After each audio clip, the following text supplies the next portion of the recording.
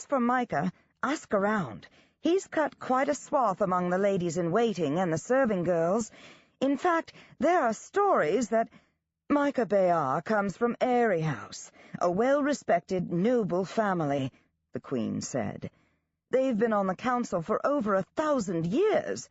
On the other hand, the Burns— Don't say it, Raisa interrupted. Don't you dare. Eden Byrne is captain of your guard. Are you saying Eamon doesn't come from a respected family? Of course he does, Raisa, Mariana said, twisting a strand of hair around her finger. But he's a soldier, and his father's a soldier, and his father, back generations. They're good at what they do, but that's all they'll ever be. Mariana paused to allow this to sink in. I know Eamon has been your friend, but now that you're older, you need to appreciate the differences between you, and how impossible this all is. How impossible what is? Raisa quivered with indignation.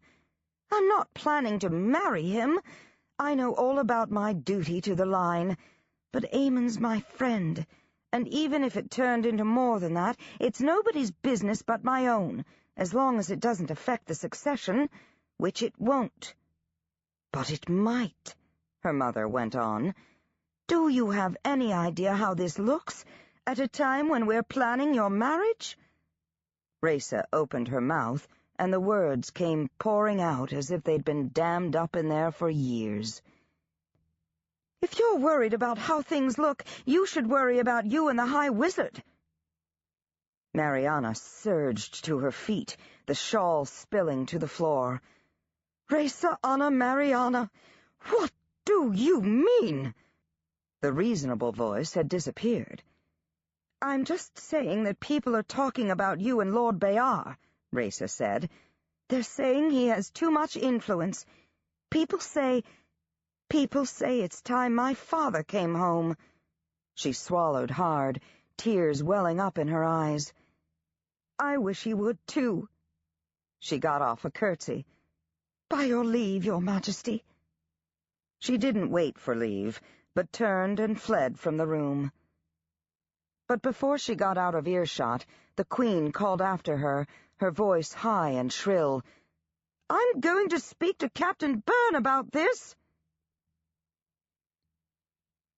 Like everything else in Raisa's life, her time and temple was prescribed by the naming.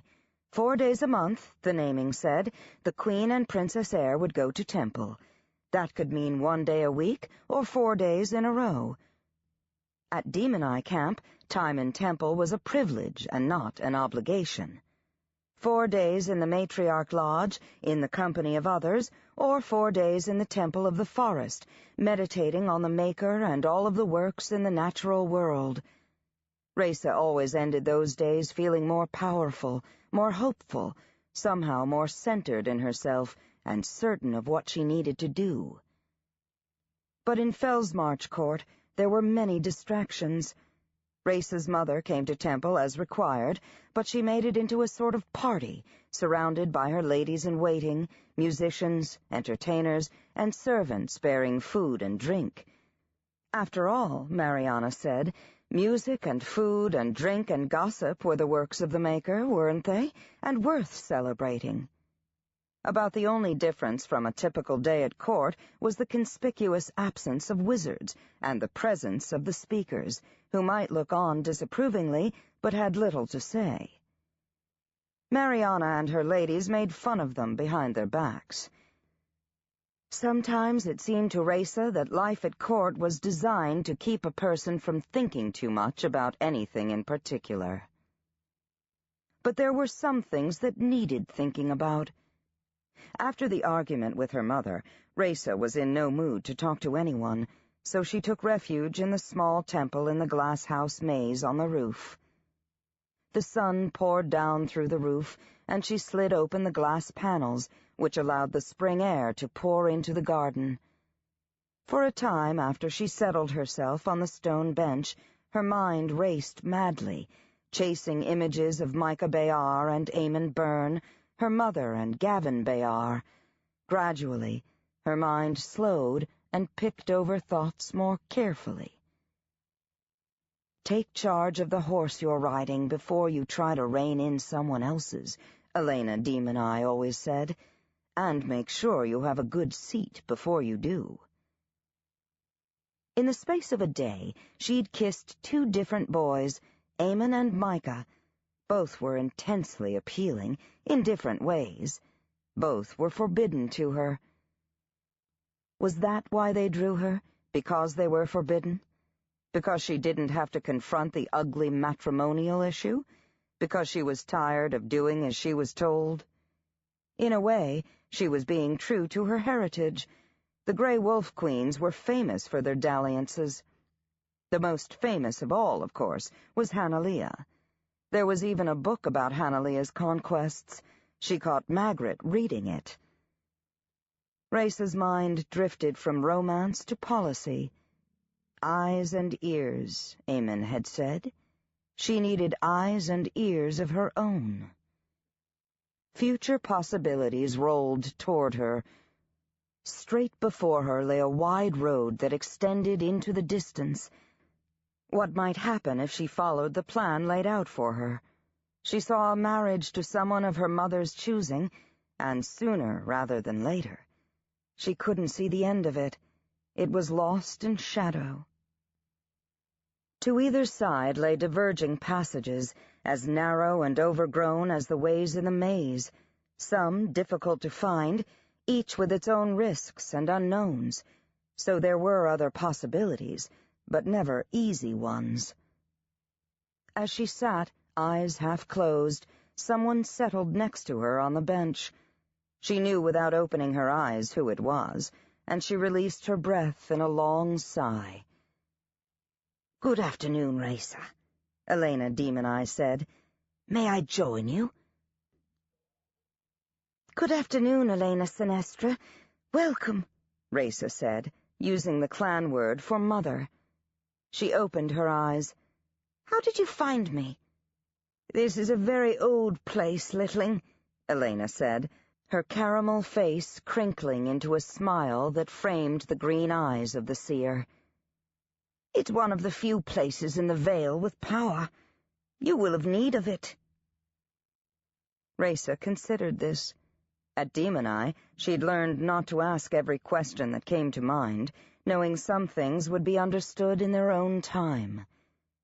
"I'm worried, Grandmother," Raisa said. "The way ahead seems clear enough, but I'm not sure it's the right way." "In the spirits, we find our way by sun and stars and other landmarks," Elena said. "They tell us if we're on the right road and keep us out of trouble. How do you avoid danger in the flatlands?" Raisa thought a moment. "The same as in the markets. I look for a mismatch, when someone tells me one thing and their eyes and hands and bodies tell me something else." "And are you seeing mismatches now?"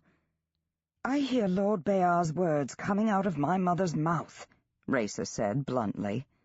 "She used to speak for herself, and now, I don't know." Elena nodded. "And what else?"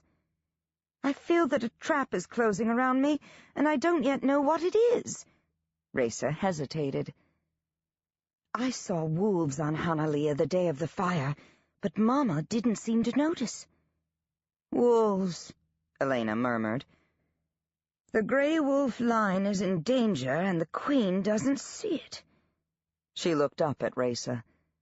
"Under the naming, the High Wizard is magically bound to the Queen. Lord Bayar doesn't act like a bound wizard. Something is amiss." "What can I do?" Raisa asked. "Would the Queen be willing to come to Demon Eye Camp?" Elena asked. "Could you persuade her?" Raisa shook her head. "I don't know," she said. "I don't think so. She's not very happy with me right now. Every time I try to talk about Lord Bayar, she gets angry." "You must continue to try, Littling," Elena said. "Try to convince her to come to temple at Demon Eye, and you be wary of the Bayars. The young Bayar is charming and handsome, but keep your distance. Don't be ensnared." Yes, Grandmother, Raisa said. I have a gift for you, Elena said. She pulled a deerskin pouch from the pocket of her overtunic and handed it to Raisa. Raisa untied the cord and spilled the contents into her hand. It was a heavy gold ring on a chain, dulled with age, engraved with images of running wolves, endlessly circling. She could tell that it was too large for any of her fingers. Raisa looked up at Elena. It looks very old, she said, which was all she could think of. Elena took it from her, undid the clasp with amazing dexterity, and fastened the chain around Raisa's neck. This once belonged to Hanalea, Elena said abruptly. Hanalea, Raisa said. But it looks too big for... It is what we call a talisman. It offers some protection against wizard charms. Never take it off. Now, Elena said, rising, I will do what I can to bring your father home. Sometime later, Raisa yawned and opened her eyes. She was alone in the maze, slumped in a corner of the bench, a warm south wind stirring her hair. Had she fallen asleep?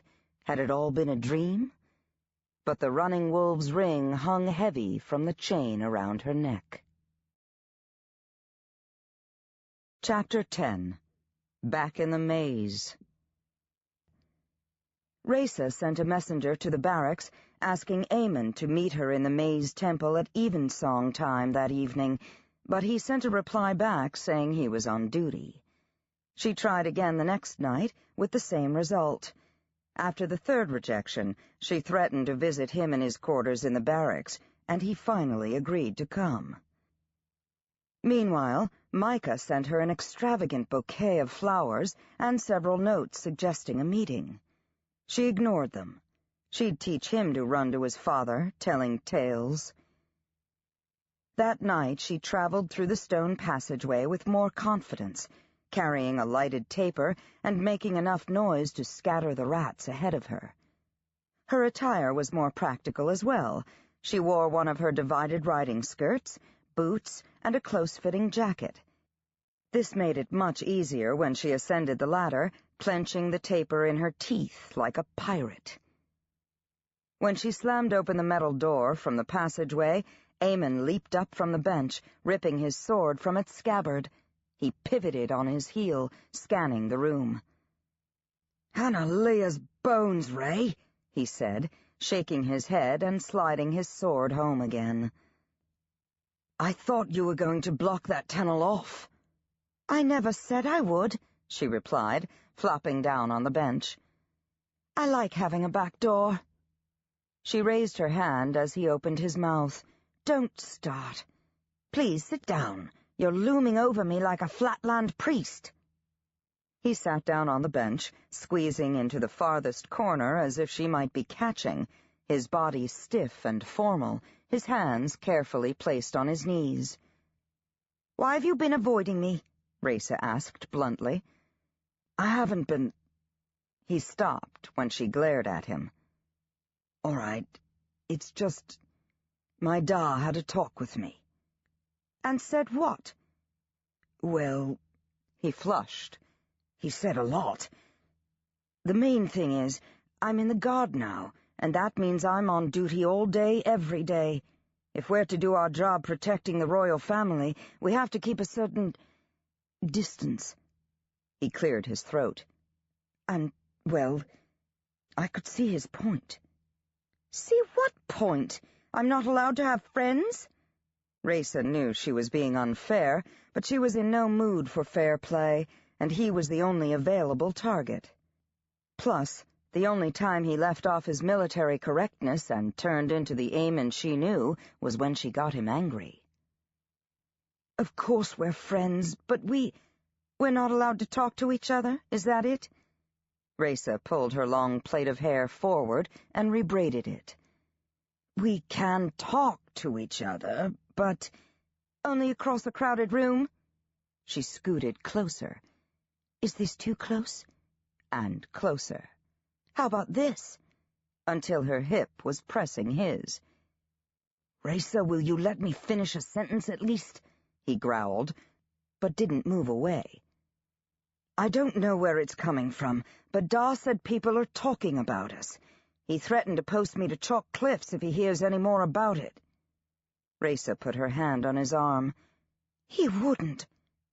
Chalk Cliffs was a port on the Indio Ocean, hundreds of miles away. He lifted an eyebrow. "Aye, he would.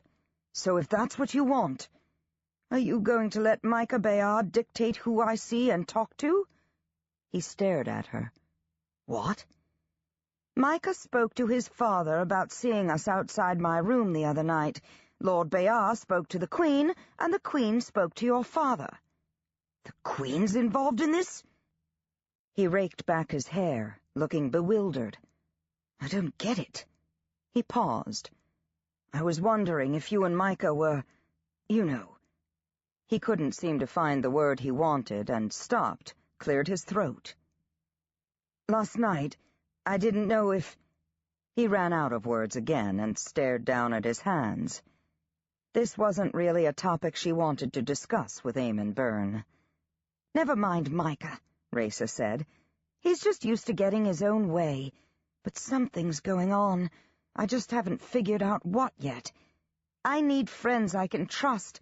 I need somebody on my side." "I'm on your side, Ray," Eamon said quietly. "Always. You know that." Raisa took his hand in hers. "Then help me." He eyed her warily. "Help you how?" "I need eyes and ears. I need to know what's going on. In the Queendom, in the Wizard Council House on Grey Lady Mountain, everywhere. I feel like a canary in a cage. I can see only the four walls around me, and meanwhile the castle is surrounded and my enemies are closing in." "What?" He gazed into her face, no doubt looking for signs of madness or drink. "What are you talking about?" "You know the blooded queens have visions sometimes that foretell the future." Eamon nodded. "Well, I feel the way I did the day of the fire on Hanalea. I'm trapped, with the flames rushing toward me and nowhere to go." "Well," Eamon cleared his throat, "how can you tell if it's a true vision? I mean, I have nightmares sometimes, but that's all they are." "It's possible that I'm imagining things," Raisa said, "but I can't take that chance." "Have you told the Queen? Seems like that'd be the place to start." "The thing is, I think she may be part of the problem," Raisa said. "I've tried to talk with her, and we just end up arguing." Her voice trailed off at Eamon's conflicted expression. She and Eamon had always shared grievances with each other, but now it felt as though she were asking him to side with her against the Queen he'd sworn himself to. "That's not much to go on. A feeling," he said finally. "And the peculiar way people are acting," Raisa argued. "My mother went on and on the other day about how I shouldn't marry a Southerner, that things are just too unsettled down there. Maybe it's just jitters about you getting older, making your debut and the like." Eamon extended his hands, palms up. "All parents have trouble with that. I remember when my sister Lydia had her name day. Dar interrogated and terrorized any boy who came near her." "I don't know. At the same time, it seems like she's in a hurry for me to get married. She says she'd like to see things settled, that she may not be around too much longer, like maybe she knows something I don't, even though I've not reached my name day and there's no candidate in sight." "You said it wouldn't be for years and years," Eamon said, almost accusingly. Raisa shrugged. "If I have anything to say about it?" She shuddered. "I don't want to get married. I'm only 15 years old." "Well, I'm just 17, Eamon said, "and I'm going back to the academy in the fall. What do you want me to do? Who do you want me to spy on?" "Not spy, exactly. For instance, I get information from Demon Eye Camp that I don't get from anywhere else. They don't flatter me. They don't treat me like an empty-headed icon. In a way, they respect me more than anyone else does. What kind of information do you want from me? Raisa sat up straighter. Well, if there's trouble coming, I'm thinking it must be coming from one of two places, from the wars in the south or from the Wizard Council. What about the people of Fellsmarch? What if they were planning some kind of rebellion? Eamon asked. Why would they do that? Raisa said, frowning. People love the Queen. Whenever we go out in the city, they all cheer and throw flowers at our feet. Eamon was shaking his head, wearing a look that was almost pitying. What? Raisa snapped, instantly annoyed. Well, they're miserable, for one thing, and starving, and from what I've seen, the Queen's Guard spends most of their time pushing them around. No, Raisa said with conviction. The Guard is there to protect the people. Raisa, have you ever been to Southbridge? Of course I have. I've been to the temple there, and I've ridden through dozens of times. It's kind of run down, but... Let me guess. You rode in a carriage with an entourage down the way, with your guard lining the streets to either side. She nodded reluctantly. Pretty much. You can't tell what's really going on when you're so insulated. I've been on foot patrol in Southbridge and Ragmarket for the past 2 weeks. Let me tell you what happened this week. Yesterday, 6 people were murdered in Southbridge. 4 boys, 2 girls, all about our age. They were tortured and strangled. Sweet Hanalea, whispered Raisa. I didn't hear about this. Who would do something like that? Good question. They were all in a street gang called the Southies. Sergeant Gillen thinks a rival gang called the Raggers did them for revenge. Revenge for what? Raisa asked, leaning forward, fascinated in spite of herself. The Southies beat up the leader of the Raggers a few days ago, a boy by the name of Cuffs. He wears these silver bracelets, kind of his trademark. Gillen knew where he might be, so we grabbed him coming out of a tavern earlier today. Eamon raked back his hair with both hands. He's our age, and Gillen thinks he murdered 6 people. So you questioned him? Raisa prompted. What did he have to say for himself? Well, the first thing Gillen does is steal his purse and beat him senseless with a club, Eamon said. What? Raisa shook her head as if she could deny it was so. Why would he do that? Eamon shrugged. Gillen's a bully and a thief. I finally put a stop to it, so now I'm on Gillen's dirt list for sure. If my Da wasn't captain, I think Gillen would have beat the boy to death. He told me how I was new and didn't know the streets, and I'd learn. So they do this kind of thing all the time? Eamon nodded. Several times, just since I've been with them. So what happened? With Cuffs, I mean. I insisted they take him back to the guardhouse and question him properly, but he broke away and escaped while we were crossing Southbridge, jumped into the river, so he may be drowned. Eamon smiled sourly. This Cuffs isn't stupid, whatever he's done. If I was being dragged back to the guardhouse for interrogation by Mac Gillen, I'd do whatever it took to escape, too. Course now Gillen and them think it's my fault he escaped, and it probably is. He sighed. Raisa leaned forward, trying to read Eamon's face. Do you think he was guilty? Eamon stared out at the water. Seems likely, but you don't find out the truth by torturing somebody. He looked up at Raisa. The point is, people in Southbridge and Ragmarket are scared to death of the Queen's Guard, and for good reason. His gray eyes went flinty hard. Me? I'd like to tie up Mac Gillen and leave him in a Ragmarket alley overnight, see what's left of him in the morning. Eamon's changing, Raisa thought. I hardly know him anymore. He's seeing things and doing things and learning things, while I'm penned up here like a hothouse flower, learning what fork to use." She put her hand on his arm. "I'll see that Gillen's dismissed," she promised. Eamon grinned, his first real smile of the evening. "So you'll tell the Queen you were chatting with me and I suggested Gillen be let go? I don't think so." He shook his head. "No need. I already spoke with my Da. If there's anything can be done, he'll handle it. But the Guard is full of Gillens. It's a haven for thugs. There's only so much a captain can do. It didn't used to be this way." Raysa stood and paced back and forth. "This is exactly what I'm talking about. How can I be Princess Heir of the Queendom and not know what's going on?" She stopped mid-turn. "You say people are starving?" He nodded. "You know we don't grow much here. The Vale is fertile, but there's not much other suitable land, and our winters are too long.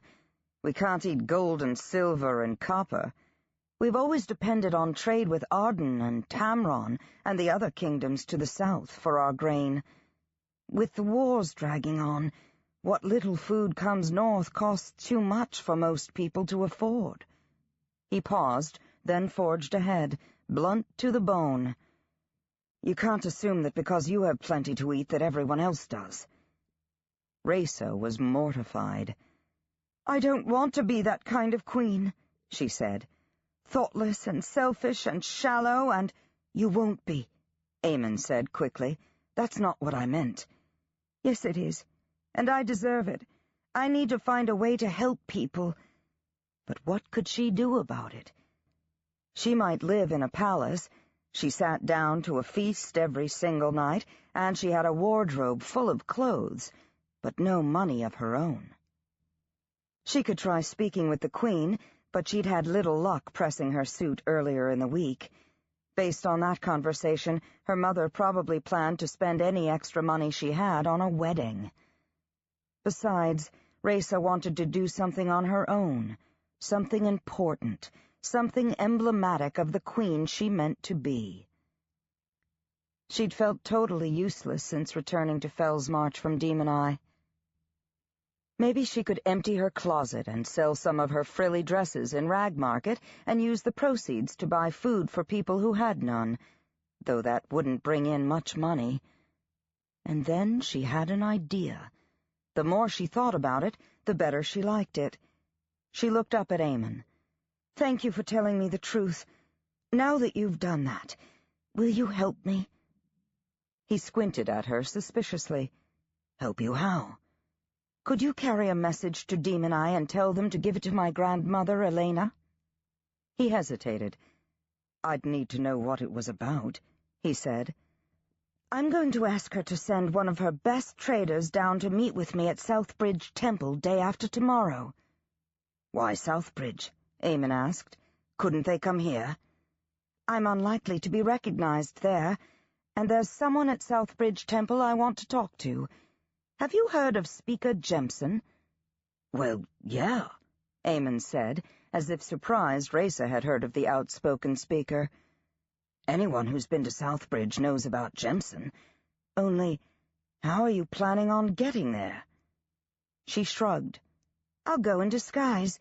You said I should get out more and see what's really going on in the city." "What?" Eamon raised his hands, looking alarmed. "I didn't exactly—" "You can't walk into Southbridge by yourself. I don't care what kind of disguise you've got on." "Then come with me," she said, grinning at him.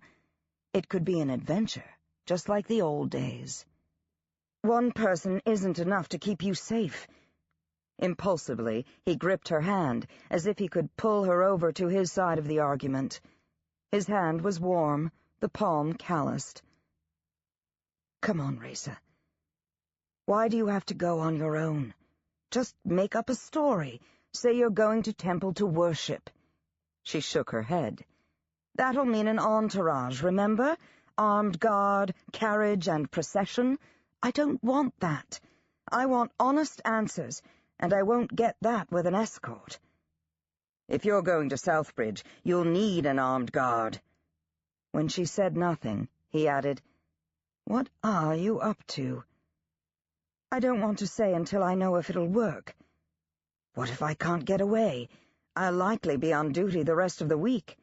She stood. "Well, I'm going, with or without you. If you want to come with me, meet me day after tomorrow at evensong at the far end of the drawbridge." "You're planning to go at night?" Eamon said, staring at her as if all his worst fears were being realized. "Well, yes," Raisa said. "I'm less likely to be recognized in the dark." "You're also more likely to get your throat cut, or worse." He stood also, towering over her, hoping he could intimidate her into changing her mind. "This is a really bad idea. Drop it, Ray, or I'll tell my Da, and he'll have someone waiting to intercept you."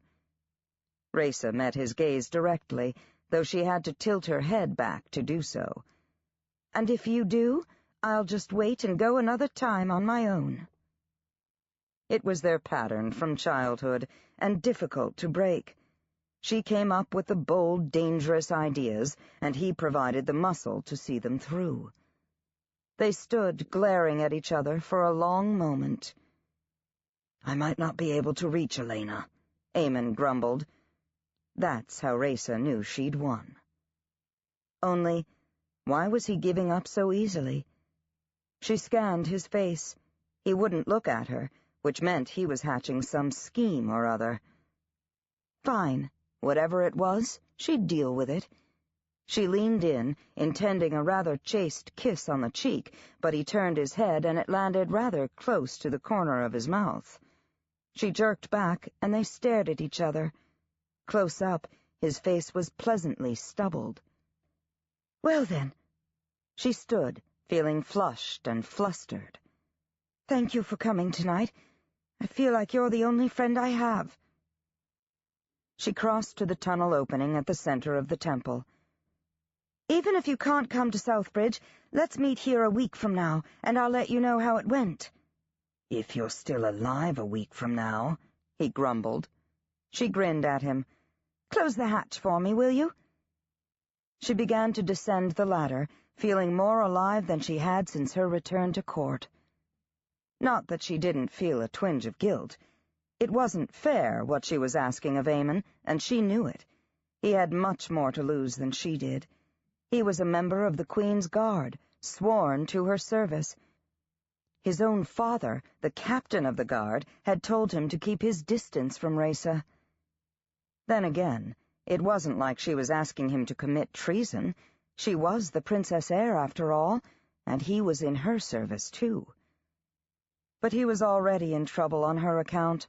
The Bayars were known to be dangerous enemies, and Micah would be looking for a chance to get back at him. And all her excuses didn't change the fact that Eamon would be the one to suffer if they were found out.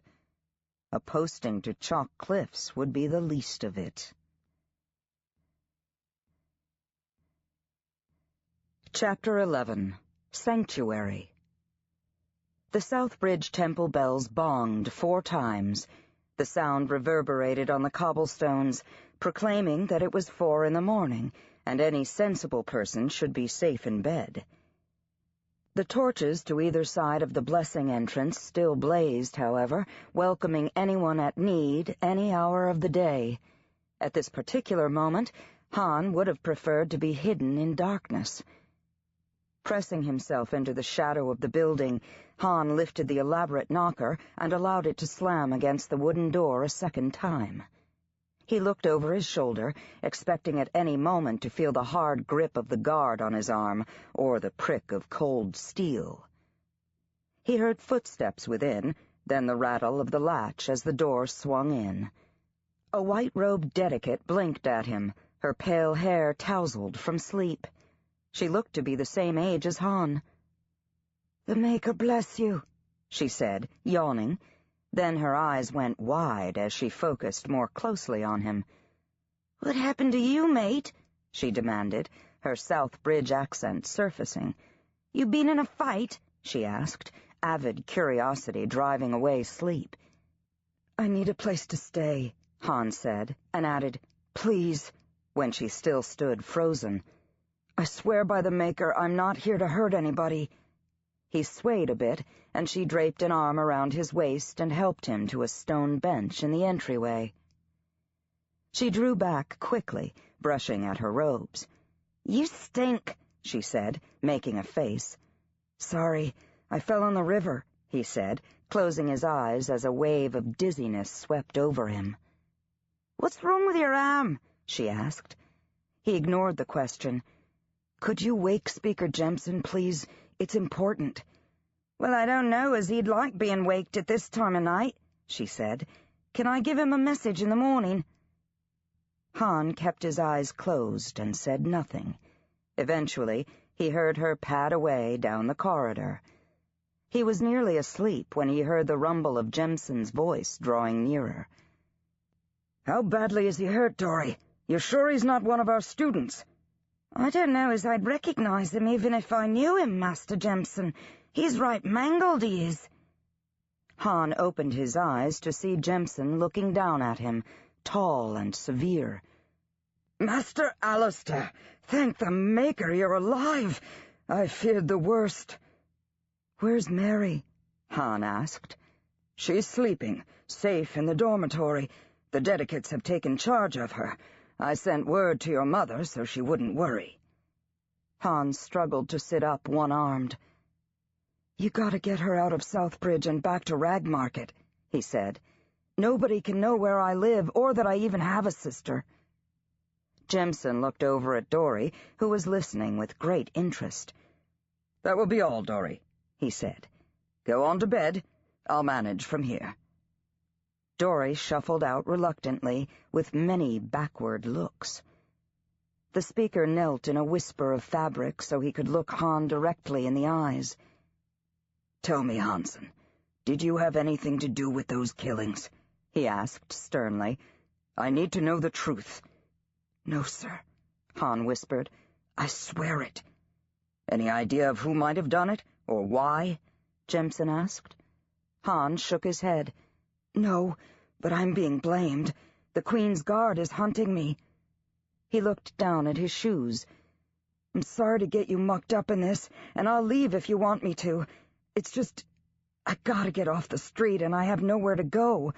If I can make it up to Marisa Pines, I can stay out of sight up there for a while, but first, I got some business here." "I don't like the sound of that," Jemson said. "You left this morning on business and came back bloodied, on the run from the guard. I think you'd best leave well enough alone." "But I have to find out who did the Southies," Han said. "If it was the Raggers, I need to know. I can't stay in the mountains forever. I can't leave Mam and Mary on their own." "We'll see," Jemson said. "In the meantime, you need healing. If I'm not mistaken, that arm is broken." Han had been cradling his injured arm with his other one. It was swollen from elbow to wrist and turning a nasty blue-green color. His silver cuff was tight, the flesh bulging around it. "I can't pay for a healer," Han said. "Maybe if we bind it, it can wait till I get to Marisa Pines." "Actually, there's someone here who can help, I think," the speaker said. "Are you able to stand?" When Han nodded, the speaker said, "Come with me." Jemson helped Han to his feet and led him down the hall, supporting his good elbow with one hand and carrying a lamp in the other. The usually bustling corridors were eerily silent, the temple sleeping around them. Jemson led him past the sanctuary and classrooms to the stone dormitories where the boarders and dedicates stayed. They crossed a moonlit courtyard, and Jemson pushed open the door to a room that gave onto the healer's garden. Inside were 2 single beds, a table, a straight chair and a rocker, a tub for bathing, a trunk, and a dry sink and basin. Jemson set the lamp on the table. "Lie down and rest. I'll be right back." Han sank gratefully onto the bed, feeling guilty because he was still filthy from the river, but too tired to do anything about it. Just having a refuge, some place to sleep for a few hours, was a blessing. His arm throbbed, but he was so tired he fell into a kind of worried, waking sleep. It seemed only minutes later that he woke, startled, when someone entered the room and sat on the edge of his bed. He groped for a knife that was no longer there. "Hansalone, what have the Flatlanders done to you?" Willow set her healer's bag next to him and put her cool hand on his feverish forehead. "Willow?" His mouth was so dry he could scarcely force out the word. "What are you doing here?" Willow never came to the city. She claimed it drained all the magic out of her. "I had business in Fellsmarch," she said. She gently examined his arm, and the touch of her hand was like cool water flowing over it, washing away the pain. Rising, she poured water from the pitcher into a cup and sprinkled the contents of a beaded pouch into it. "Here," she said. "Drink. It's willow bark.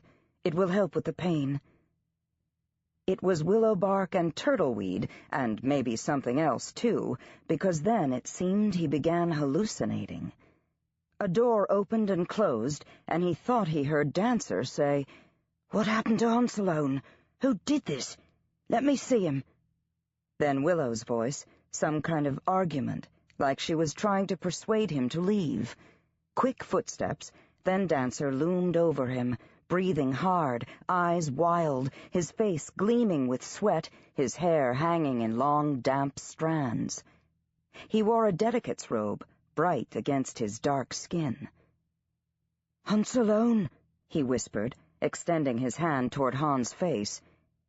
Dancer's skin kindled and blazed, and flames pinwheeled out from his body. Han threw his good arm over his face to protect it. Then Willow and Jemison were dragging Dancer back, out of Han's sight. "You can't help him, Dancer," Willow was saying urgently. "Go with Jemison and let me work. Please." "Dancer!" Han shouted, trying to rise, but the drug made him helpless. Dancer was sick. Dancer was on fire. Fire Dancer. Moments later, Willow returned. He tried to speak to her, to ask her what was going on, but he couldn't articulate the words. He was vaguely aware of Willow straightening his arm, saying words over it, splinting it, binding it to his body, and he knew nothing else after that. He awoke in the late afternoon. Sunlight slanted through the windows, birds were singing, and the scent of flowers wafted through the open door. All good. He looked down at himself. Somehow they'd bathed him and dressed him in a dedicate's white robe. His purse was sitting on his bedside table, but his clothes seemed to be missing. The swelling in his arm had gone down dramatically. It was bound tightly to his chest, and there was only a dull ache to remind him of the blinding pain of the day before. With any luck, he'd have full use of it by the end of the week. Willow had worked on him before. Images swirled through his mind like smears of wet paint. Gillen's club coming down on his head, Dancer on fire, Willow's worried face. He swung his legs off the bed and stood shakily, realizing he was starving. That was another thing about rapid healing. It left you ravenous. He shuffled barefoot to the door and peered out into the garden in time to see Dory heading his way with a likely-looking tray. "Mother Willow said you'd be wanting something to eat," Dory said. "Good to see you up and about." She carried the tray into Han's room and set it on the table, then sat down on one of the beds and drew her knees up, propping her feet on the bed frame as if she meant to stay a while. She had a round, pretty face, marred by rather narrow blue eyes, and a small, unhappy mouth. He couldn't tell much about the shape of her under the robes, but she looked rather plush. "Well, thanks," Han said, sitting down on the other bed and pulling the napkin off the tray. He'd worried it might be porridge or some other invalid food, but it was a good slab of cheese, a hunk of brown bread, and some fruit. He tucked into it, washing it down with cups of water. "I'm Dory," she said, leaning forward and sticking her face in close, as if jealous of the attention the food was getting. "And you're Cuffs Alistair," she added, nodding wisely. "I've heard of you. Everybody has." "Good to meet you," Hans said with his mouth full. "I'm a first-year dedicate," she said. "Before that, I lived in Blackberry Alley." Hans said, and when she continued to look at him expectantly, added, "How'd you decide to become a dedicate?" "Oh, 'twas my mother's idea," Dory said. "One less mouth to feed at home," she said. "It was that or lady's maid." "Ah, how do you like it?" "It's all right, I guess." She tugged dispiritedly at her robe. "I get tired of wearing these all the time," she said. "I wish they came in colors, at least." She leaned forward and said conspiratorially, "What's it like, being leader of the Raggers? I heard there was 1,000 girly price on your head." "That's not me," Hans said, thinking he should letter it across the front of his robe. "People make that mistake all the time. I don't run with gangs." "Oh," Dory said, disappointed. "So you never killed nobody, I guess." Then, after a pause, "But you got fair hair like him. I've never seen a boy with hair so fair as yours. It's near as light as mine. See?" She wound a strand of her hair around her forefinger and held it out for his inspection. Han finished off the last of the bread and cheese and licked his fingers. "Thanks for dinner," he said, yawning and lying back on his pillows, hoping she would get the hint and leave. But instead, she came and sat down on the edge of his bed, seized hold of his good hand, and pushed back his sleeve. "You're wearing the silver," she said, glaring at him like he'd tried to pick her pocket. "You're Cuffs Alistair. You got to be." "What's it matter?" he said, wishing for the 1,000th time he could get the bloody bracelets off. "They say you got the blue jackets in your pocket," Dory said. "They say that in your secret hideout you got treasure lying around all over the place, diamonds and rubies and emeralds stole from the nobility, and you dress all in gold and keep beautiful rich women for ransom, and they all fall in love with you and don't want to be let go." "I don't know how that rumor got started," Hans said, desperately wishing her gone. "And so, when you let them go, you tell them to pick anything they want from your treasure to take with them, and they choose a ring or necklace or something and won't give it up, not for nothing, and they sleep with it under their pillows. And some of them take temple vows after that, because they ain't interested in anybody after you."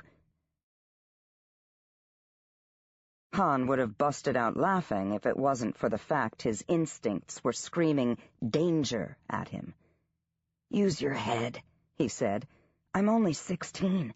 How could any of it be true? Besides, I'm out of all that." She blinked at him with eyes as vacant and blue as a cloudless sky. "I don't believe it. Why would you get out of it?" Han had no interest in trying to explain it to Dory, the war that had gone on within him most of his life. Street life was seductive. It made you feel powerful because you controlled life and death and commerce within a few city blocks, because people crossed the street when they saw you coming, because girlies wanted to be with a street lord. Eventually, your story grew into a legend until you didn't know who you were anymore and what you were capable of. The violent battle for turf, swag, and survival became addictive, so that school and family life seemed a dull backdrop for the adrenaline reality of the streets. He'd been good at it, crazy good, or maybe just crazy. He'd done things he didn't like to think about now. Dory's breathless voice broke into his reverie. "Do you have a sweetheart?" she asked, holding fast to his hand. "'Cause I don't have a sweetheart." Han knew this was straying into treacherous territory, but just then someone appeared in the doorway, like a small-sized angel sent from heaven. "Han!" It was Mary, the reason he'd left the life. Dory snatched back her hand and retreated to the other bed. Han propped himself up, and his little sister flung herself into his arms, or arm, rather. "They said you were hurt. What happened to your arm? Where did you go yesterday? Why didn't you come back?" "I got jumped in the street," Han said, which was perfectly true. "I may have to go away for a while, but first I'll get you back home." "Where do you live?" Dory asked, looking from Han to Mary. "On Cobble Street over the stable," Mary said, before Han could stop her. He wasn't sure why he should stop her. He just felt like he didn't want Dory knowing where to find him, assuming he ever got to go home. "You look funny in those robes," Mary said, "and your hair is sticking up." She wet a finger and tried to smooth it down. "Master Jemson sent me to see if you were awake. You're supposed to go see him in his study. Right now, he said, if you're able." She tugged at his hand.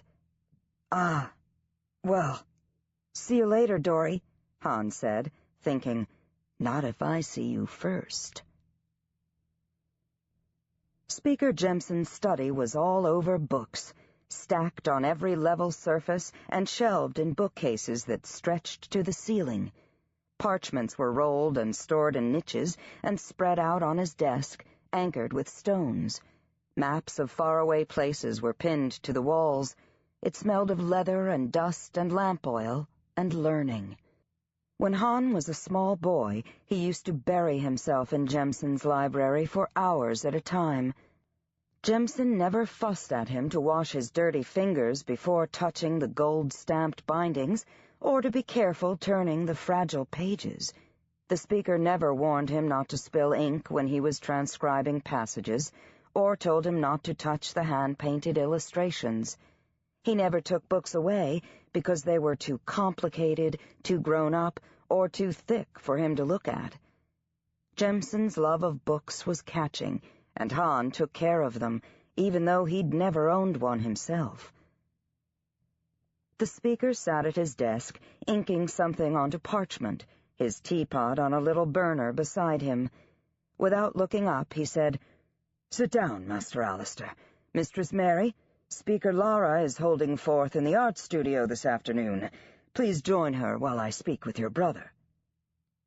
Mary stiffened and opened her mouth to protest, but Han patted her shoulder awkwardly. "Go on," he said. "Don't worry. I'll come find you when I'm done." Han sat in silence for a few minutes while Jemson continued with whatever he was writing. When the master had finished, he sifted sand over the page and set it aside. Then he looked up at Han for the first time. The speaker looked somehow older than he had the day before, his face hollowed by new pain and disappointment. "Would you like some tea, Master Alistair?" he asked, fetching down a mug from the shelf behind his desk. Han sat forward in his chair. "What is it? What's happened?" Jemson poured for him anyway. "They found 2 more bodies this morning," he said. "Southeast?" Han asked. Jemson nodded. Han licked his lips, his dinner sitting heavily in his stomach now. "Same as before?" Jemson nodded again. "They'd been tortured, burned in different places. It was kind of hard to tell what actually killed them. Maybe they died of fright." "You saw the bodies?" Jemson turned his mug in his hand. "They brought them here, hoping we could identify them. I knew both of them. Joshua and Jenny Marfan, a brother and sister. They used to come to Temple before I lost them to the streets. I always hoped they'd leave that life, like you have." The speaker gave him a long, significant look, and Han knew he was waiting for him to volunteer something. Jemson could make a person confess any crime with his silences. Han often thought the guard would do better if they'd hire him for interrogations in place of beatings. "Like I told you before, I don't know anything about it," Han said. "You know I had no personal hand in it since I was here all night. The guard will blame the raggers, but it doesn't make sense to me. Whatever point they were trying to make, 6 dead Southies would do fine. No reason to kill 2 more, unless they mean to clean the Southies right out of Southbridge. Jemson lifted an eyebrow. Is that a possibility? Han shrugged. Unlikely. Ragmarket is the better territory, closer to Fellsmarch Castle, more money passing through, more easy marks with fat purses. Over here they got Mac Gillen wringing them dry. He's been on the daub for years. Gillen claims to be buyable, but he'll double-cross you in a heartbeat if he needs a scapegoat. He has high-up connections, I hear, so I'm guessing he'll never get the sack. So, what I'm saying is, it's just not worth the aggravation of trying to take Southbridge over. Han blew on his tea and took a cautious sip. Over in Ragmarket, the guards workable. They're mostly locals, and they'd rather sit in their garrison houses and dice and play cards. Nobody's trying to make a name for himself. If you make a deal with them, they honor it. If they're on the daub, they won't come after you, unless you do something they can't ignore, which is why all these murders are stupid. Stupid? Jemson stared at Han as if he'd been speaking a foreign language. Well, yeah. There's no swag in it except bragging rights, and it brings out the Blue Jackets. You gotta play it smart. When I ran the Raggers, we'd never— His voice trailed off as he took in Jemson's expression. Say it, he growled, whatever you're thinking. I'm thinking that there are other reasons not to murder people, beyond the fact that there's no swag in it, as you say, Jemson said mildly. Yeah, well, I can sing any song you like, you know that, Han said. I'm just being straight with you here. I know, and I appreciate that. Jemson rubbed his forehead with the heel of his hand. Forgive me, I just get frustrated sometimes. Master Alistair, I see that your reputation as a leader and strategist is fairly earned. And all those qualities that made you a stellar street lord could take you wherever you want to go. The trades, the army, the court at Fellsmarch. He sighed. Should take you. But too many of the children I care about end up dead. It's such a waste. The littlings that come to Southbridge Temple are the smartest anywhere, Han said, thinking of Mary. But there's nothing for them except the gangs. Some get into it because they're thugs at heart. A lot do it because it's how you can survive. You can feed a family on a gang share if you have the right street lord. He half smiled. And if you get killed, at least you aren't watching your family eating clay to fill their bellies. Do you know how hard it's been since I quit the game? I work 3 times as hard for half the swag.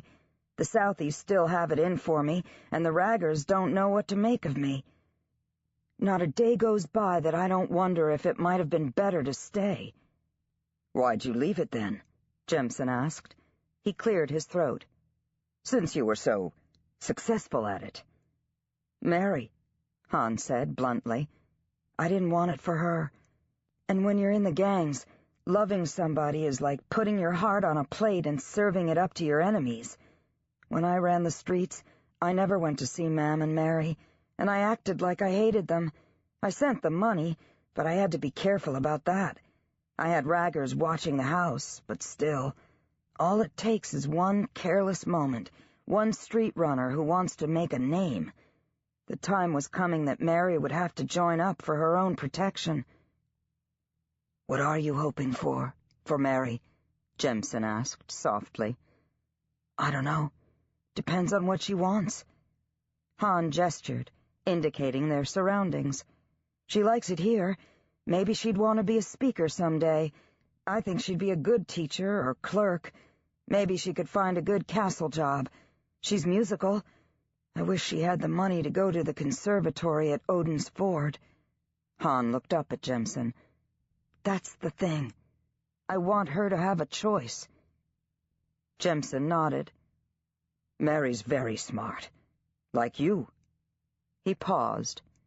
But right now your choices are limited. The guard's going to be looking under every rock, trying to find you. Even though the victims are street runners, 8 dead bodies is a lot. I'm planning to go up to Marisa Pines and stay up there a while, Han said. But first I need to find out who really did the murders. Master Alistair, it's not your job to find out who killed those children, Jemison said. I've put too much time and effort into your education. I don't want to be burying you in the temple clothes. I can't afford to hide up in the spirits forever, Han said. Unless I find out something, the guard won't look any farther than me.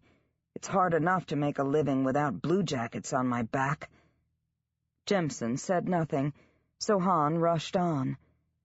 I want to talk to the Raggers, see what they know.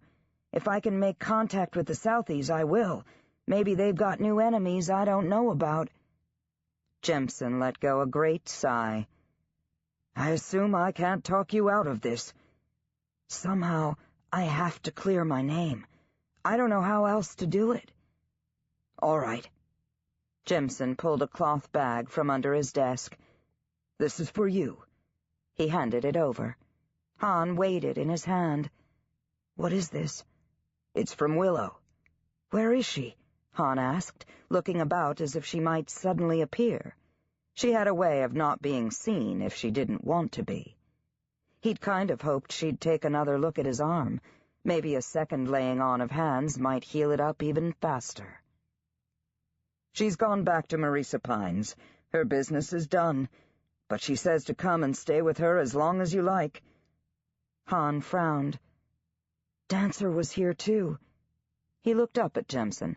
Wasn't he? I thought I saw him. Jemison hesitated, then nodded. Yes, Dancer was here with his mother.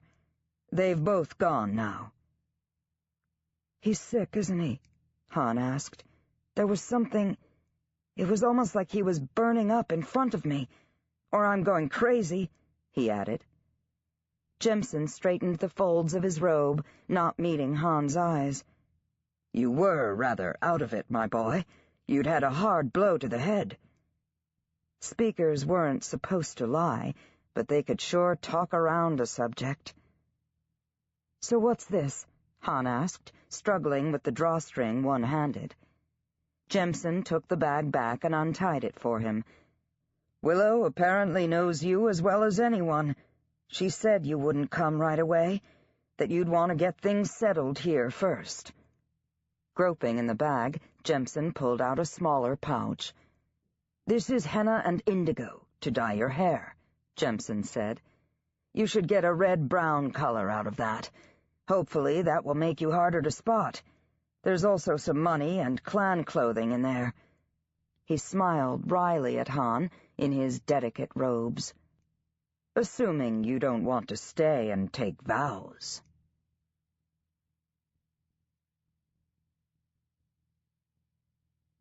Chapter 12. Bread and Roses. Raysa discovered that the palace laundry was a good place to troll for disguises. Everyone's clothes, save those too fancy to submit to washing, came through there, and just now she had no need of fancy clothes. She hoped to pass for a lady's maid or somebody's governess, but it wasn't easy to find such clothes to fit her slight figure.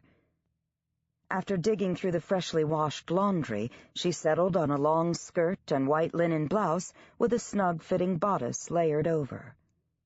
She had to lace the sleeves tight to keep them from sliding over her hands, and the skirts dragged on the ground. Even after she bundled her long hair into a lacy snood, she still felt utterly recognizable. She was Princess Heir of the realm. Everyone knew her. How could she possibly carry it off? Hannah hadn't been afraid, she told herself. The legendary queen with the common touch had often walked anonymously among her subjects. If she could do it, well. Raysa practiced a timid, shuffling gait, trying not to trip over her long skirts, dipping curtsies every few feet. She kept her eyes downcast, murmuring, "Yes, ma'am," and "No, sir." She hid her disguise in the secret chamber at the foot of the garden stairs. As luck would have it, Magret took to her bed at midday with one of her blinding headaches. Raisa saw that as a sign from the Maker and sent word to her mother that she'd be having supper in her rooms. Then, in late afternoon, Raisa ventured into the room of romantic entanglements. That was Raisa's name for it. It was a small, locked closet off her bedchamber where Magret stored the gifts sent by Raisa's would-be suitors after recording the particulars in a ledger Raisa called the Great Book of Bribes. The presents ostensibly honored Raisa's 16th name day, her official entry into adulthood, and, coincidentally, the marriage market. Jewelry spilled out of a silver casket sent by Henri Montan, recently assassinated heir to the throne of Arden. At least he wouldn't be expecting a return on his investment. The other Montan brothers had contributed their own gifts, each no doubt hoping that a marriage to the princess heir of the Fells would prop up their claims, or provide a reliable source of revenue for their festering war. Marcus IV, King of Tamron, had sent a set of priceless enameled jewelry boxes and an invitation to visit his waterside cottage at Sand Harbor. The boxes were inscribed with the initials M and R intertwined. Marcus seemed completely undeterred by the fact that he was 60 years old and had 3 wives already. Airy House had gifted her with a tiara and necklace set with emeralds and rubies, their strong colors more suited to her dark hair and green eyes than the moonstones and topazes her mother favored. The pendant on the necklace was the image of a snake with glittering gold and silver scales. They were in an old-fashioned style, and Raisa wondered if they were family heirlooms. Wiehenhaven's gift was an inlaid and jeweled desk set made of tropical woods. Demon Eye sent clan ceremonial robes made of softest doeskin, painted and beaded with her gray wolf totem, and Marisa Pines contributed matching dancing shoes and a fur throw for her bed. Which reminded Raisa that, though her father came from clan royalty, the Camps hadn't yet put forward a candidate for her hand. She wondered if they would. Setting the Airy House and clan items aside, Raisa shoveled jewelry and small art pieces into her carry bag until it was bulging. She focused on smaller, less distinctive items from foreign sources that would be least likely to be recognized. This will do for a start, Raisa thought. Shouldering her carry bag, she left the treasure store and crossed her bedchamber to the other closet and the entrance to the tunnel. There, she changed into her disguise and climbed the ladder into the solarium. By the time she descended into the palace proper, the lanterns were lit along the corridors, and the mouth-watering scent of roasting meat emanated from the kitchens.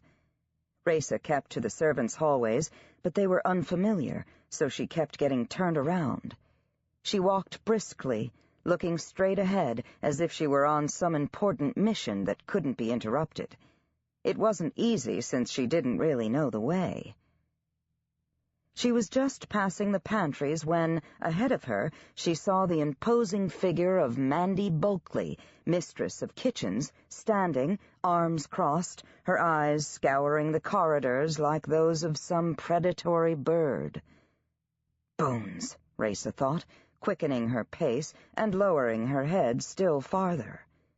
Bulkley allowed her to get almost past, then said in her booming voice, "You! Gal!" Raisa didn't slow down, didn't even look up. 3 more steps, and she heard Bulkley coming after her.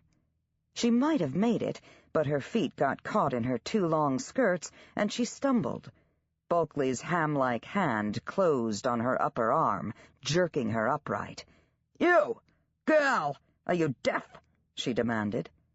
Raisa resisted her first instinct, which was to wrest herself free and ask Bulkley just who she thought she was, assaulting the princess heir of the realm in such a manner, and if she'd like to spend the night in jail. Instead, Raisa kept her face turned away as best she could, hoping to somehow salvage the situation. "Yes, ma'am," she mumbled, but Bulkley seized her chin and jerked her face up so she was looking her in the eyes. Look at me when I'm talking to you, girl." Raysa looked into the cook's eyes, dumbly waiting for recognition to flood into Bulkley's face, waiting for the premature end of her ill-fated adventure. "What's your name, girl?" Bulkley demanded, giving her a little shake. "I'm going to report you to the steward, I am. Impertinent little snip." Raysa was so astonished it took her a while to get her voice going. Rebecca, ma'am," she said. "Rebecca Morley, if it please you," she said, trying for a curtsy. "Where were you going in such a hurry?" Bulkley asked, steely-eyed. "Well, I was, going to market for—" "Whatever you were doing, it isn't as important as this." Releasing her, the cook turned and picked up a covered tray and thrust it into Raysa's hands. "The Princess Air is taking us supper in her rooms," she said. "Carry this up and leave it in the upstairs pantry." Raysa blinked at her. "This is for the Princess Raysa?" she asked. "The Princess Air to you," Bulkley said. "Now be off with you. It's getting cold. If I get a complaint about it, I'll skin you alive. The princess is very particular about her food, she is." "She is?" Raysa said, before she could stop herself. "And you want me to take her supper to her?" She would have added, "Aren't you worried about poison or assassins or—" But the cook's expression stopped her. "Do you see anyone else waiting for the assignment?" the cook said sarcastically. "Queen Mariana is hosting dinner for 50 in the main dining room, and sure it would have been more convenient if Her Highness had troubled herself to come down to eat with the rest of 'em," Bulkley said, "but she didn't.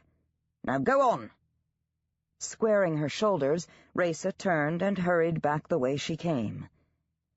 As soon as she was out of sight of the cook, she stowed the tray behind a statue of Queen Madeira feeding the multitudes and left the servants' corridors for the safety of the main hallways. Raysa felt relieved, yet oddly disappointed. She was the blooded Princess Air, yet in servants' clothes she was apparently unrecognizable. In the stories, rulers had a natural presence about them that identified them as such, even dressed in rags. What's the nature of royalty, she wondered? Is it like a gown you put on that disappears when you take it off? Does anyone look beyond the finery? Could anyone in the queendom take her place, given the right accessories? If so, it was contrary to everything she'd ever been taught about bloodlines. Without further incident, she passed through the gate tower, past the dour guardsman at the entrance, under the dangerous-looking portcullis, and into the chill of the evening. Day workers who lived outside of the castle grounds streamed across the drawbridge, heading home. The younger servants were laughing, joking, and flirting with each other. Some of the older ones plodded along, obviously weary. Torchlight flickered on the river below as she crossed over the bridge. At the far end, she stopped and looked back at Fellsmarch Castle, trying to imagine how the people of the city might view it, remote and brooding, lording over the city. Eamon was waiting by the gatehouse at the city end of the bridge, surveying the flow of people off the drawbridge. To her surprise, he'd shed his blue guard uniform and was dressed in a long cloak and dark breeches. As he turned, though, she could see the hilt of his sword poking out through the front of the cloak. If she'd hoped to fool Eamon, she was disappointed. He fixed on her before she got within 50 feet of him, watching her as she pushed through the crowd. She paused in front of him and curtsied low, grinning. "You're late," he grumbled. "I was beginning to hope you'd changed your mind." "Call me Rebecca Morley, young sir," Raysa said, rising. "How do I look?" "It'd be better if you'd dressed as a boy," Eamon said. "It'd be better if you were ugly." She guessed that was some kind of compliment. "I fooled the mistress of kitchens, you know," she said rather smugly. Was Eamon's comment. "Let's pretend we're sweethearts meeting after work," she said, taking his arm. "Why didn't you wear your uniform?" He snorted. "One guardsman on his own is more a target than protection." Eamon steered her onto the way of the Queens. "We'll take this through Ragmarket all the way to the bridge," he said. "I was hoping we'd get to see something of the neighborhood," Raisa said, as he marched her straight down the middle of the street. "You'll see more than you want to see before we're done." He gently extricated his right arm from her grip and moved her to his left side. "So I can get at my sword," he explained when she looked up at him questioningly. Blood and bones he's jumpy, Raisa thought. "What did Mother Elena say?" Raisa asked, nearly trotting to keep up with Eamon's long legs. "Will she be able to send one of the traders to meet with us?" "She said she'd see what she could do," Eamon said. "She wouldn't promise more than that." I can't do this on my own, Raisa thought. It was hard enough to sneak out this one time. There was little of twilight in the vale. Once the sun extinguished itself behind Westgate, darkness ran in rivulets through the streets, quickly flooding the entire city. Close to Fellsmarch Castle, the lamplighters circulated, igniting the magical lanterns that lined the way. But as they proceeded south, even on the way, there were fewer street lanterns, and many of them appeared to be broken or disabled or simply not attended to. Near to the castle, garbage was picked up and stowed away, but here, people pushed it out their doors and it sat on the sidewalks, stinking. At first there were people all around them, but the others peeled away in twos and threes into side streets and alleys, and soon Raisa and Eamon were walking alone. Every block or two, a tavern spilled light and music onto the street, and patrons huddled in the doorways, talking loudly, spitting into the gutter, clutching mugs of ale. Sometimes girls stood on the porches, watching them pass by. They wore flashy clothes and lots of paint, but Raisa guessed that some were younger than her. They looked at Eamon appraisingly, but didn't speak to him with Raisa on his arm. "Are those fancy girls?" she asked Eamon. He only grunted in reply. Raisa tried to imagine walking this street by herself, and shuddered. She shifted her carry-bag on her shoulder, acutely conscious of its valuable contents, and feeling more and more like a target. The houses seemed to be buttoned up tight, shades drawn, as if unwilling to draw attention to themselves by leaking light into the streets. A fine rain began to fall. Eamon ignored it, but Raisa shivered, pulling her cloak more closely around her. "Where is everyone? It's not late. There should be people on their way home." "Most people are too smart to be out in this neighborhood after dark," Eamon said, sliding her a significant sideways look. "How do people get around, then?" Raisa asked. "They don't." Eamon was in one of his monosyllabic moods. "What about the guard?" Raisa asked. "The guard can't be everywhere," Eamon said, "and in Ragmarket, some say the guard's been bought off." "Bought off?" Raisa frowned. "By whom?" "Like I told you before, street lords." Eamon seemed distracted, focused on the streets around them. What with the rain and the lack of streetlights, it was dark as a cellar. Raisa was beginning to think Eamon had been right. This wasn't such a good idea. A rat skittered across the cobblestones ahead of them, and Raisa flinched backward. "Just a rat," he said calmly. "You get used to them." "Just a rat," she repeated to herself. After all, there were rats in the palace, human and otherwise. Could be worse. Could be much, much worse. But when the wind slammed a shutter against a building, Eamon ripped his sword free in a heartbeat. When he'd identified the source of the noise, he rolled his eyes and stowed his blade away again, but kept his hand on the hilt.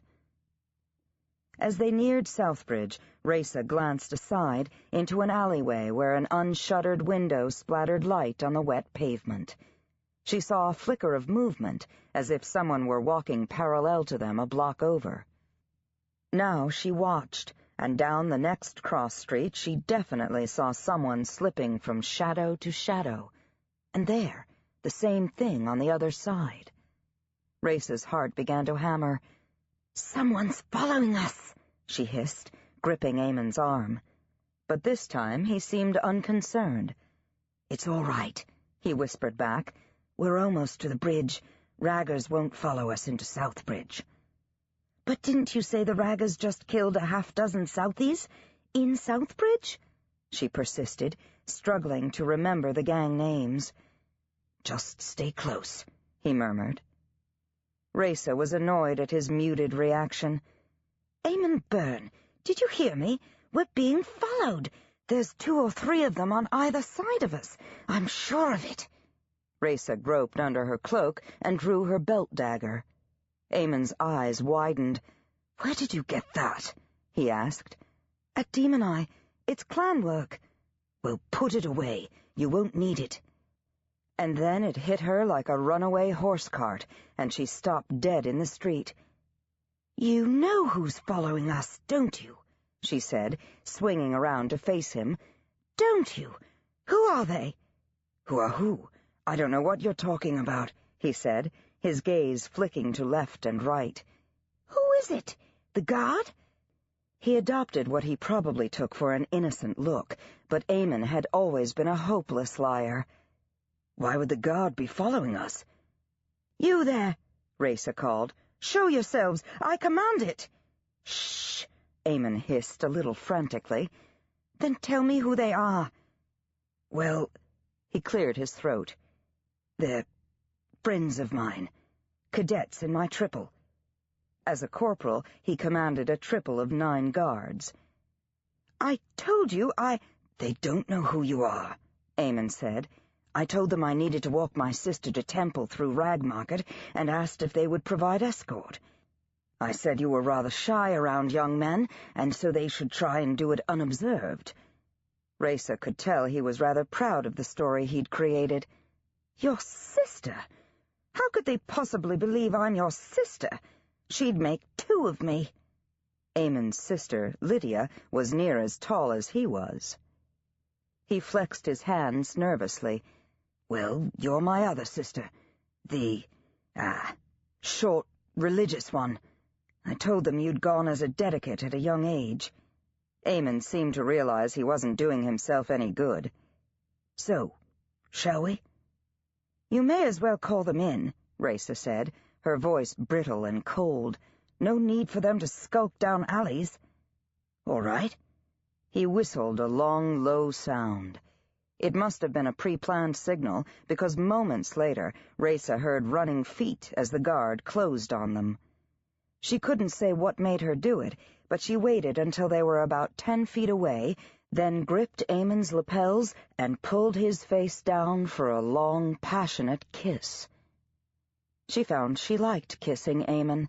His lips were warm and firm, not hot like Micah's, and not at all like Will Mathis's sloppy, wet technique. It took Eamon a while to break away, and when Raisa looked up, they were encircled by 6 gawking young cadets in civilian dress, all close to their age. "So, Corporal," one of them said, "you're right fond of your sister, I guess." Eamon's face was flaming. "Sorry, she has these fits sometimes," he growled. "She got hit in the head when she was little." "I'm Rebecca Morley," Raisa said, delivering a little curtsy to the cadets. "Who are you?" "We call ourselves the Grey Wolves," a cadet said. She was a tall, sturdy girl a few years older than Raisa, or sometimes the Wolf Pack.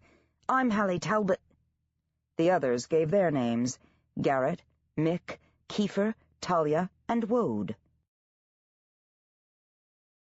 Now traveling as a group, they crossed Southbridge without further incident and entered the Temple Close.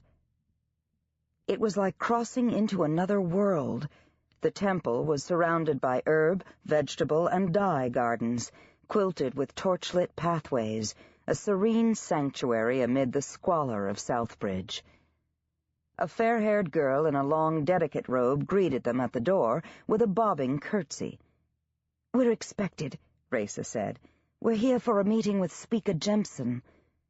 "There's a trader already arrived," the dedicate said.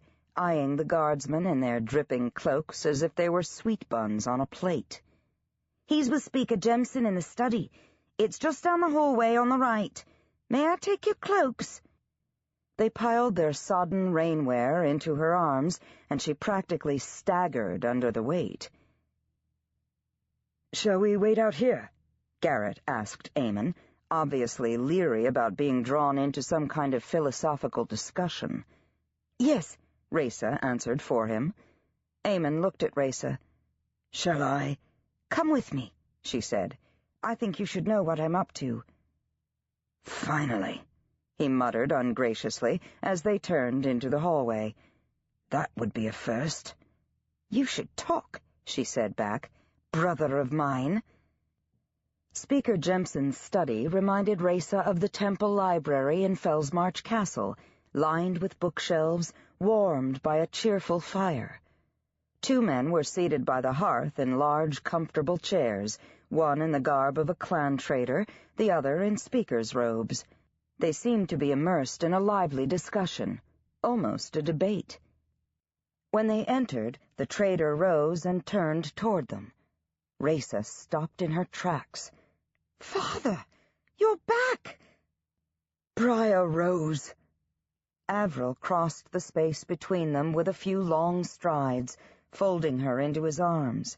She pressed her face against his doe-skin shirt, breathing him in. He always smelled exotic, of deerskin and spice and fresh air and faraway places. By the Maker, she'd missed him. "I reached Demon Eye Camp day before yesterday. When Mother Elena said you'd sent for a trader, I couldn't resist coming," he said. Holding her out at arm's length, he grinned at her. "Raisa, I've seen you in leggings and I've seen you in court dress, but I can't say I've ever seen you quite like this." "I'm in disguise," she confessed happily, setting her carry-bag on the table and stripping off her wet cloak. "But you're wearing Elena Sinestra's gift," he said, touching the demon eye amulet he wore around his neck. So her father and grandmother had been talking about her. She nodded and fished the running wolf's ring from under her bodice. "Good," he said. He took a breath as if he wanted to say something more, but apparently thought better of it. He looked travel-weary, and his graying hair needed cutting. Speaker Jemson had stood also, and when Raisa turned her attention to him, he bowed respectfully, but somehow warily. "Your Highness, Lord Demon Eye wouldn't tell me the purpose for your visit, but we are honored to have you here at Southbridge Temple." Raisa extended her hand, and he kissed it. "We've never officially met," she said, "but I've heard you speak at Temple several times. I was impressed with what you had to say about your school and about our responsibility for ministering to the poor. You suggested that the aristocracy could be doing much more." Jemson colored slightly, but he didn't flinch, which Raisa liked. "Ah, well, Your Highness, I hope you didn't take my words as too harshly critical of the Queen and Council. It's a topic I'm passionate about, however, and—" "Your words were critical, Speaker Jemson, and maybe rightly so," Raisa said. "In Fellsmarch Castle, we're insulated against the hardships our people experience every day. We don't ask questions as we should, and if we do ask questions, those who surround us often tell us what we want to hear." "I suppose that must be true," Jemson said, in the manner of a man who knows he should guard his tongue but can't restrain himself. "But it's frustrating to those of us who are immersed in this city, who see how great the needs are every day. We can't help but wonder why so much money goes to support the army and the wars in the South. It seems to me that we have no dog in that fight." "I don't know much about it," Raisa admitted, embarrassed. "I want to learn more so I can make good decisions when the time comes. That's one reason I'm here. But I'd also like to do something in a small way to aid your ministry." "Aid us how?" Jemson asked, looking nonplussed. She glanced at Eamon, who stood by the door as if guarding it. "Corporal Byrne has been very, frank with me about the problems in Southbridge and Ragmarket. She put her hand on her carry-bag. I would like to provide funds to support your school and to feed the hungry. Jemson raised both eyebrows. You've brought a bag full of gold through Southbridge? He asked. Well, not exactly. She looked at her father. This is where you come in. I was sure I had a purpose here, Avril said. Raisa unfastened the flap on her bag and dumped the contents onto the table. Jemson, Avril, and Eamon gaped at the pile of jewelry and art objects. Father, you're the best trader I know, Raisa said. Could you take these things to market and sell them for as much as they will bring? Then give that money to Speaker Jemson for his ministries. Avril leaned over the table, fingering the jewelry, holding precious stones up to the light, picking up one object, then another. He looked up at Raisa. This is high quality, most of it, he said. He held up a diamond brooch, a gift from some minor lord in Tamron. Except for this one, it's cut glass. He tilted his head. Where exactly did these come from? Well, Raisa hesitated. They're gifts for my name day. They're coming in by the wagon load, so... Avril laughed, that deep belly laugh she loved. So you're selling off the dreams of your hapless suitors, Raisa? Well, Raisa shrugged. It's not like I'd marry someone because they gave me a bauble. She frowned and nudged the Tamron brooch with her forefinger. Though I will not marry someone who takes me for a fool. Then my work is done, daughter, Avril said, laughing again. It was such a relief to hear someone laughing for a change. It made Raisa feel that maybe things weren't so bad after all. It's not like I'll have much to say about who I marry anyway, Raisa said, half to herself. She looked up at Avril. So, Father, how long do you think it will take to turn this lot into money? He thought a moment. Marisa Pine's market day is a week away. That attracts more Flatlander traders, so you might get a better price. Though I'll take them to Demon Eye Market if you want me to sell them a greater distance away. Perhaps you don't want anyone to recognize their hand-chosen gifts on the sale table. I don't care, Raisa said bluntly. I kept back the pieces that had historic, personal, or political value. Most of these were probably chosen by proxy. None of these gifters have even met me, so it's not like they're emblems of undying love. This is a better use for it than sitting in my vault. Speaker Jemson's face was alight with plans. Even a little money could make a huge difference. There are so many things we need at school, so many students who could attend with a little help. We'll put books into the hands of children who've never owned one before. We'll call it the Briar Rose Ministry, in honor of you, Your Highness. Oh, no, Raisa said, wondering how her mother, the Queen, would react to this. I'd rather keep this quiet. It's just something I thought I could do on my own. But don't you see, Raisa, her father said, if people know you're contributing to Southbridge Temple School, it will make it the stylish thing to do at court. It will attract more donations, beyond your own. People will even donate in your name, if you're willing to let them know about it, that is. Oh, Raisa hadn't thought of that. Once again, she felt caught between her two strong-willed parents. Well, I suppose, if you think it would help. Splendid, Jemson said. Perhaps you could come back during the day and meet some of the students. It would do them good to see their benefactor. It would send the message that they are important, that their rulers haven't forgotten them. Raisa nodded. Well, right. I'd like that. And maybe we could eventually connect them with apprenticeships and clerkships in the castle close. We'll need to speak with your mother about that, Avril said, when the time is right. Raisa couldn't help wondering what would happen now that her father was home, how much her father knew about Mariana's relationship with Gavin Bayar. How much did she know about it herself? She took Averil's hand. "Are you coming back with me to court, Father? Does Mother know you're back?" Averil nodded. "Aye. I've sent word to the Queen."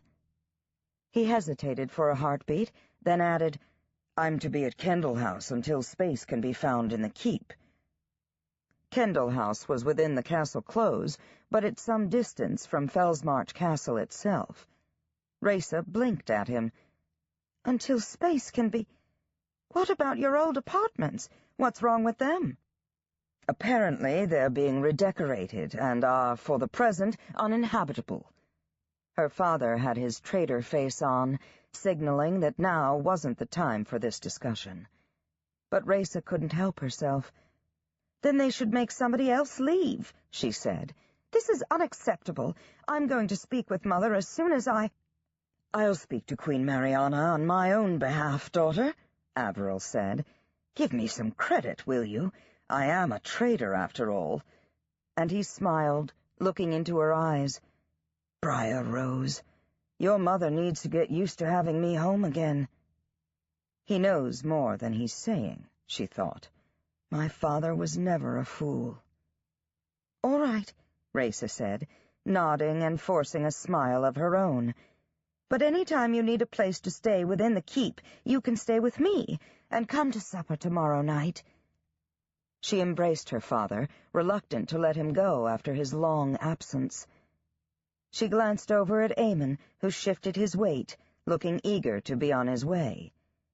"I guess that's it for now," she said. "Corporal Byrne will let you know when I have more, things to go to market." They turned toward the door, but before they could reach it, somebody barreled through. It was a young man, Raisa's age, or a little older, with muddy red-brown hair, dressed in clan leggings and shirt. "Jemson, 3 of the raggers have been nabbed by the Bluejackets. Seems they mean to make an example of—" His voice trailed off when he saw the people gathered in the room. "Oh, sorry, sir. I didn't know you had company." His eyes flicked to Averil, then Eamon, and widened in alarm. He recognizes them, Raisa thought. "Let's discuss this later, Hansen," Jemson said quickly, jerking his head toward the door. Hansen began backing from the room, but Eamon said, "Wait, what's that about raggers?" The boy blinked at him, blank-faced. "Raggers? I didn't say nothing about raggers." "Yes, you did," Eamon said, walking purposefully toward Hansen. "Have we met? You look familiar." No," the boy said. "Not likely." He was tall, nearly as tall as Eamon, though more slender in build, with brilliant blue eyes. His face bore evidence of a recent beating. His right eye was blackened, and there was a blue and yellow bruise over one cheekbone. His right forearm was splinted, but he didn't favor it. He seemed to be trying to keep his face turned away from them, as if he were embarrassed by his injuries. This must be one of Jemson's students, Raisa thought, with a rush of sympathy. "What happened to you?" she asked, moving closer so she could examine his face at close range. She touched his arm. "Who did this?" Hansen flushed. "Wasn't nothing. Just my da. Gets mean sometimes when he's in his cups." Just then Eamon's hand snaked forward. He gripped the boy's splinted arm and raked back his sleeve, exposing a wide silver cuff. "So, Hansen," he said, "I think we have met after all. You ever go by the name Cuffs?" he said. "Cuffs?" Raisa looked from Eamon to the other boy. Wasn't that the gang leader who'd killed all those people? Then it seemed like everything happened at once. The boy slammed his free fist into Eamon's face and twisted away with the ease of long practice. Eamon drew his sword and stepped between the boy and the door, yelling for the other cadets. And then the boy called Cuffs grabbed hold of Raisa, drawing her back tight against him. She felt the prick of a blade at her throat and tried hard not to swallow. "Hansen, no!" Speaker Jemson shouted, pale with horror. "Now then," Cuff said, close to her ear. "Back off or I cut the girlie's throat." His voice shook a little, with fear or nerves or excitement. Raisa couldn't tell. Raisa thought of the 6, dead in the street. Tortured, they'd said. Done by this pretty blue-eyed boy holding the knife. "Please," Jemson pleaded, "in the name of the Maker, let her go. You don't know who—" "No." Averill raised a hand to shush the speaker, his eyes fixed on Raisa. He wouldn't want Cuffs to know who it was he held captive. "Listen," he said to the boy. "Perhaps we can make some kind of trade." "Here's a trade," Eamon said, stepping away from the door. "Let her go and leave, and you'll stay alive." "With all the bluejackets snapping at my heels," Cuffs snorted, "I'd not make it far as the bridge." Eamon's face had gone stony hard, his gray eyes like chips of granite. "If you hurt her, I swear on Hannalea's blood and bones you'll regret it." By now the other gray wolves had arrived and were clustered in the doorway, gawking. "You there," Cuffs said to the new arrivals. "Get over with the others." "Do as he says," Eamon ordered. As the cadets shuffled to the back of the study, Raisa could hear the ragger's heart thumping against her back, feel his breath hot on her neck. He kept adjusting his grip on the knife as if he was nervous. Don't startle him, Raisa thought, looking from Eamon to Averill to Jemson, sending messages with her eyes. "I don't mean to hurt anyone," Cuffs said. "Just don't mean to go to jail and be tortured into admitting something I didn't do." Raisa stiffened, and the boy's grip on her tightened. "The Queen's Guard doesn't torture anybody," she blurted. "You'll receive a fair trial. If you're innocent, if you really didn't murder all those people, you can clear your name." The boy laughed softly. "Ah, girlie," he said. "Would that was true. There's lots that go into jail and are never seen again." Raisa felt stupid and naive. What was it that Eamon had said? If I was being dragged back to the guardhouse for interrogation by Mac Gillen, I'd do whatever it took to escape, too. Cuffs wrapped an arm around Raisa's middle and dragged her past the others to the door of the study. "Your keys, sir," Cuffs said to Jemson. He was polite, well-spoken, like the gentleman thief from the stories. "Hand them to the girlie." He has a traitor face, Raisa thought. He puts it on at need. "Hansen," Speaker Jemson said, "this is a mistake. You know it is. You're better than this. Let the girl go." Cuffs shook his head stubbornly. "I've been in jail. Not going back." Despite everything, Raisa couldn't help wondering what was the relationship between Speaker Jemson and this street lord. Jemson seemed to know him, seemed to believe in him for some reason. Maybe Hansen, Cuffs, had fooled him, though the speaker didn't come off as gullible. Jemson dug in his pockets, fetched out a ring of keys, and passed them to Raisa, while Cuffs kept her pinned tightly to him, her head locked under his chin, his knife in the ready position. Sweat trickled down between her shoulder blades, dampening her linen blouse. "Please," Jemson said again, "don't do this. There's another way." "I'm sorry, sir," the boy said, and he did sound sorry. "If there's another way, I don't see it." Cuffs backed out through the doorway, dragging Raisa with him. "Now, pull the door shut behind us and lock it," he said, as if they were co-conspirators. "That'll slow them down a bit. Then give me the keys and we'll be off." "No," Eamon shouted. "Leave the girl here. Take me instead." Cuffs looked from Raisa to Eamon and shook his head, grinning. "Nuh-uh. I'm guessing she'll be less trouble. And she's prettier, besides." Traitor face, Raisa thought. Eamon's expression promised death for a start. "I should have let Gillen beat you to death," he said. "What I get for being a bleeding—" "Mercy is never unbecoming, mate," Cuff said. He pointed at the door with the tip of his knife. Go on, girlie. Do as I said. We haven't got all day. Raisa complied, pulling the door shut and locking it, her hands shaking so much she could scarcely fit the key into the keyhole. It was a stout wooden door to a windowless room, built like a fortress. Behind the door she could hear faint shouts and cries for help, followed by a muffled thud of bodies against wood. Cuffs was right. It would slow them down for sure. The dedicates were fast asleep across the courtyard. It was unlikely anyone would hear them until morning filled the corridors again. A lot could happen before morning. Cuffs gripped her wrist hard and tugged her down the corridor toward the door. "Leave me be!" she shouted, trying to set her heels on the stone floor, then collapsing into a heap.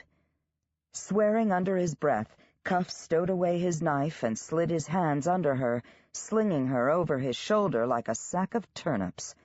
He was surprisingly strong. "Now be quiet," he muttered. "Don't make me do something I don't want to do." He obviously meant to take her someplace and torture her, as he had the others. Raisa groped at her waist, found the hilt of her knife, and yanked it free. Could she really stick it into him?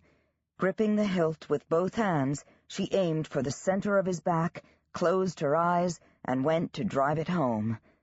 Instead, she found herself flat on her back on the floor, seeing stars from slamming her head on the slate. He'd unceremoniously dumped her. Cuffs seized her wrist and took the knife from her. "Next time you go to stab someone, do it quick," he advised her. "Don't study on it so long." He expertly patted her down, running his hands over her bodice, down her sides and back, and up and down her legs, even pulling off her lace cap, looking for other weapons. Although he was businesslike about it, the blood rushed to her face at the touch of the street lord's hands. He was good at it, and very quick, his hands deft and sure. He found Elena's ring, with its circling wolves, on the chain around her neck, but didn't take it, and the little velvet purse, heavy with coins, she'd tucked into her bodice. He weighed the purse in his hand, then handed it back to her. She blinked at him, surprised. He then hauled her to her feet, handed back her cap, dusted her off with mock chivalry, and finished with a rude pat to her behind. Despite the grim situation, there was something about him, a kind of wild, untamed humor and bravado and dogged stubbornness that tugged at her. He expects nothing, she thought, because he's never had anything, and nothing was expected of him. He was free in a way she never would be. "You're a fool and a romantic," she thought, "a worse fool than Missy, and you'll likely end up ravished or dead at the hands of a street thug." He looked her up and down speculatively, as if devising a plan of attack. "You're not heavy," he said, "but you are bloody awkward to carry." She extended her purse toward him. "Take my purse, but leave me here." "I don't want your purse," he said, scowling. The words hung between them. Well, if he didn't want her purse... Raisa swallowed hard.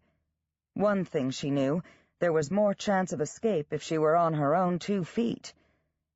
"I can walk," she muttered, trying to recover some dignity. "Right, but can you run?" he asked, grabbing her wrist and yanking her out the temple door. A moment later, they were racing through the rain across Southbridge toward Ragmarket. Halfway across, he dropped the ring of keys into the river. Once on the Ragmarket side, he led her off the way, onto a side street. They turned again into an alley, and he pulled a large handkerchief out of his pocket and tied it over her eyes. "You always carry blindfolds, do you?" she said, trying to keep a quaver out of her voice. For once he didn't reply, but took her hand and led her forward. "You'll never get away with this," she thought of saying, but it seemed likely that he would, whatever this was.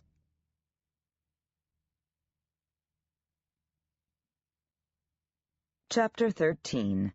The Raggers. Han couldn't say what possessed him to take the girlie along. She was inconvenient and uncooperative. She only slowed him down, not to mention trying to stick him with her fancy knife. No doubt he'd have been across South Bridge and into the safety of Rag Market sooner without her. With any luck, Jemison and the others wouldn't be freed from the study until morning, so he didn't really need a hostage. And now he had the problem of what to do with her. At least she wasn't actively fighting him anymore, but trotted obediently beside him as he led her deeper into Rag Market, twisting down streets and alleys so she'd never find her way back on her own. He found his way by the map in his head. It was dead dark away from the main street, so it wouldn't have done the girlie much good to have the blindfold off. Still, he could tell from the way she cocked her head and counted under her breath at each turning that she was trying to keep track. She'd be looking for another chance to escape. There was something about the girl that intrigued him. She was dressed like a blue-blood servant in over-large clothes, carried a heavy purse, and had the manners of a duchess. So sure of herself, entitled even. Where does that come from, he wondered, the idea that you deserve to take more than your share from the world? The Queen's Guard doesn't torture anybody, she'd proclaimed, like she was some kind of expert. You'll receive a fair trial. Sorry, girlie, he thought. I'm the expert on that, and I'm not buying what you're selling. He pondered what he knew about her. She'd been closeted up with Jemison and a clan trader who might be Averil Lightfoot Demoni, patriarch of Demoni Camp. It had been 3 years since he'd seen him. Han's visits to Marisa Pines had been sporadic these last 3 years on the streets, and Lord Demoni rarely visited Marisa Pines, but his wasn't a face you forgot. That tall, dark, intense boy, the one who'd recognized him, he was that Corporal Byrne who'd been with the Blue Jackets that had grabbed him outside the Keg and Crown. Plus, there were those other baby Blue Jackets who'd come running when Byrne had called. What were they all doing there, out of uniform? Jemison wasn't in the habit of entertaining the guard. Of course, it could be just his usual bad luck. That, at least, was consistent. Corporal Byrne. Was he the girlie's sweetheart? He'd guess so, the way he'd acted. Han had another thought. Maybe they'd come there to be married, with his mates as witnesses. The speakers did marriages all the time. Han pushed that idea away. He didn't like it. The girlie was beginning to wear out, breathing hard, lagging behind, so he had to tug her along. He needed a place to hide for a little while. He felt cut loose and vulnerable, having lost the shelter of the temple. He'd probably ruined whatever chance he had of solving the mystery of the murders. Here. He pulled her into an alley, then turned down a passageway between 2 buildings that was so narrow they had to slide through sideways. It ended in a small brick-paved courtyard, half-roofed against the rain. Up against one of the buildings was a set of wooden cellar doors, set into a stone pad and secured by a sturdy-looking padlock. Han had it open in a heartbeat. It pleased him to know he was still a deft gilt with a pick. The hinges protested as he pulled the doors open, and a rush of dank cellar air swept over him. Didn't look like anyone had been there since he'd left the life. He led the girlie to the steps. It's a dozen steps down. He took her elbow so she wouldn't fall. Feel with your foot. She hesitated on the edge. Please, she said, lifting her chin and squaring her shoulders. Have mercy. Just kill me now. I've not done anything to you. I'm not going to kill you, Han blurted out, surprised. I don't want to be tortured or ravished. I'm not going to torture you, Han said desperately. Or anything. I'm cold and wet and tired, and I just want to quit walking for a while, all right? I don't want to go down there, she persisted, shuddering. Please don't make me. Look." He reached over and untied her blindfold, then pulled it off. "Here we are." He smiled at her, his best, most charming smile. "This is kind of a hideout. I promise you, it's more comfortable than it is out here in the rain, and I'm coming down with you." "That is not reassuring, Mr. Cuffs," she said, with some of her old spirit. "Look, what's your name?" he asked. Rebecca Morley," she said, trembling, teeth chattering from either cold or fear. "Rebecca, I can't turn you loose in Rag Market in the middle of the night," he said. "Hang on. I'll light a lantern, but you have to promise not to take off on me." "Hold it over the steps to light my way down," she commanded, then added as an afterthought, "Please." She descended the steps with great dignity, head high, like a saint walking into the flames. He followed after her, setting the lantern in the center of the room and pulling the cellar doors closed after them. It was really quite cozy, for a cellar. No golden thrones or heaps of jewels and coins, or captive women, as Dory had imagined, but there were 3 sleeping cots and blankets, and a stout wooden chest that contained spare clothing, and candles, and several jars of dried beans, jam, biscuits, sugar, and grain. The grain had gone moldy, but the rest looked all right. Even better, this cellar had a back door, a narrow staircase into the warehouse beyond. Han always liked having a back door. "So this is your hideout?" Rebecca said, looking disappointed. She seemed rather the worse for wear, like a street waif gone wrong. The hair that had been tucked under the cap had come down and hung in long, wet strands around her shoulders. Green eyes shone out from an olive-skinned face, suggesting a mixture of bloods, clan and Vale, maybe. A lush, kissable mouth was centered over a stubborn chin. Her long skirts were smeared with mud all around the hemline, and her blouse appeared to be soaked through. But when she turned her head, in profile, she looked somehow familiar. Perhaps he'd seen her at the markets, or— "Have we met?" he asked. "I am sure we have not," she said, sniffling a little, looking miserable. Blood and bones, he thought. Please don't go crying, as if things aren't bad enough. "Hey now," he said. "I'm the one should be crying. Thanks to your blue jacket, I've got no home, no job, no prospects." Maybe you should have thought of that before you killed those people." "I didn't kill anyone," he said, stung. "I told you, that wasn't me." She said nothing, only wrapped her arms around herself and shivered a little. "If you'd like some dry clothes," he said, "you can look through the trunk and see if anything fits. I could, turn my back or go back outside." Into the rain. He was really going above and beyond with this girlie. "I'm fine," she said, too quickly. She sank into a puddle of skirts in a defensible corner, watching him with big, wary eyes. "Would you like something to eat? Biscuits? Or biscuits with jam?" He gestured expansively, the proper host. "Biscuits with sugar on?" "No." He sat, cross-legged, at a distance that he hoped would make her comfortable. "What were you doing at Southbridge Temple?" he asked. She paused long enough to make up a lie. "Applying for a job." "Really? What kind of job? What are you good at?" Her expression said, cutting the hearts out of thieves and kidnappers. He tried again. "Where do you live?" Another pause. "Near the Castle Close, on Bradbury Street." "That's rather posh," he said, surprised.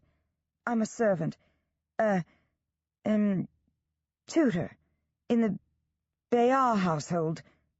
She lied in little fits and starts, making it up as she went. Either she wasn't very good at it, or she didn't care to be convincing.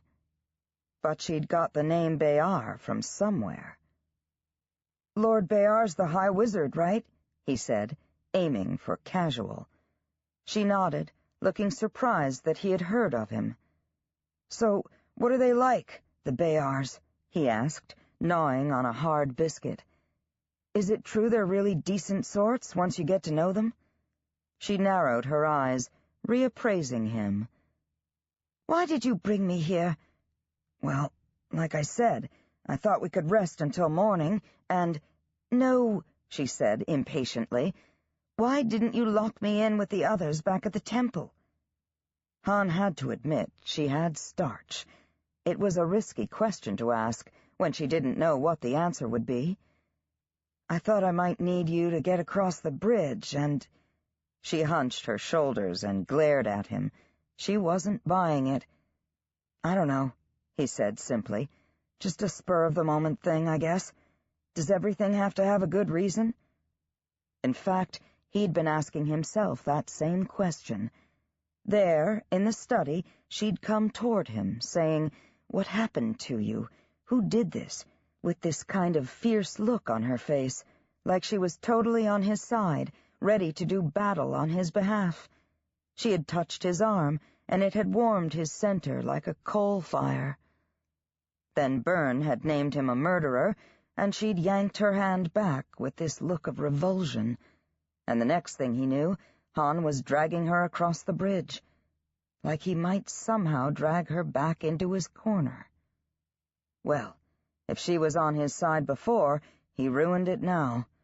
6 or 8 murders was a big hurdle to overcome. Plus, he'd end in jail if he showed his face in Fellsmarch again. There was another barrier right there. To what?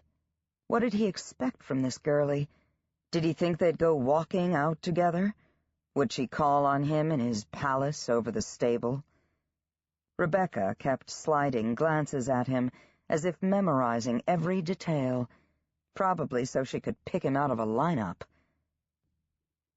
"Where'd you get the wrist cuffs?" she asked unexpectedly. "Did you steal them from somebody?" It was almost like she was trying to provoke him, to end the suspense. "No," he said, "I didn't." "You know they're looking for us," Rebecca said, just full of good news. "They won't rest until they find us." "Try and get some sleep," he suggested. "That's what I'm going to do. Tomorrow, I'll figure out a way to turn you loose." He rooted in his trunk and tossed her a blanket that wasn't too smelly, and a pair of breeches and shirt that were way too small for him now, just in case.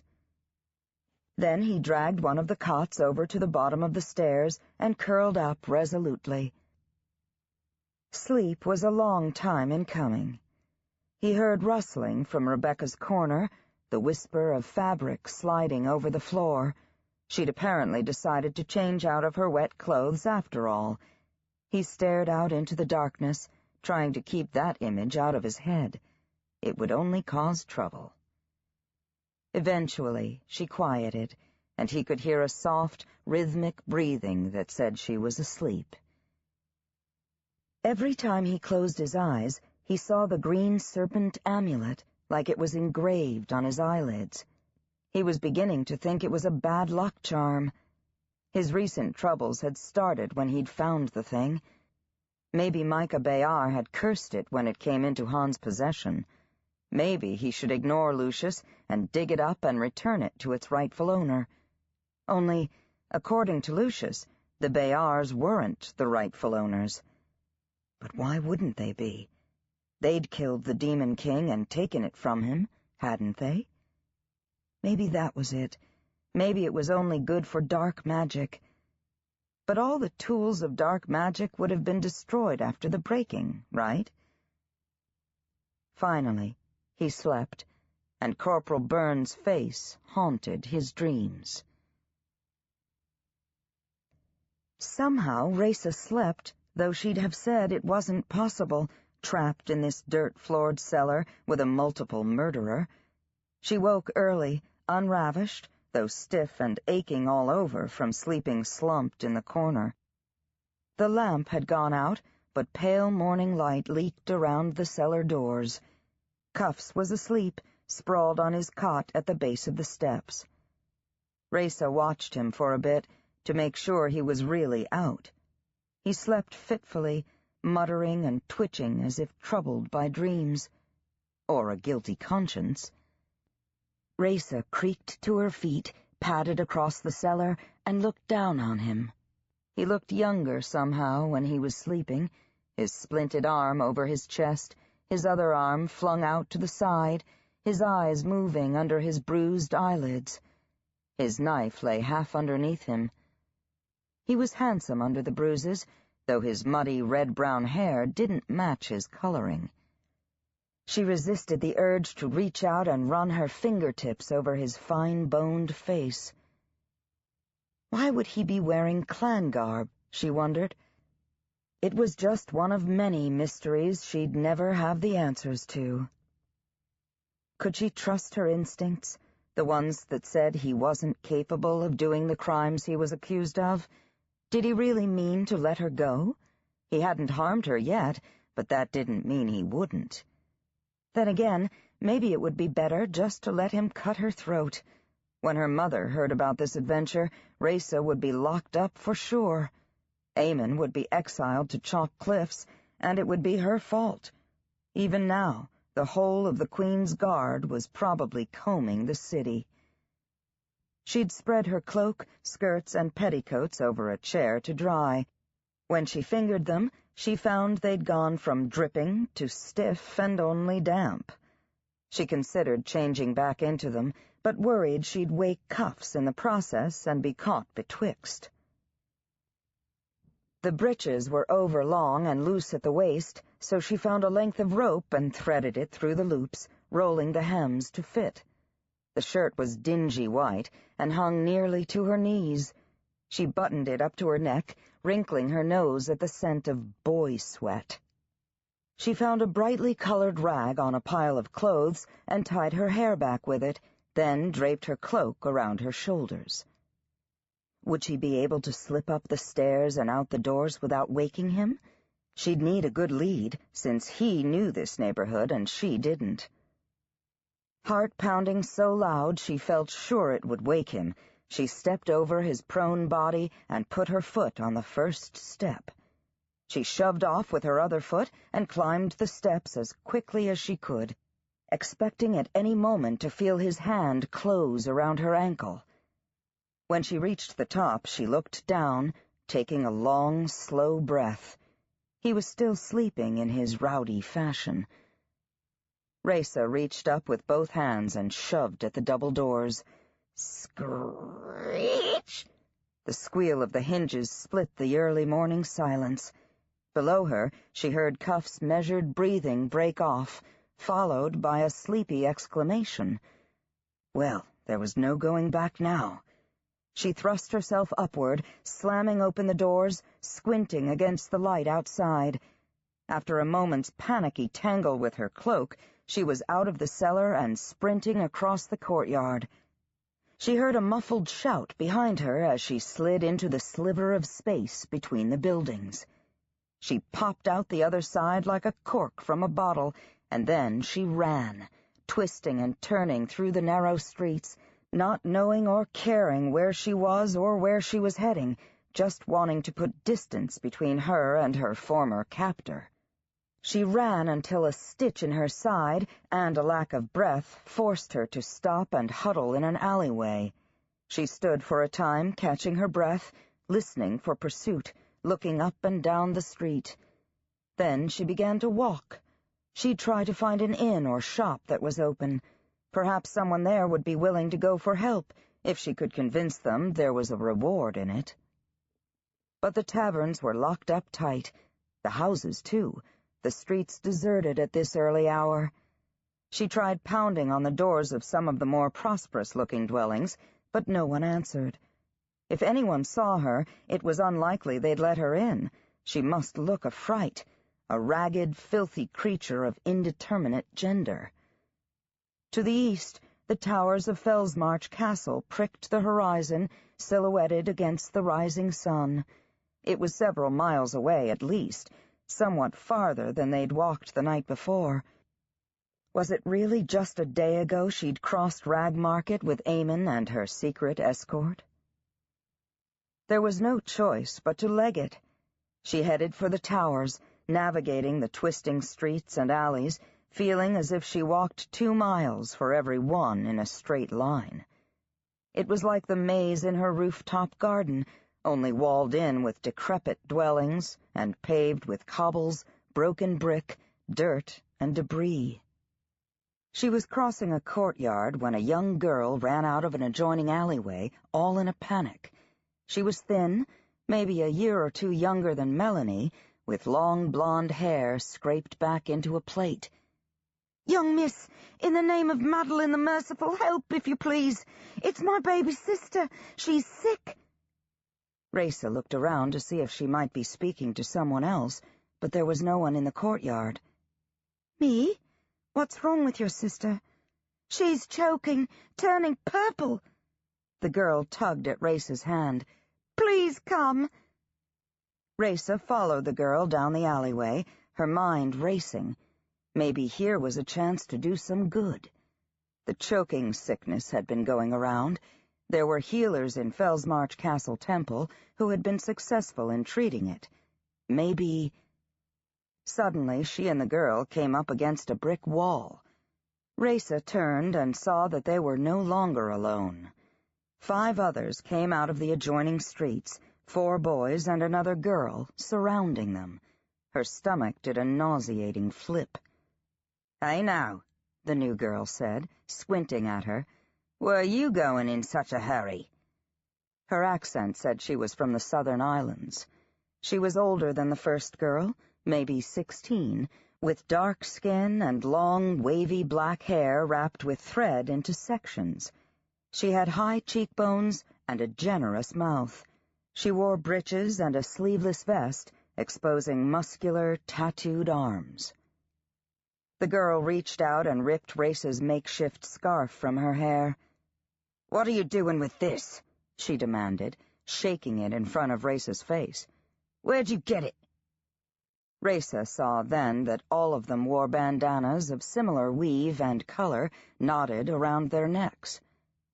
"Raggers," she blurted. "You're Raggers." The girl flinched and looked up and down the alley before she replied. "Are not? Who says?" "Did Cuff send you?" Raisa demanded, furious at being taken so easily. "Well, you can tell him for me that I don't care how many cutthroat street ruffians he sets after me. I'm not—" "Shut it." Now the girl looked angry and frightened at the same time. "We've got nothing to do with whatever Cuff's Alistair be up to. He not in the Raggers anymore. He don't give the orders in Rag Market. Now let's see what you got in your carry bag, hmm?" The Raggers closed in on Raisa, and she backed away until she came up against the wall of the building. An older boy in a faded red velvet coat reached out and fingered her hair, and she slapped his hand away. He smiled, revealing a tongue bright red from chewing razor leaf. "You got any family, girlie? Somebody who might pay to get you back?" He leaned closer, and his razor leaf breath made her eyes water. He seemed jumpy and jittery, like leaf users often did. "There you are, Rebecca." Everyone swiveled, and Cuffs came swaggering down the alley like some pirate prince in his clan leggings, fancy clan-made boots, and a beat-up deerskin jacket over top. He nodded to the other Raggers. "Hey, Velvet, thanks, mate, for looking after my girlie for me. I tell you, she's been nothing but trouble."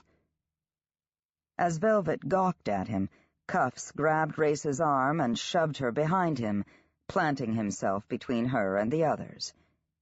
He pressed something into her hand, and she felt cold metal. Her knife. She palmed it and peeked out from behind his back, head spinning with confusion. The raggers stared at Cuffs with the avid interest given murderers, adulterers, kings, actors, and other notorious people. All except the tattooed girl. The expression on her face was more complex, a mixture of anger, desire, and betrayal. She's sweet on him, Raisa thought, and he's jilted her. "Get off, Alistair," the tattooed girl said to Cuffs. "The girlie's ours." "Nuh-uh, Cat," he said. "I saw her first. Not much swag for a flimper like you, but she's pretty at least." "Is she the one that beat you up?" Cat sneered. "Or was it the Southies, like everyone says?" "What's all that in your hair, mate?" Velvet asked. "Blood or dirt?" Cuffs touched his head, looking momentarily puzzled. "Oh, right," he said, his confusion clearing. "Just trying out a new color. What do you think?" "He's in disguise, mates," Cat said. "Can't even walk the streets as himself anymore." "Are you coming back, Cuffs?" a younger boy piped up hopefully. "Shares was always good when you was street lord." He clapped his mouth shut and darted a nervous glance at Cat. "No, he's not coming back," Cat said, stepping out in front of the others, her hand on the dagger shoved into the waistband of her breeches. "It's his fault Flynn and the others got pinched. Cuffs is poison. We gang up with him, the Blue Jackets'll be all over us." "The Blue Jackets is all over us now," an older boy pointed out. "We can't move for the guard. Cuffs always kept 'em bought off, at least." "Shut up, Jonas," Cat said, glaring at him, and Jonas shut his mouth. "There's 8 Southies down on the bricks," Cuff said. "That was a daft move. You can't daub your way out of that." It was like Cuffs had slid into his street lord skin and began speaking a foreign language. Cat glared at him. "You act like we did the Southies." Cuffs shrugged. "Who else?" Raisa, feeling ignored, had been shifting from one foot to the other, debating her chances of making a run for it. Now she focused more closely on the conversation. Cat snorted. "Us? We had nothing to do with it. We figure it was you. That's who the guard is blaming anyway." "The Blue Jackets are blaming all of us," Cuffs said. "Look, how could I have done the Southies, all by myself?" He grinned. "You, maybe, Cat. Me, I'm good, but not that good." Cuffs is a charmer, no doubt about it, Raisa thought. Cat studied him suspiciously. "You're not with anyone else? The Keepers, Widowmakers, Bloodrunners?" Cuffs shook his head. "We heard you was bringing Leaf up from Weenhaven," Jonas said. "Heard you'd made a killing selling it off to pirates in Chalk Cliffs." "I don't do business with pirates anymore," Cuffs said. "They're more likely to cut your throat than pay up." "How you getting on, then?" Cat asked, rolling her eyes. Cuffs cleared his throat, as if embarrassed. "This and that. I'm a runner for Lucius Frowsley. Do some trading, shine the gentry's shoes." He touched his knife. "Get in a little barbering." Laughter rippled through the raggers, all except for Cat. Cuffs noticed. "Look," he said, going serious. "I got no idea who's doing the Southies, but we're all paying for it. I need your help. If you know anything—" "How about this?" Cat said, leaning toward Cuffs. "We'll hand you off to the Blue Jackets. Then maybe they'll leave us be." "You can try," Cuffs said. His voice was calm, his manner unruffled, but Raisa noticed that he straightened and gripped the hilt of his knife. "Course, I'd not sell you out. I think mates need to hang together, but that's just me." The raggers shifted nervously, stealing glances at one another, some of them nodding. "I can learn something from Cuffs Alistair," Raisa thought. "He's been here 10 minutes, and he has them all in the palm of his hand. Except for Cat, who has a grudge against him." Cuffs moved in closer to Cat, fixing her with his blue eyes, his voice soft and persuasive. "Give me a moment, will you?" He looked from her to the other raggers, raising his eyebrows. "Please?" She hesitated, then waved the rest of them off. They shuffled to the open end of the alley and huddled there. Velvet scowled, shooting dark looks their way. "What about her?" Cat hissed, nodding at Raisa. Cuffs gave Raisa a little push toward the closed end of the alley, keeping himself between her and the way out. "Stay there," he growled, then withdrew a few paces to talk to Cat. Raisa pretended to ignore them, all the while straining to make out their conversation. "Who is she, and what's she to you?" Cat tilted her head toward Raisa. "Some girlie who happened to be in the wrong place at the wrong time," he said. "I gave my word I'd let her go." "Your word?" Cat laughed bitterly. "Good luck to her, then." "Cat," Cuffs said, extending his hands, then dropping them. "I never made any promises." "No, you didn't." Her expression said promises were implied, if not spoken. "I had to leave the life. I had no choice. It had nothing to do with you." Cat stared at him incredulously. "Had nothing to do with me? How do you figure that?" Cuffs tried to patch it over. "What I mean is, I didn't leave because of you." "You didn't stay because of me, neither," she spat. "Anyways, what makes you think I care where you go or what you do?" Cat shook her hair back. "The Blue Jackets pinched 3 of my runners because of you. They'll be torturing them now, trying to make 'em tell where you are. They'll torture them dead because they got no idea." Cuffs stilled and focused. "I heard there was 3 raggers taken. Flynn and who else?" "Jed and Sari, too," Cat said. Cuffs glanced toward Raisa, lowered his voice. "Where are they keeping them?" "Southbridge guardhouse," Cat said. Raisa heard Cuffs' intake of breath. "Bloody bones. Gillen?" Cat nodded. "As if you cared." There was a certain challenge in her stance, an expectation of disappointment. "You know I don't spill nothing to the Blue Jackets, but I'd give you up to save them." Cuffs stared out into space, a muscle working in his jaw. "First, I need to settle the girlie. Will you let us go, then?" Raisa understood the gesture. He was submitting to Cat, recognizing her status as street lord. "Fine," she said, her face expressionless, her voice flat. "Off you go. Just don't ever—" "Meet me at the far end of Southbridge tonight," he interrupted. "I'll help you spring Sari and the others." Cat studied him appraisingly.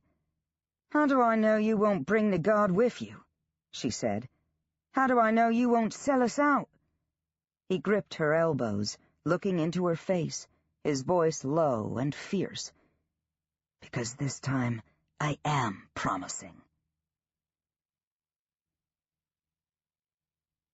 Rag Market was waking up around them as they headed uptown. Somehow, Han needed to shed the girlie before they ran across a nosy Blue Jacket or some other troublesome person. Only now he felt somehow confident she wouldn't turn him in. Every time he looked at Rebecca, she was studying him through narrow green eyes, like he was a cipher that needed solving. He was beginning to think he preferred the wide-eyed, terrified look. How much of the conversation with Cat had she overheard? "That Cat, she was your sweetheart, wasn't she?" she asked him, as if she were privy to his thoughts. "Not exactly," he replied. She rolled her eyes, in that way girlies had. "What?" he said irritably, skirting a large pile of potato peelings at the curb. Could be worse in Rag Market. "Obviously, she thought so. Well, she's with Velvet now." Why was he telling her this? Han decided to change the subject. You know, you look good in breeches, he said, running his eyes over the display. Very, shapely, he added, grinning and demonstrating with his hands. That shut her up. She blushed bright pink, and there was no more talk of sweethearts. She did look good in breeches, in fact, and it wasn't that he was dazzled by the novelty of it. Clan girls wore leggings, after all. In the camps, they told stories of tiny, beautiful wood nymphs that would catch you in their snares and challenge you with riddles. Rebecca could have been a character in any of those. Her waist was so small he could have spanned it with his hands, but there was a wiry toughness to her that appealed to him. Glancing sideways at her, he wondered what it would be like to kiss her. "Leave it alone, Alistair," he thought. "You got trouble enough. Whoever she was, she had powerful friends." "I'm going to leave you on the way," he said, pulling her by the hand, pushing between the delivery wagons and crowds of laborers and shopkeepers in the narrow street. "There's lots of traffic this time of day, and it should be safe. You can easily walk back to the castle close." "I'm fine on my own, you know," she said, putting her nose in the air. He snorted. "Right.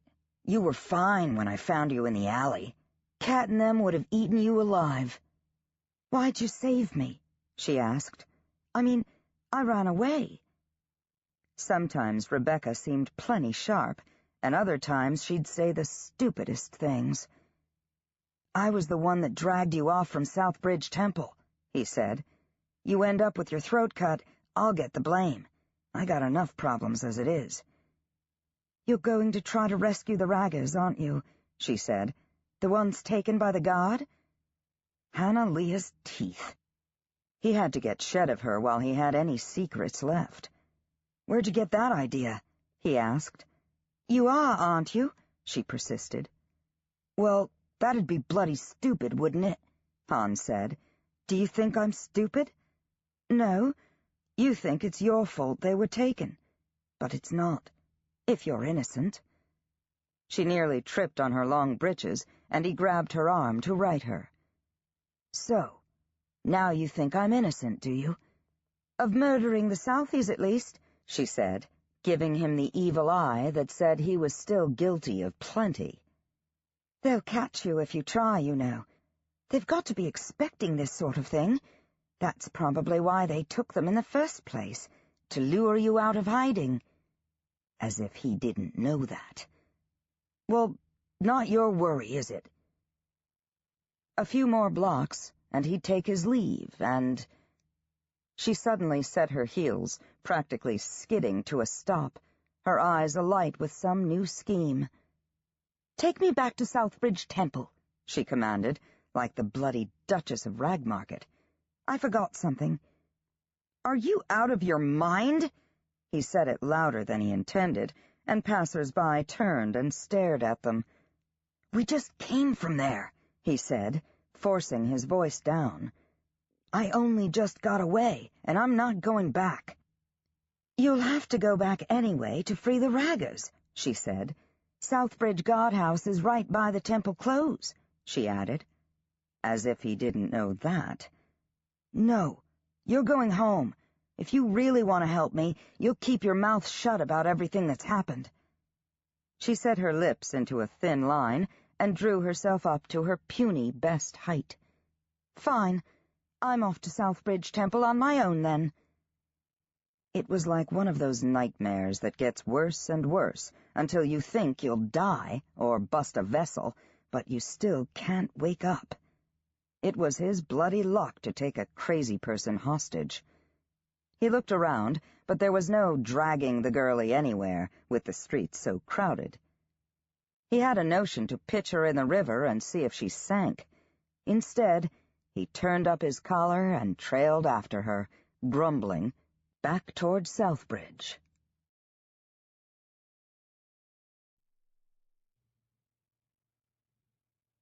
This audiobook has been broken into multiple parts to make the download faster. You have reached the end of a part, but not the end of the complete audiobook. So please check your library for the next part of this audiobook. Recorded Books presents an unabridged recording of The Demon King by Cinda Williams Chima. Chapter 14. On the Wrong Side of the Law. Despite all the troubles she'd had over the previous 2 days, the kidnapping and threats and robberies and rain and dirt and all, Raisa was intoxicated, bewitched, and bemused by freedom. She strode through the streets in her breeches and shirt, anonymous to the citizens around her, drinking in the details of the colorful neighborhood known as Ragmarket. Colorful was a word for it.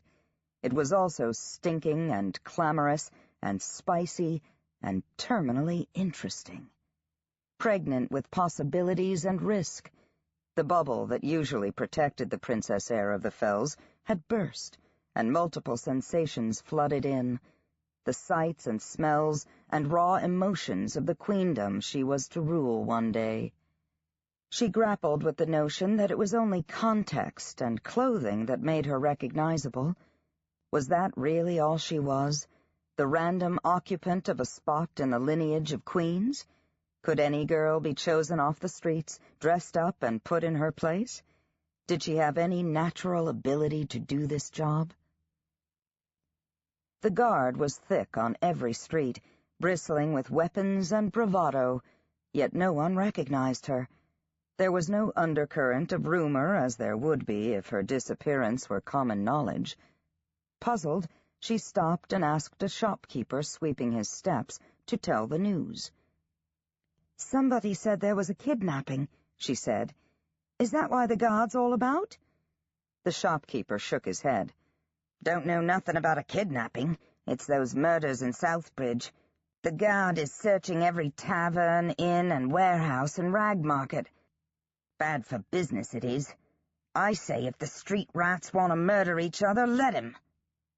He glanced about, lowering his voice. "They say it was that Cuffs Alistair. He's as bloodthirsty as they come." Raisa couldn't help glancing over her shoulder.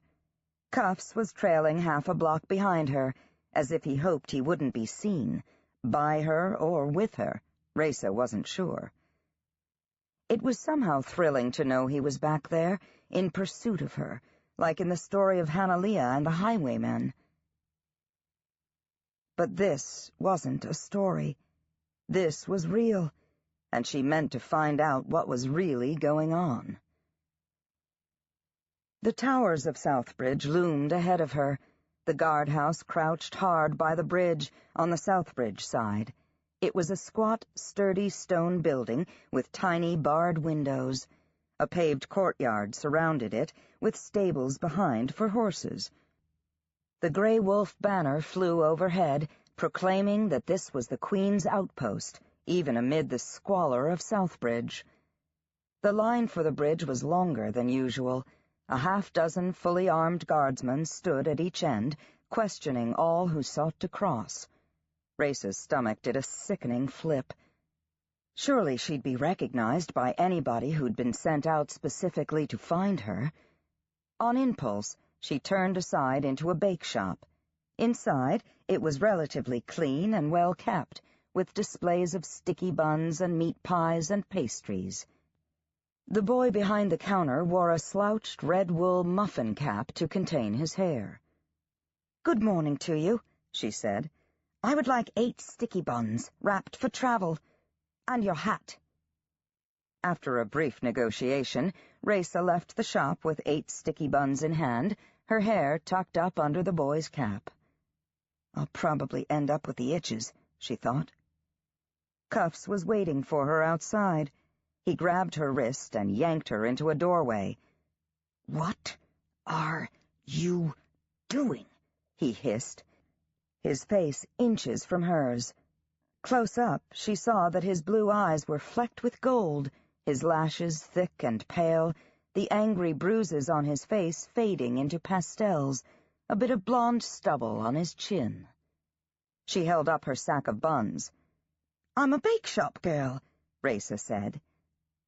"This ain't a game," Cuffs said. "You need to turn yourself into the Blue Jackets on the bridge. Tell them you're the girl that was stolen from the temple. and go home. I've got something to do first. Look, I can't cross the bridge while it's swarming with bluejackets, he said. I can't help you if you get into trouble in Southbridge. Fine. You're done with me. I'm on my own, all right? Raisa said, thinking, you can't help me where I'm going. She wrested free of him and headed for the near end of the bridge. She looked back once to see him staring after her, hands stuffed into his pockets, a scowl on his face. It took a good 10 minutes to get through the line. Raisa tapped her foot impatiently, anxious for the encounter to be over. She wasn't used to having to wait. At the checkpoint, she bowed low before the guardsman, as she'd seen others do. "What's your name and business, girl?" the guardsman demanded, scratching himself in a rude place. "Rebecca Morley, Your Honor," Raisa said, staring at the ground, still worried about being recognized. "Mean to sell bakery goods across the river."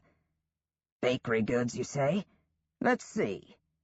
Raisa mutely opened the sack of buns and extended it toward the soldier. He reached a filthy paw in and removed one. He bit into it, grinned approvingly, and took another. Raisa's cheeks flamed, and it took all of her self-control to keep from snatching the bag back. If she were truly a bakery girl, the cost of the buns would come out of her own pocket. "These is good," the soldier said, handing back the depleted sack and swiping at his mouth with his sleeve. "Save me a couple for when you cross back." And he waved her on, grinning. Raisa fumed all the way across the bridge. So this was the Queen's face to the people, a common thief and bully. No wonder Aemon considered rebellion a possibility. On the Southbridge side, the temple stood on one side of the way, the guardhouse on the other, like emblems of good and evil. Raisa leaned against the temple wall and studied the guardhouse. It looked impregnable, its windows like slitted eyes sneering at her. There was no way Cuffs and his gang were getting in and out of there. At least she could find out if what they said was true. Were they really holding 3 raggers in the guardhouse, and were they really being tortured? She took a deep breath and tried to center herself in her work, as Elena always said. Then she crossed the way to the guardhouse door. The lone guard at the door surveyed her in a bored fashion. In the guardroom beyond, several soldiers diced and played cards. "What do you want?" he barked. It's my sister, Sari," Raisa said in a whiny voice. "She got ta'en by the Queen's Guard the other day, in Ragmarket. I was told she was here. I brung her some dinner, is all." She shook the bakery bag. The guard grabbed it away from her. "We'll see she gets it," he said, dismissing her. Well, that wouldn't do at all. "Please, sir," Raisa persisted. "I was hoping I could see her, you know. It's been 3 days, and I wondered how she was getting on. She's been sick lately, and 3 days in jail can't be doing her good." "No visitors." He squinted at her suspiciously. "You should know that already." Raisa snatched at his sleeve, and he slapped her hand away, gripping the hilt of his sword. "Stay off, you bloody little—" "Please, I've got some money, sir," Raisa quavered. "Not a lot, but some, and—" The guard turned back to her, interest lighting his face. "If you've got money, let's see it then." "I will. You'll see, sir. Only maybe after—" Raisa began. The guard's hand snaked forward. He gripped the neck of her shirt and yanked her toward him. "Don't play games with me, girl." He drew back his huge fist, and Raisa's mouth went dry with fear, but then a voice came from behind. "Let the girl in, Sloat. Let me see her." Sloat released her and stepped aside. The man who'd spoken sat at a table by the fire with greasy plates, playing cards, and several empty mugs arrayed before him. He had a thin, cruel face and muddy brown eyes, lank hair that hung to his shoulders. He wore the blue uniform of the Queen's Guard, and the bars on his collar said he was a sergeant. "Come here, girl," the sergeant said, motioning to her with a smile that turned Race's bowels to water. Reluctantly, she crossed the room and stood before him, keeping her eyes downcast. Why had she thought this was a good idea? "You're Sari's little sister, are you?" She nodded mutely. He gripped her wrist, twisting it hard. "Speak when you're spoken to, girl." Raisa gasped in pain, tears springing to her eyes. "Yes, sir. I'm Sari's sister." She held up the bakery bag with the other hand, like a shield. "I brought her dinner, sir." "The Sari what's in the raggers?" the sergeant continued. She glanced up quickly, then away. "The raggers, sir? What's that?" The sergeant laughed. He let go of her wrist and took a swig of beer. "What's your name?" "Rebecca, sir." "You're a right pretty little thing, Rebecca. How old are you?" Raisa cast about desperately for an age. Younger was better, she decided. 13, sir," she said, hunching her shoulders, trying to remember what 13 looked like. "Ah." He grinned wider. "Would you like to see your sister, then?" "I would, sir." The sergeant stood and took her by the arm. "Come on, then." Sloat began muttering a protest. "Sergeant Gillen, I already told her, no visitors." "Shut it, Sloat," Gillen said. "We'll make a special exception in this case." He hauled her down a long corridor lined with stout-looking wooden doors, her feet touching the floor only at every third step.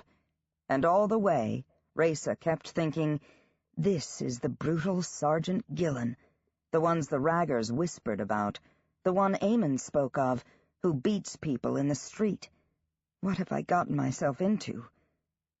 At the end of the hall was a metal gate, and beyond that, another wooden door that Gillen unlocked with a large metal key.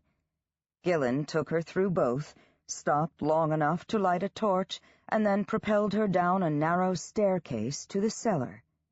Raisa shivered from fear and cold.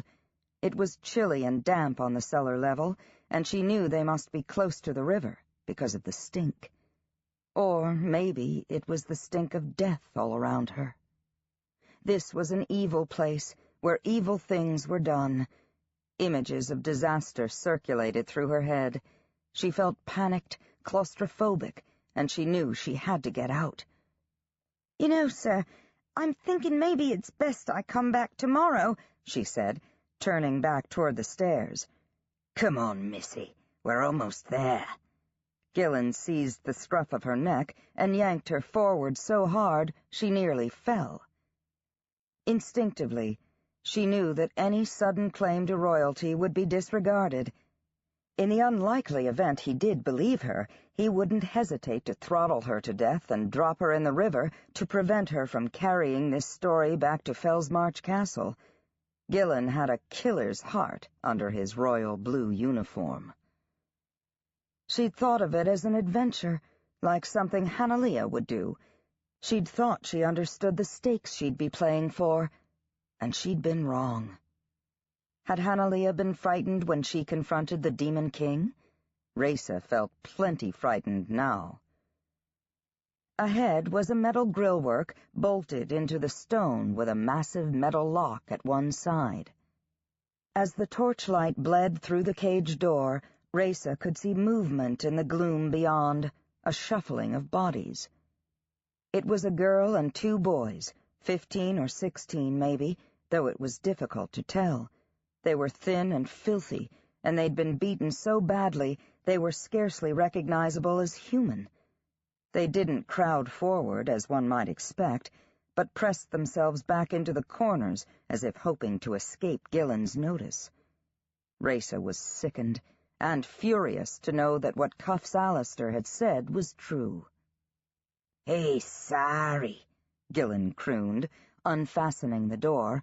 "I've brought you some company." "Go away," came a whisper from the dark. We can't tell you what we don't know. We ain't seen Alistair in months.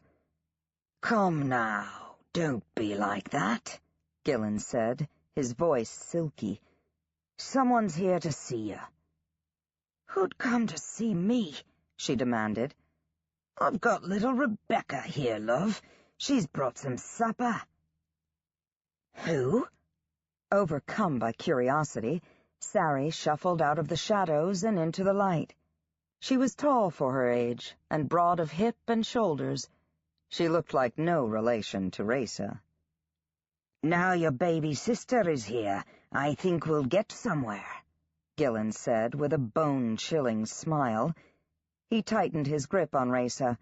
Maybe it'll loosen your tongue when we put her on the rack. Sari gaped at Raysa, then back at Gillen. Who the bloody hell is this? In stories, Queen Hannaleah fought off the powerful Demon King through strength of character and the power of good. In the clan camps, they spoke of the small overcoming the mighty through the force of a focused mind. Eamon Byrne had shown Raysa street-fighting techniques meant to disarm a bigger and stronger opponent. Raysa was smart enough to know that her chances of overpowering someone like Mac Gillen were slim to none. But when a person gives no quarter, if she's fighting for her life, it can make a difference. When she slammed both feet into Mac Gillen's kneecaps, she knew it was unlikely to disable him. She hoped it would be enough to distract him. In that, she succeeded. He screamed like a stuck pig and went down, clutching at his knees, swearing. "Get him!" Raysa shouted recklessly, rolling to her feet. "To me! Come on!" With the strength born of desperation, the three raggers jumped on Gillen, dragging him to the floor, kicking and punching for all they were worth. Gillen was like a massive bear set upon by coyotes who were snapping and biting and growling, but doing very little damage. Gillen's hands fastened around Raysa's throat, and he squeezed, stopping her breath. She twisted and turned, but couldn't break free. The blood roared in her ears, and spots swam before her eyes, coalescing into wolf-like shapes. Then somebody plowed into them, and the pressure on her throat was released. Greedily gasping for air, Raysa snatched up the fallen torch and jammed it, still burning, into Gillen's face. He screamed with pain and rage and left off pounding one of the boys. Suddenly, he seemed less interested in beating them to death and more interested in getting to the door. Raysa hooked a foot around his ankle and sent him sprawling, and Sari lifted a heavy iron chamber pot and slammed it into his head. Gillen finally lay quiet. Chapter 15. Strange Bedfellows. Eamon Byrne wasn't the kind of person who dwelled on things. He usually made a decision and moved on, but this time was different. He'd done more second-guessing over the past 2 days than he'd done in his lifetime before then. They'd not been released from Speaker Jemson's study until the morning after Raysa's abduction. By then, the trail was cold. Eamon had sent his gray wolves racing into Rag Market to search for any trace of Cuffs or Raysa, while he went straight to his father to confess what he'd done. He found his father at breakfast, dining alone, as was his habit. Once the first few words were out of Eamon's mouth, Captain Byrne stopped eating, sat back, and listened, stone-faced, firing a question here and there. When Eamon finished, his father threw his napkin on the table and sent his orderly to fetch his duty officers to the garrison room. Eamon extended his sword to his father, hilt first. "I'm sorry, sir," he said stiffly. "I hereby resign my Keep that," his father growled. "You'll likely need it." "Sir," Eamon stammered, confused. "But when the Queen hears—" "They are headstrong, the Grey Wolf Queens," his father said. "No one knows that better than me.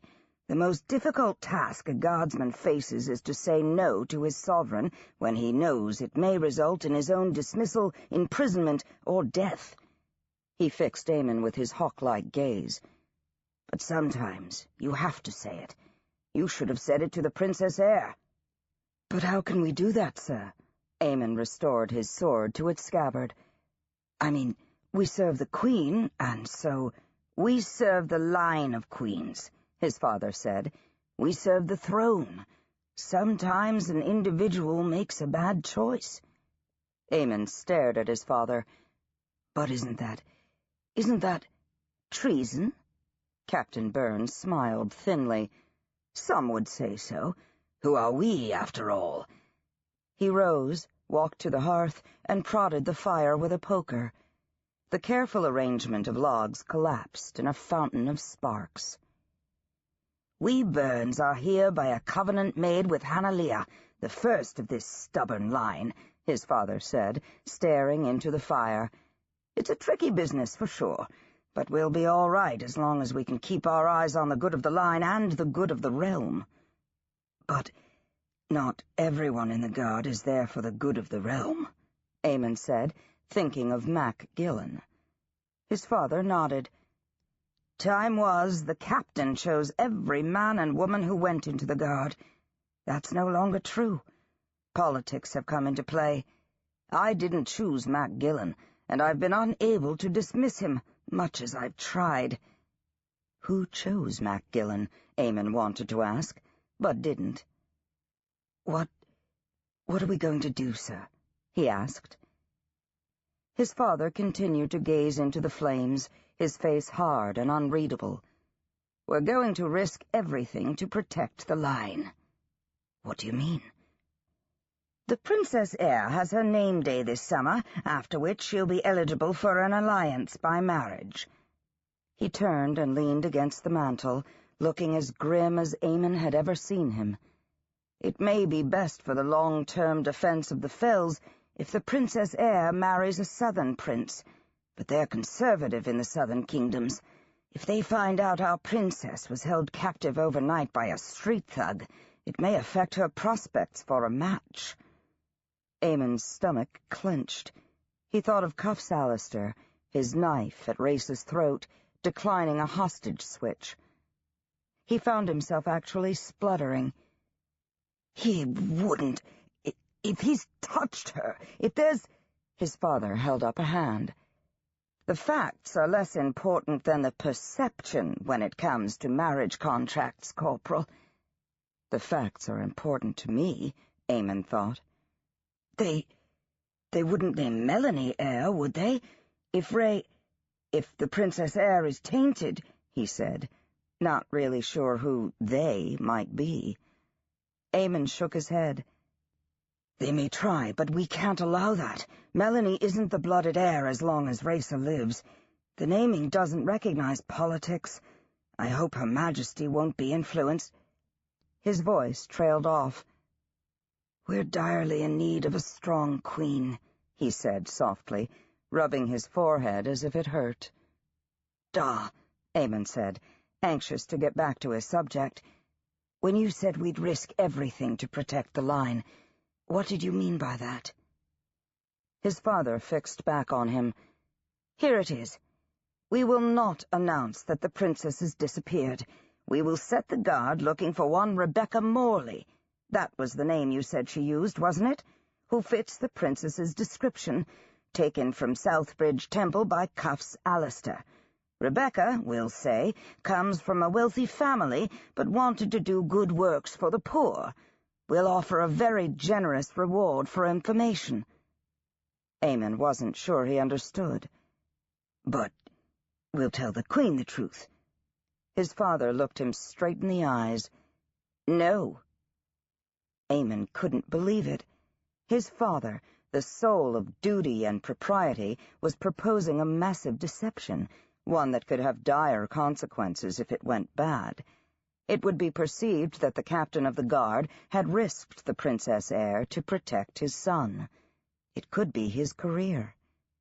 Da, we can't do that. If you're found out, remember what I said. We are bound to preserve the line, no matter the cost. If this Cuffs knows who he holds, it will put the Princess Heir at greater risk. He might be frightened enough to kill her on the spot.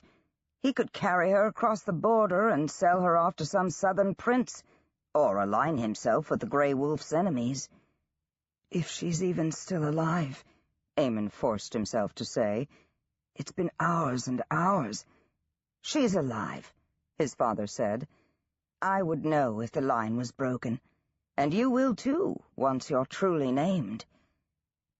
His father put his hand on Aemon's shoulder, stopping his questions.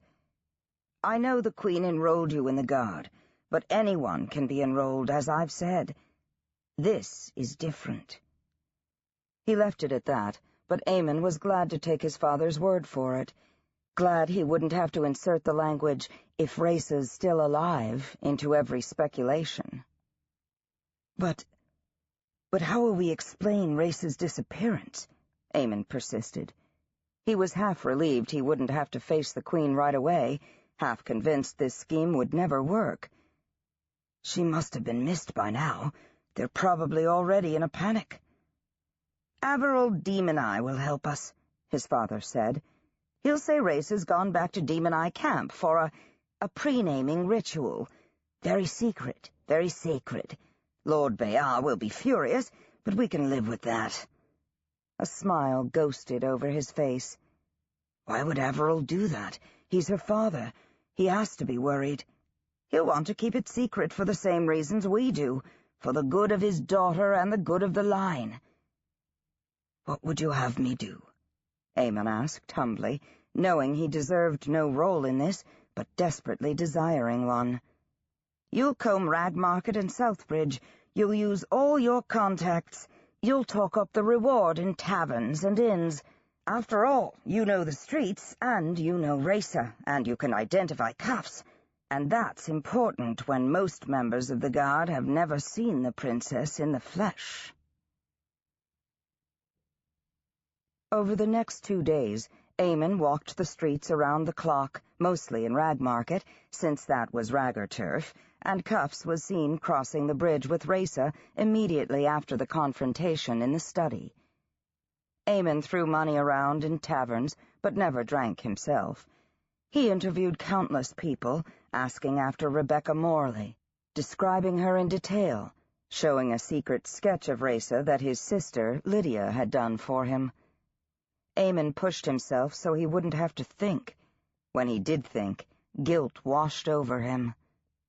He was the one responsible for Cuff's escape in the first place, that day they'd collared him outside of the Keg and Crown. And by going along with Rhasa's plan to go to Southbridge Temple, he'd put her in Jemson's study when Cuffs barged through the door. And finally, his decision to confront Cuffs then and there, in the temple, had resulted in his taking of Rhasa. Of course, there was a chance that by now Rhasa had already told the Street Lord who she was. Aemon could picture that conversation, but he couldn't picture what would happen next, except sometimes in nightmares, so he did his best not to sleep. Consequently, Aemon was less than alert in the days after Rhasa's disappearance as he walked the narrow streets and alleys of Ragmarket, but he couldn't bring himself to care. He'd arranged to meet the wolf pack at the bridge at noon to see if anyone had news. He wasn't optimistic. He was nearing the river, walking a narrow alley, when someone behind him called his name. "Corporal Byrne!" He swung around. It was Cuffs Alistair, in a side courtyard, on the wrong side of a wrought-iron grillwork. A half-dozen other raggers stood in a cluster behind him. No Rhasa. Aemon lunged toward Cuffs and came up against the grillwork, which was too fine to insinuate even his hand through. Still, Cuffs skipped back a step, as if he thought Aemon might somehow manage it. "Where is she?" Aemon demanded, looking for some way over or around the fence. "What have you done with her? If you've touched her, I swear I'll—" "Rebecca, you mean?" Cuffs frowned, as if confused. "Right, Rebecca." Aemon's mind stumbled to a conclusion, so the Street Lord still didn't know Rhasa's true identity. Who else would I be looking for, you murdering, thieving—" "She's in Southbridge Guardhouse," Cuff said, cocking his head right toward the river. "Southbridge?" Eamon struggled to control his voice. "What's she doing in there?" "I don't exactly know what she's doing in there." Cuffs fingered the silver at his wrists. "But she went in there yesterday and hasn't come out. Something's up. I was hoping you could, take a look in. Make sure she's all right." Eamon was lost. There was something crucial the street lord wasn't telling him. Why shouldn't she be all right? And why hadn't Eamon heard she'd been found? Cuffs shrugged. "Mac Gillen's in there, for one." Mac Gillen was a brute on the streets, but what did that have to do with Raisa? "How did she come to be in there?" Eamon asked, choosing his words carefully, trying to resist the impulse to beat on the metal door between them. "Did the guard find her, or did she escape from you, or—" "Well, I believe she went in to rescue some raggers from the pits," Cuff said. "She wasn't all that specific." "She went in to rescue— Why would she do that?" Eamon gripped the ironwork, studying the street lord's face. Was he lying? And if so, what was the purpose? "Guess she's kind of taken with us," Cuff said. "You know, the glamour of the gang life and all, getting beat up every other day, arrested for crimes you didn't commit, long nights in jail, sleeping in the cold and wet. It's seductive." He raised an eyebrow. Eamon couldn't help thinking Cuffs had chosen that word on purpose. Yet, despite his sardonic tone, the street lord's face was pale and anxious under the dirt and bruises, and he practically twitched with tension. Was he worried about Raisa? No, he wasn't allowed. "Why should I trust you? Why should I believe you about anything?" Eamon asked. Cuffs spat at the ground. "All right, then. If it's too chancy for you to walk into your own guardhouse and find your own girlie, I'll go myself. I just thought you might get a better reception." His face had gone hard, his blue eyes bright with anger. Eamon wavered, unwilling to lose Cuffs now that he had him in his sights, even if he was tantalizingly out of reach. "Look," Cuffs said, rubbing his chin, "I'm sorry I took your girlie. I don't want her to get hurt, and the longer you wait, the more likely that'll be. I don't know what else I can say." "You wait here," Eamon said. "Don't you move," as if he had some power to enforce it. "All right," Cuffs said, smiling slantwise. "You go on. I'll be waiting here." Eamon turned and raced toward the bridge, but hadn't gotten more than a few paces when he heard his name again. "Eamon! Corporal Byrne! Where have you been? Wasn't we supposed to meet at noon?" He turned and found his Grey Wolf cadets clustered around the bridge pillar. On impulse, he said, "Come on with me to the guardhouse. I hear there's trouble." They cut to the front of the line for the bridge. The guardsman on duty saluted. "Are you the reinforcements?" he asked, eyeing Eamon's companions. "Right," Eamon said. "Reinforcements. What seems to be the trouble?" "Dunno. Some kind of prisoner riot." Eamon set a killing pace across the bridge, which cut down on the questions from the wolf pack. The door to the guardhouse was ajar. Several guards stood around outside, armed with clubs.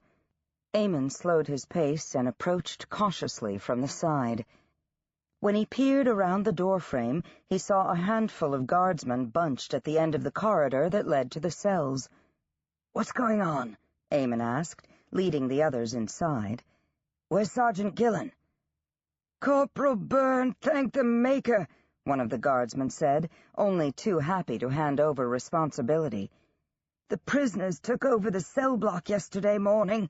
They have the gate barricaded, and they're holding Sergeant Gillen and some others hostage." Eamon blinked at them. "How did all this happen?" The man shrugged. "Search me.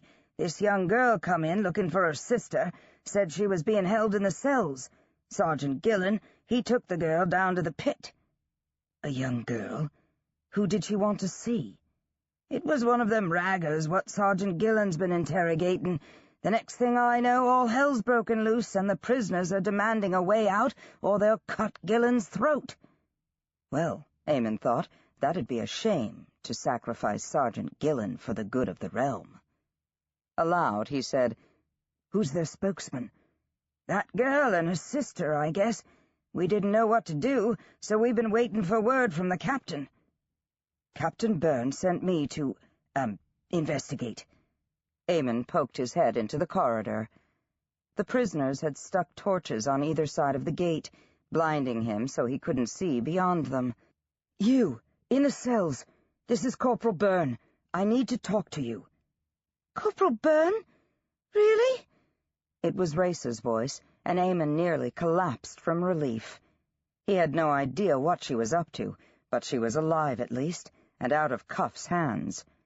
Now all he needed to do was get her out of there without giving away her identity and raising lots of questions they didn't want to answer. "Yes," he said. Who are you?" It seemed like the safest question. "I'm Sary's sister, Rebecca," she said, hesitating a little over the name. "I'm the officer in command," he said, feeling foolish as he said it. "Truce for a meeting?" He heard a flurry of conversation, more like an argument, and then a new voice said, "You come to us, unarmed, hands raised. Try anything and I'll spit you like a pig." "I wouldn't do it, sir," someone said behind him. "They'll just take you hostage, too. We'd best starve them out, I say." Eamon unsheathed his sword and handed it to one of the guardsmen. "I'm coming," he called. "Unarmed, under truce," he added, just as a reminder. All the while wondering how this would end, wondering what his father would do. He walked slowly down the corridor, hands in the air. When he reached the gate, he paused. A girl's rough voice said, "Come ahead," and he passed between the torches, skin tingling, expecting at any moment to feel the prick of a blade. When he entered the cell block, Eamon was nearly overwhelmed by the stench of urine and unwashed bodies, and the metallic reek of blood. As his eyes adjusted to the dark, he saw that he was surrounded by nearly 24 prisoners of all ages, from children to one cadaverous, matted-haired old man who stared down at his hands, muttering to himself. 2 prisoners stepped forward. One was a taller girl wearing an ill-fitting guard uniform. Her face was layered in bruises, her nose badly broken, and those were just the injuries he could see. Alongside her was Raisa, carrying a short sword and clad in trousers and shirt, her hair stuffed under a boy's cap like some knights-errant page. Her neck was mottled with bruises, and there was a jagged cut over her cheekbone. She looked up at him, green eyes wide, and her finger to her lips. "I'm Rebecca," she said, in case he'd forgotten. "This is Sary." At that point, Eamon didn't know whether to embrace her or throttle her, so he took a middle path. "Where are Sergeant Gillen and the other guards?" he asked. "They're safe put away in the cages," the tall girl, Sary, said, grinning smugly. "Like the animals they are." "What is it you want?" Eamon asked. "We want safe out of jail, for one," Sary said. "We want the guard to quit trying to make us confess to something we didn't do.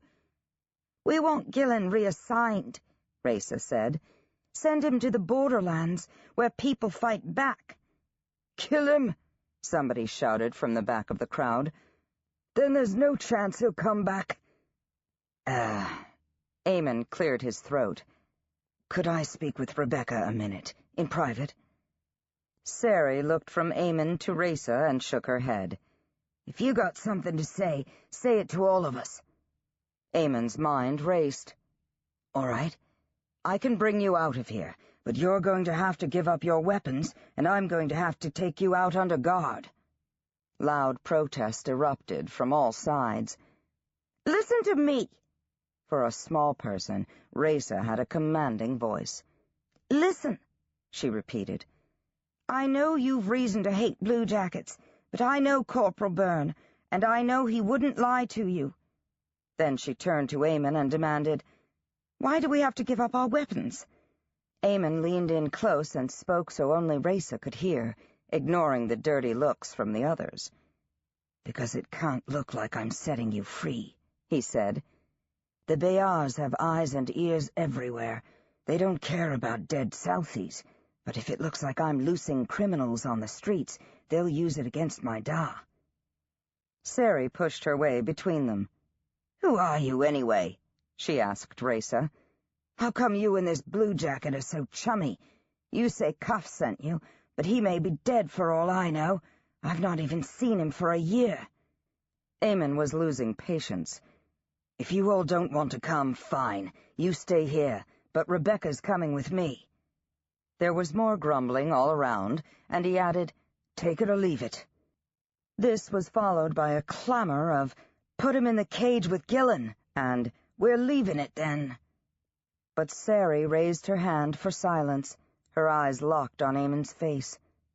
"Fair enough," she said, "but we'll take our shivs with us, hid under our coats." She stowed her dagger under her jacket. "And I'm keeping the girlie close to me. Try anything, and she'll be the first one down." She put an arm around Raysa and drew her in close, her other hand resting on her weapon. Eamon's impulse was to rip Raysa free and drag her away with him, but she looked at him and shook her head, a movement so slight Sari missed it. "All right," he said. Give me a minute." He ducked through the doorway, between the torches, and walked back toward the front, painfully aware that his back made a tempting target. Back in the duty room, the other guards peppered him with questions, and he had to hold up a hand for silence. "They want an audience with the captain," Eamon said, "to tell their grievances. I agreed, so we're going to bring them out under guard." Ignoring the muttering of surprise and muted protest, he scanned the crowd and chose out his cadets. "Mick, Hallie, Garrett, Wold, Kiefer, come with me." "You want us to jump 'em soon as you're clear of the cells?" one of the bluejackets asked, fondling his club. "No." Eamon looked around the room, meeting every eye. "Nobody so much as touches his weapon. I mean to get them out of here without spilling blood. Any soldier that makes a move on them will be brought up on charges." There was another mutter of protest, but Eamon thought they'd follow orders. They made a rather odd procession, like refugees from some poorly planned and provisioned war. 25 or so prisoners limped, shuffled, and swaggered at the center, loosely ringed by Eamon's mostly beardless cadets. They marched through the duty room and out the door, crossed the courtyard, and turned onto Southbridge. Guards stared at them, perplexed, as they streamed across. Citizens cleared out of the streets ahead of them, but peered out of windows and leaned out of doorways after they'd passed. Eamon's racing heartbeat slowed a bit once they'd made it to the other side of the river. They marched straight down the way of the Queens until they were out of sight of the guardhouse. "Turn here," he commanded, veering off into a side street. They walked a ways farther, made another turn, and Eamon brought the parade to a halt. "All right," he said. "You're free to go. Just don't land in jail again, all right? That'd be hard to explain." Most of the prisoners melted quickly into the shadows and were gone. But Sari blinked at him, then glanced around, suspicious to the bone. "Just like that? You're springing us? How come?" "Because your princess heir commands it," Eamon thought of saying. "Because I'm a fool. Because I still haven't figured out how to say no." "Because you've been ill-used," Eamon said. "Because some of us don't believe in beating a confession out of a person." "Such a pretty speech, Corporal." And just like that, Cuffs was there with the rest of the raggers. The Grey Wolves bunched up, prickling with weapons. "No worries," Cuffs said, grinning. "Cat and me just came to meet and greet." He nodded toward another ragger, a tall Southern Islander with a scowl on her face. "Let's go," Cat said, and all of the raggers, including the 3 held by the guard, bled into the surrounding streets. All of the raggers but Cuffs. He came and stood before Raysa, sketching out a little bow. "Rebecca," he said, "bravo. I do think you're a ragger at heart." "She's not," Eamon said, pushing between them. "If by that you mean she's a thief and kidnapper." "Eamon," Raysa said, laying a hand on his arm. "I'm thinking your girlie doesn't seem that happy to see you," Cuff said, shaking his head sadly. "I thought she'd be all over you with happiness, not even a chaperone kiss." "I'm thinking you should answer for taking her," Eamon said. "I want to know what you—" He swallowed hard. "I want to know if you've hurt her in any way." "I'm fine," Raysa interjected, pressing her fingers into the flesh of his arm. "He never touched me." Eamon looked down into her face. She raised her eyebrows, signaling him to leave off. "What about the dead Southies?" Eamon went on, not able to help himself. "Convince me you weren't involved. You gonna put me on the rack then, like the others?" Cuffs asked, still smiling, though it looked kind of frozen to his face. "Yank out my fingernails? Smash my—" "You stop it," Raysa said sharply. "Eamon is not a torturer. He was the one who freed your street runners from jail. If not for him, "They're not my street runners," Cuffs interrupted. "Fine," she said, glaring at him. "Fine," he said, rolling his eyes. Eamon was beginning to feel a little extraneous. "You know Gillen's going to come after you again," he said to Cuffs. "It'd be better to turn yourself in."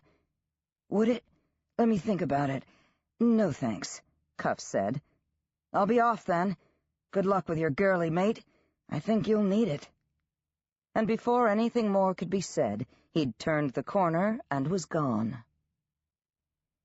Aflame with anger and embarrassment, dizzy with relief, Eamon whistled for his triple, and they assembled around him, jittery as colts. "First of all, great work, everyone," Eamon said. "You should all be proud to have pulled this off without any bloodshed." The wolf pack elbowed each other and grinned. "Second of all, nobody says a word to anybody about what happened over here. Don't ask questions, because I can't answer them. This is the Queen's business. The fewer who know about it, the better."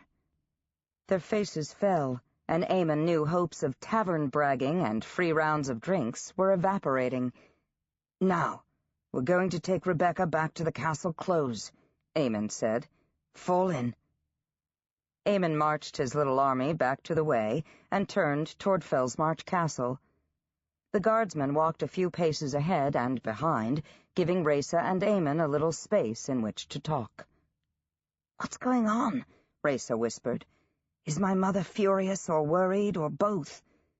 "Furious," Eamon said. "The Queen is fuming, and Lord Bayard is making all kinds of threats, but not for the reasons you'd guess. My Da and Lord Averill told her you went back to Demon Eye for a week for some kind of name-day clan ritual." Raysa blinked at him. "They did? Why did they say that?" Eamon cleared his throat. "My Da is worried that if news gets out about you spending the night with a street lord, your prospects for marriage might be diminished." She stared at him. "I'm the blooded princess heir of the Fells," she declared through gritted teeth, those green eyes dark as the deep ocean. "Any prince or noble in the entire 7 realms should be thrilled to marry me. No questions asked." Her voice was getting louder and louder, and Eamon put his finger to his lips. "Shh. I agree, and Da agrees, but the southern princes have old-fashioned ideas about women," he said. "They think brides should be pure when they come to— Bones, Raysa, just trust me, all right?" His face was flaming. He shouldn't be having this conversation with the princess heir of the Fells. It was just wrong. "And we want to keep those options open since we think— Da thinks it might be more advantageous for you to marry south than to marry someone within the realm." "And he thinks this because—" "Well, because we may need allies when the Ardennes Wars are over," Eamon said lamely. "And Lord Bayard seems to be against it," he added to himself. So now the captain of my guard and one of his officers are laying plans for whom I should marry, Raysa said, in that quiet voice that meant trouble, and dithering over my reputation like two old aunties. Anyway, Eamon said hurriedly, hoping to bring this conversation to a quick close. He thought it best if we avoid that whole thing by lying to his liege queen? Well, yes, basically. Eamon cleared his throat, feeling the blood rush to his face. She paced along, taking 2 steps for his one, her dark brows drawn together. So nobody knows about the trip to Southbridge and the kidnapping or anything? Different people know pieces. The Queen's Guard has been searching for a girl named Rebecca. My triple thinks you're my sweetheart. He looked over at Raysa. What does Cuffs know? She shrugged. He thinks I'm your sweetheart too, I guess, she said wryly. Eamon felt a spark of optimism. So maybe this will work, he said. He glanced over at her, wanting to ask for a rundown of everything that had happened since she was grabbed from the temple. Something had happened between them, of that he was certain, and he didn't like it. One overnight with Cuffs Alistair, and Raysa had turned into some kind of outlaw. So he said, Are you sure you're all right? That Cuffs... Did he... Me? I'm fine, she said distractedly. But we've got to do something about the guard. They're torturing people. That old man who came out with us, he'd been down in the pit for 15 years. Mac Gillen is a heartless brute. So you went into the guardhouse to rescue them? Eamon was still trying to understand. I went in to see if what Cuff said was true. He told me he wouldn't submit to the Queen's justice because there is no justice, and he was right. Not everyone's like Gillen, Eamon said, feeling the need to defend the guard. And you can't believe what Cuff says. He's accused of murdering 8 people. But it was true, what he said, and I don't believe he did those killings. He thought the Raggers did it, and he hasn't been with the Raggers for a year. Maybe it was all an act for your benefit, Eamon thought, but he didn't dare say it aloud. If not him, then who? He asked. I don't know, she said irritably. You're the one in the guard. Don't forget, he said. He sent you in to rescue his friends. How would it be if you escaped from a street lord only to be killed by your own guard? I didn't escape. He let me go. And he didn't send me. I went on my own. But you can't take chances like this, Eamon exploded. Things are unstable enough as it is. We can't risk a change of succession. The succession. The bloody succession. Well, if you ask me, the lineage of queens is like a chain around my neck, Raysa muttered. I'm no good to anybody if these kinds of things are being done in my name, and I expect you to help me stop it. With that, she strode on in silence, hands fisted at her sides. Chapter 16. Demons in the Street. Han didn't know whether to hope his mother was home or not. It might be a long time before he saw her again, but he just didn't think he could deal with more drama. He wrinkled his nose as he mounted the stairs, catching a whiff of cabbage cooking, a scent that always meant hard times. When he pushed open the door, Mam and Mary looked up from the book they were reading. A book? Han! Mary squealed, scrambling to her feet. She charged across the room and fastened herself to his leg like the lamprey eels from faraway oceans he'd read about in one of Jemson's books. I've got a book all my own. Speaker Jemson handed them out. He said the Princess Raysa bought them for us. He says I can keep it. That's great, Mary, Han said, distracted, looking over Mary's blonde head at Mam, hoping for a clue. His mother's expression mingled relief and apprehension. Thank the Maker, she said. She crossed the room and pulled him into her arms, awkwardly patting his back. The guard's looking for you, she said, smoothing down his hair. "They've been all over Ragmarket, asking after you. Sergeant Gillen, he's in a fury. They said you busted some raggers out of jail." How come he always got the blame? "Not exactly," he said, thinking Ma'am must have really been worried to skip the lecture. "Have they been here?" She shook her head. "But you can't stay here, you know," she said. "He'll catch you sooner or later." "I know. I'm going back to Marisa Pines. I'll stay up there until things calm down." He hesitated. "What are you doing home? I thought you'd be at work." "I'm not working up at the castle close anymore," Ma'am said, releasing him and stirring the cabbage on the hearth. "But it's good, because it makes it easier for me to take Mary to school." That had been his job, to convey his sister safely to Jemson's care. "You're not working for the Queen anymore?" Han gently detached Mary from his leg and led her over to the hearth, sat and pulled her onto his knee. "Why? What happened?" "I ruined one of the Queen's gowns." Ma'am shrugged. "The seed pearls were made of paste, that was the problem. Didn't like it there anyway. Fellsmarch Castle, I mean. People were snooty. At least in Ragmarket they treat you like you're human." "But what are you going to live on?" Han said. "It's going to be hard for me to come into town, to carry for Lucius, or sell what I glean up mountain." "We'll get by," Ma'am said. "There's always rags and laundry, and now they're giving away food at Southbridge Temple 2 or 3 times a week. It's part of that Briar Rose ministry Princess Raisa started." "Princess Raisa?" Han repeated, surprised. Was she slumming in Southbridge, or what? "Huh. I wonder how long that will last."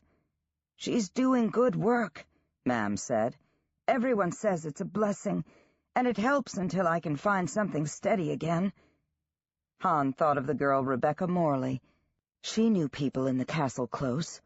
Maybe she could pull some strings, help Ma'am get her job back, or get another job just as good. Or maybe it was just an excuse to see her again. But no, he couldn't risk giving away his connection to Ma'am and Mary. He liked to think of them as safe, separate from his life in the gangs, hidden away in the room above the stable. "Hanson," Ma'am said, in the manner of a person launching a prepared speech. Han sighed. He should have known there'd be a lecture by and by. "You can't just hide in the mountains all the time," Ma'am said. "And you can't seem to be here without getting into trouble. You're 16 now, and you've got to find a vocation. You could go to Odin's Ford, enter the warrior school, and become an officer. That don't take no connections, and there's lots of call for soldiers these days, so they don't ask a lot of questions." Officer? Most of the soldiers he knew were in the Guard, and they'd never take him. Plus, he couldn't see himself smashing heads on the street. But what if he could be an officer in the regular army? He'd have armor and a sword, and his enemies would be out in front of him. He wouldn't always have to be looking over his shoulder. Only there was one big barrier to all of this. "It costs money to go to Odin's Ford," he said, "and we don't have any." And then he had a thought. He scraped back his sleeves, exposing the silver cuffs. "We could sell these," he said. "They ought to bring enough money to live on for a year or more." Ma'am shook her head, looking from the cuffs up into his eyes, her face pale and strained. "I think you'd best leave well enough alone. They ain't meant to come off. Not ever." Hans stared at Ma'am. There was some knowledge in her eyes, and fear as well. He wanted to grip her by the shoulders and shake her. He wanted to yell, "What do you want from me? It's that or thieving. I got nothing else." But he couldn't, not with Mary in the room. "I'll ask Willow about it again," he said, tugging his sleeves back into place. "There must be a way." There was a way. One good taking, one good mark with a heavy purse, and Ma'am and Mary would be set for a while. A few more takings, and he might have the swag to go to Odin's Ford. He thrust the idea from his mind. Fetching his rucksack from the corner, he stuffed his spare breeches and shirts into it. After a moment's hesitation, he pulled his ragger neck scarf from under the mattress. He thought about the amulet buried out in the yard. His fingers itched, longing to touch it again. But no, it was safer where it was. If anything happened to him, it would rest there forever, out of the reach of the Bayards. It gave him some small satisfaction. Ma'am handed him a cloth bag. "Here's some bread and an end of cheese for the road," she said. "Tell Willow thanks for your keep," she said roughly. Tell her I'm sorry I can't provide for my own son." Her lower lip trembled, and tears stood in her eyes.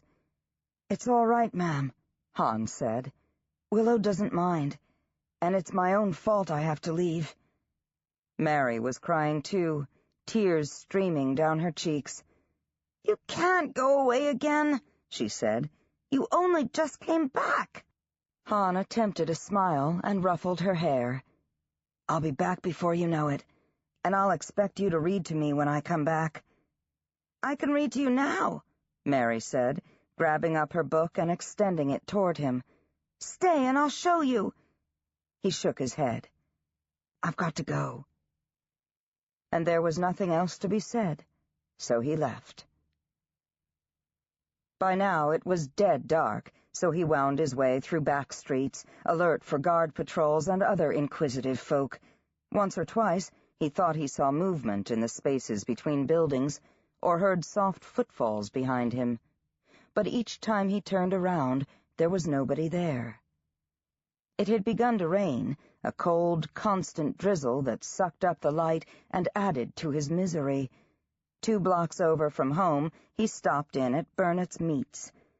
Out in back of the butcher shop, a long trough carried blood and offal into the gutters. Han soaked his spare breeches and shirt and neck scarf in the blood. He came at the river a mile east of the bridge, where there'd be less traffic.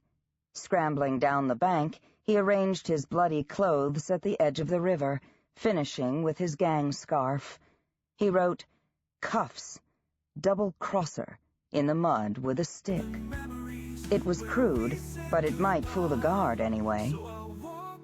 The bells in Southbridge Temple Tower were sounding too as he trotted across the bridge, keeping close to the wall. Over the temple's side entrance hung a new banner proclaiming the Briar Rose Ministry, and, in smaller letters, "By the grace of Her Highness, Princess Reza Anna Mariana." Huh, Han thought. Seems like her worship is everywhere. He kept in the shadow of the temple for 2 long blocks, thinking of Jemison, somewhere within its walls, probably sleeping. "Sorry, Jemison," Han whispered. "Sorry I let you down. Don't let it keep you from believing in somebody else." Tears came to his eyes, and he scrubbed them away, feeling sorry for himself. The streets were deserted, unusually quiet, save for the guard. They were thick. Twice, he ducked into a doorway as a triple of guardsmen passed. Fortunately, they were loud as barroom brawlers and easy to avoid. So he turned east, away from the temple, meaning to travel through Southbridge on back streets. He'd cut back to the way as it exited the Vale, and hoped patrols were less frequent up that way. Once or twice, he thought he heard footsteps behind him, but when he swung around, no one was there. "You're jumpy as a Fells deer," he thought. "Good thing you're leaving town." He was just crossing a small cobblestone courtyard when they materialized from the darkness. 3 tall, cloaked figures who came at him from 3 directions, seeming to drift soundlessly over the pavement. "Blood of the demon," Han muttered, backing away, his mouth going dry and metallic with fear. Their hoods were pulled forward, obscuring their faces, if they even had faces, and they wore black leather gloves, so there was nothing about them to even suggest they were human. They seemed to glow through the misting rain, smears of light all around them that spoke of sorcery. He'd heard of things like this, demons who walked the streets, seeking souls for the breaker when business was poor. "Don't go so soon," one of them said, his voice as sibilant as a snake's. "We want to talk to you. We're looking for someone." I can't help you," Han said, his back coming up against a wall. "I don't know where anyone is." The monster's laugh was bone-chilling. "I think you do. I think you can help us. In fact, you're going to be very, very eager to help us before we're through. If you help us, we'll let you go," the tallest demon said. "Such a pretty boy. A shame if anything happened to you." "Who are you?" Han asked, his voice squeaky with fear. "We'll ask the questions," the snake-voiced demon said. "We're looking for a boy named Shiv." And then Han knew. The dead Southies. These were the ones responsible. He thought of the burned and mutilated bodies, and his insides seemed to liquefy.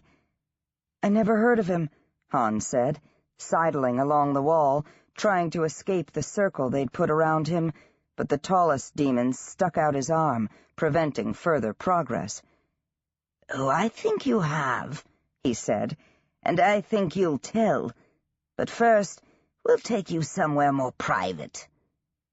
The three demons seemed edgy, looking over their shoulders like they were worried about being interrupted, which was odd. Why would demons be afraid of the guard? The third demon reached under his cloak, as if groping for a weapon, and Han knew it was now or never. "Murder! Bloody murder on the streets!" he screamed.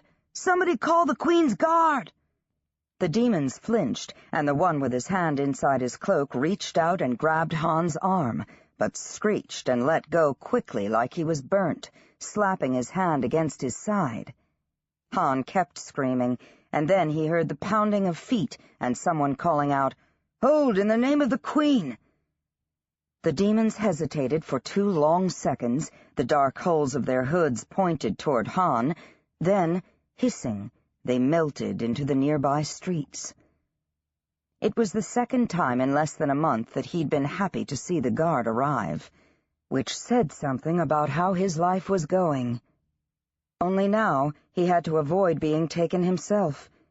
He pulled his sodden cap low on his head and pointed in a random direction, forcing his voice into a plaintive whine. "They went that way. Bloody street rats took my purse and threatened to cut my throat, they did. Hurry or they'll get away." Han reasoned that if demons were mentioned, the bluejackets would be less likely to pursue. The guard charged off in the direction he pointed. "There's a reward in it if you get my purse back," he called after them, for good measure. Han stumbled away on shaking legs in a completely different direction, not really watching where he was going, focusing only on putting distance between him and the place he'd encountered the demons. As he ran, he noticed that his wrists were warm. When he yanked back his sleeves, he saw that the silver cuffs were glowing. What was that all about? Had the demons done something to him? Done something to his cuffs? Could they use the cuffs to track him? Desperately, he tried to pry them off, mangling up his hands in the process, but with no more luck than any time before. Thoughts spiraled through his mind. Who were the demons, and why were they looking for Shiv? Had his sins been so great that the Breaker sent a special team of servants to claim him? Or was it some kind of war among the Southies themselves, or between the Southies and another gang? If so, he'd put his money on the side with the demons. Finally, exhaustion made him slow his pace to a walk, and his pounding heart began to quiet. By then, he was thoroughly lost. He looked up at the sky, but got a faceful of rain for his trouble. He sniffed the air. The stink of the river seemed to be behind him, so he should strike the town walls before long if he headed the other way. A sudden flurry of sound behind him made him fling himself sideways. A body flew past him and hit the ground hard. At first, Han thought it was the demons come back again. But no, this figure was much smaller than the demons had been, only a boy with a knife in his hand. Han released a long breath in relief, but then realized his troubles were far from over. The other boy was up like a cat and moving toward him, leading with the blade. This can't be happening, Han thought dispiritedly. Oh, go away, he felt like saying. I'm at my limit. The boy came forward, passing under the streetlight, and Han started in surprise. It was Shiv Connor, looking gaunt and hollow-eyed, all of his manic confidence evaporated. "What do you want?" Han demanded. "I don't have anything worth stealing this time." Unless you mean to chop off my hands again, he thought, but he wasn't going to bring that up. "Call them off," Shiv whispered, glancing about as if they might be overheard. "Call who off?" Han asked, bewildered. "I don't know what you're talking about." Those things." Shiv licked his lips. "Your demons. Call them off or I'll cut you. I'll kill you, I swear. I got nothing to lose." "You're talking about those monsters?" Han asked, his mind clearing. "I can't call them off. I don't even know what they are." "So it's coincidence, is it, that we beat you up in the street and right after they come hunting me?" Shiv tried to sneer, but sneering's not easy when you're as scared as Shiv seemed to be. Han shook his head. It was like the Maker's hand was pointing at him all the time. He's the one. Blame him. "I don't know who they are," Han said, lowering his voice. "I just ran into 3 of them, north of here." "And you come out of it alive?" Shiv forced a laugh. "Fought 'em off, did you?" Han just shook his head wordlessly, keeping his eyes on Shiv's blade, his hand on his own. "I can kill you, you know," Shiv said wildly, cutting the air with his knife. "I'm better than you with a blade one-on-one." Han knew Shiv was right, but he was not about to admit it. "I don't want to fight anybody," he said, and that was the absolute truth. "Why would you? You got demons to do your fighting for you." Shiv swung his head from side to side, as if the monsters might suddenly appear. "The Southies, they'll turn on me, you know. Give me up to save themselves. There's 8 dead already, and they—" His voice trailed off, and he swallowed hard, as if he'd said more than he meant to. Han regarded his enemy with more sympathy than he'd ever have imagined possible. "Maybe you should leave," he suggested. "Hide out somewhere until things cool off." "You'd like that, wouldn't you?" Shiv snarled, on the defensive again. "All of Southbridge under your lordship." He raised his scarred hands, spreading his ringed fingers, indicating their surroundings. "I built this," he said. "I fought for it. It's my turf. Mine. I got no place else to go." His voice actually broke at the end. Han recalled the demon's snake-like hiss and shuddered. "There's some things you can't fight," he said softly. Shiv stared at him a moment, his eyes narrowed. "What is it about you? People can't stop talking about you, telling stories. It's all I hear about. Cuffs Alistair this, cuffs Alistair that. It's like you're golden." Han was speechless. Golden? He'd just faked his own death and was sneaking out of town with the guard on his heels. He couldn't even support his mam and little sister. Shiv rattled on. "I need to know. How'd you do it? Conjure them demons? Did you sell your soul to the Breaker? Did you make some kind of deal?" Shiv looked desperate to make a deal of his own. Han was growing impatient, eager to bring this awful encounter to an end. "Look, it don't matter how many ways you ask it. I got no idea what's chasing you." Shiv stared at him defiantly for a long moment. Then his body kind of settled, almost shrunk into itself. "All right. You win." He took a deep breath, then fell to his knees in the streaming street. He looked very small amid the shadows of the buildings. Bowing his head, he extended his knife, hilt first, toward Han. "I, Shiv Connor, pledge fealty to Cuffs Alistair as Street Lord of Southbridge and Ragmarket. I pledge my loyalty and my blades and weapons to his use, and place myself under his protection. I promise to bring all takings to him, and to accept my gang share from his hands as he sees fit. If I break my promise, let me be torn apart by... Here his voice faltered. If it was possible to feel more miserable, Han did. "I can't protect you," he said. "I'm sorry.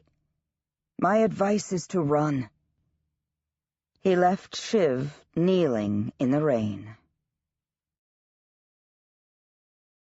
Chapter 17.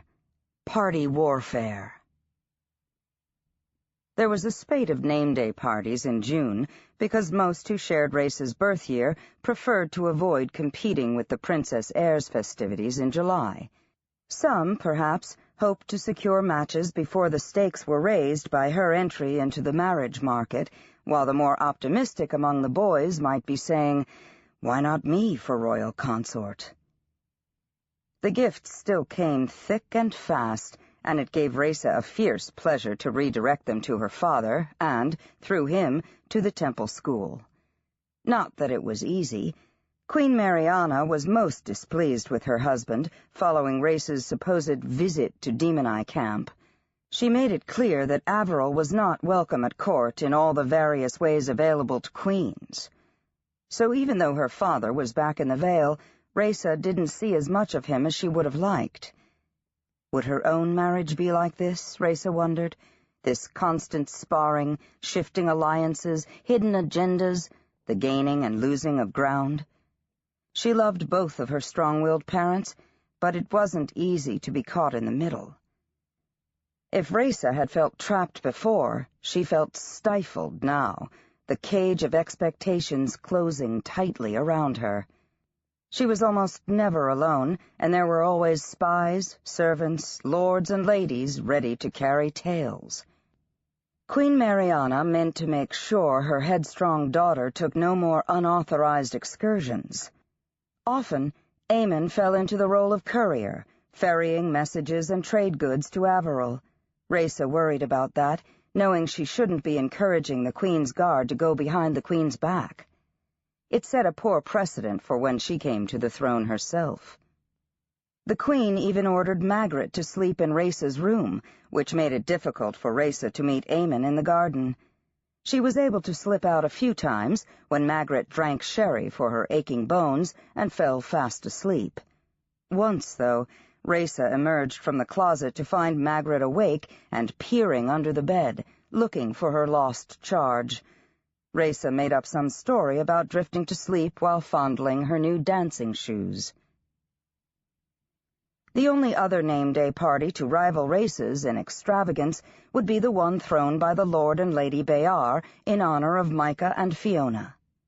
The fusion of magical and political power, glamour, and hints of wickedness wasn't to be resisted. Parents used whatever influence they had to make sure their offspring were included. Those invited were ecstatic. Those not so favored were socially ruined. Lady Bayar issued word that all guests were to be attired in black and white, in honor of her striking children. Tears were shed, plans and wardrobes scrapped, homes were no doubt mortgaged, and every bit of black and white cloth in the Vale was snapped up. Dressmakers and tailors were called in from all over the queendom, and silks and velvets ordered from Tamron Court and Wiehenhaven, despite the price gouging caused by the wars. It was whispered that the fabric for the Bayar's clothing came from the Northern Isles, and had sorcery woven right into the cloth. "What if I wore purple and green pantaloons?" Raisa said, as she submitted to the final fitting. "Do you think they'd bar the door against me?"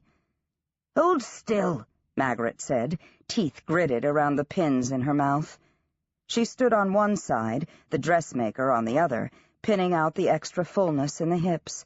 When they'd finished, the black dress fit like a second skin, and Raisa wondered if she'd ever be able to squirm in and out of it. Secretly, Raisa was pleased with the fashion mandate.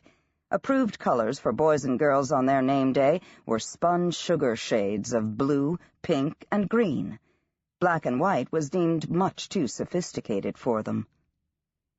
She'd not been alone with Micah since their argument outside her room.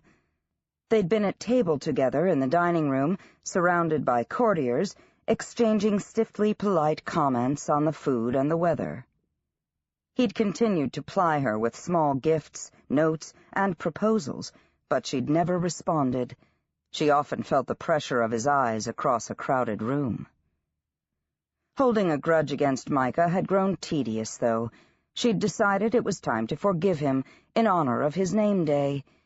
Her heart beat faster at the thought of seeing him again, of sparring with him in conversation, and the possibility of stolen kisses.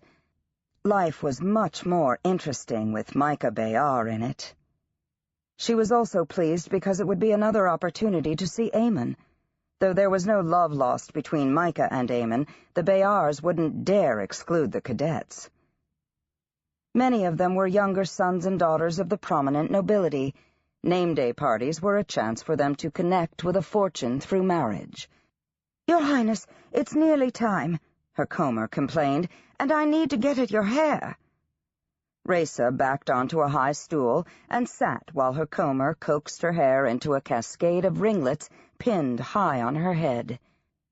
Raisa heard a commotion in the corridor outside her room. Then the door flew open and the Queen swept in, resplendent in white satin, sashed in black, wearing a necklace of pearls and black onyx. Queen Mariana walked all the way around Raisa, inspecting her from every angle, a small frown on her face. She poked disapprovingly at Elena's battered ring, which hung on its chain above Raisa's bodice. "You don't mean to wear this?" Raisa shrugged. "Well, I thought "What about the diamond pendant, Your Highness?" Margaret said, rummaging through Raisa's jewelry case. "Or your pearl choker, that'd be lovely." "What did the Bayars send for your name day?" Queen Mariana asked. "Jewelry, wasn't it?" "Here we are!" Margaret pounced, seizing a velvet box. She opened it and turned it toward the Queen. It was the emerald and ruby serpent necklace. "Perfect," Mariana said. "You can wear this in their honor." "Well," Raisa said uncertainly, "maybe I could wear both together." She'd grown used to the weight of the ring settled between her breasts. She liked having it there. "Nonsense," Queen Mariana said. She lifted the chain over Raisa's head and set Elena's ring on the dressing table, then circled Raisa's neck with the emerald pendant, fastening the clasp with cool, dry fingers. "You look lovely, darling," Queen Mariana said, kissing her on the forehead and slipping an arm through hers. "Now, let's be off. Your father and Melanie are already waiting in the carriage." There were times that Raisa thought all would be well between her parents, if only her father's work as a trader didn't so often keep him away from the Vale. They complemented each other. He with his wiry, powerful build, wind-burned skin, brown eyes set under thick, dark brows, and silver hair, and she with her cool reserve and tall, spare figure. He could always make her laugh, and the Queen's cares seemed to fall away when he was home. When he was home, she seemed grounded. When he was gone, she was like one of the aspens on the slope of Hanalea, swaying and trembling in the political winds. Tonight, Avril wore clan robes, long black and white panels of rough-spun silk replacing his usual brilliant colors, and heavy rings of silver and onyx on his hands.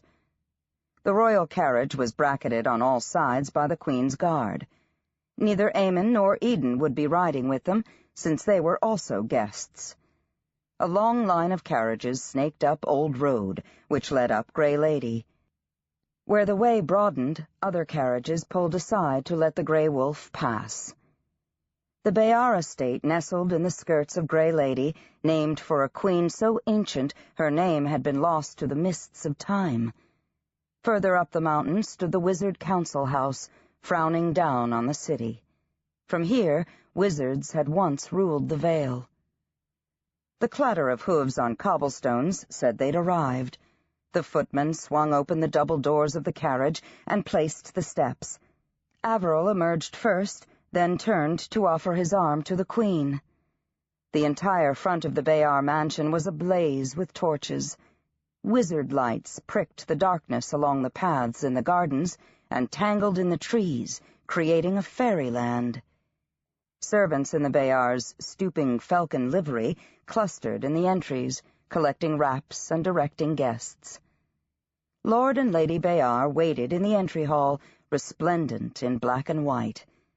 Raisa and her mother entered together, as was protocol, with the consort and Princess Melanie trailing a few yards behind. Lord Bayard swept down into a deep bow as his lady curtsied. "Your Majesty," he said, "and your Highness, this is indeed an honor. Micah and Fiona will be so pleased you've come. You'll find them in the ballroom." Lord Bayard nodded courteously to Averil. "Lord Demoni, welcome back," he said. "From everything I hear, your business is prospering." Raisa wondered if this could be a dig at her father, the tradesman, but if so, there was no evidence of it on the wizard's face. Indeed, Bayard continued, "I'm hoping we can do some business in the coming weeks. I'll send my factor around, shall I?" "It would be my pleasure, Lord Bayard," Averil murmured, inclining his head. The familiar ballroom had been transformed from a cold, marble-floored room into an elegant space lined with dimly lit, cozy retreats. Servants circulated with platters of food and drink, and the room was fronted with tiers of small dining tables, enclosed with black and white screens and centered with candles and black and white lilies. Falcon banners in black and white lined the walls. This is beautiful," Raisa exclaimed, enchanted. "I've never seen it like this." Queen Mariana surveyed the scene, biting her lip, no doubt comparing it to her own plans for Raisa's name day. Micah and Fiona stood at the far end of the room, greeting a procession of guests. As usual, they complimented each other. Micah wore a white coat that fit closely over his lean frame, black trousers, boots, and a rich black stole, bearing the falcon crest. His black hair hung shining to his shoulders. Fiona wore a long black dress slit to her hip, black gloves, and a white stole of her own. Diamonds and platinum glittered around her slender throat and wrists.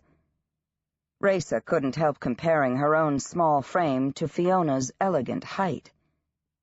As they entered the room, the crier was announcing the arrival of other guests.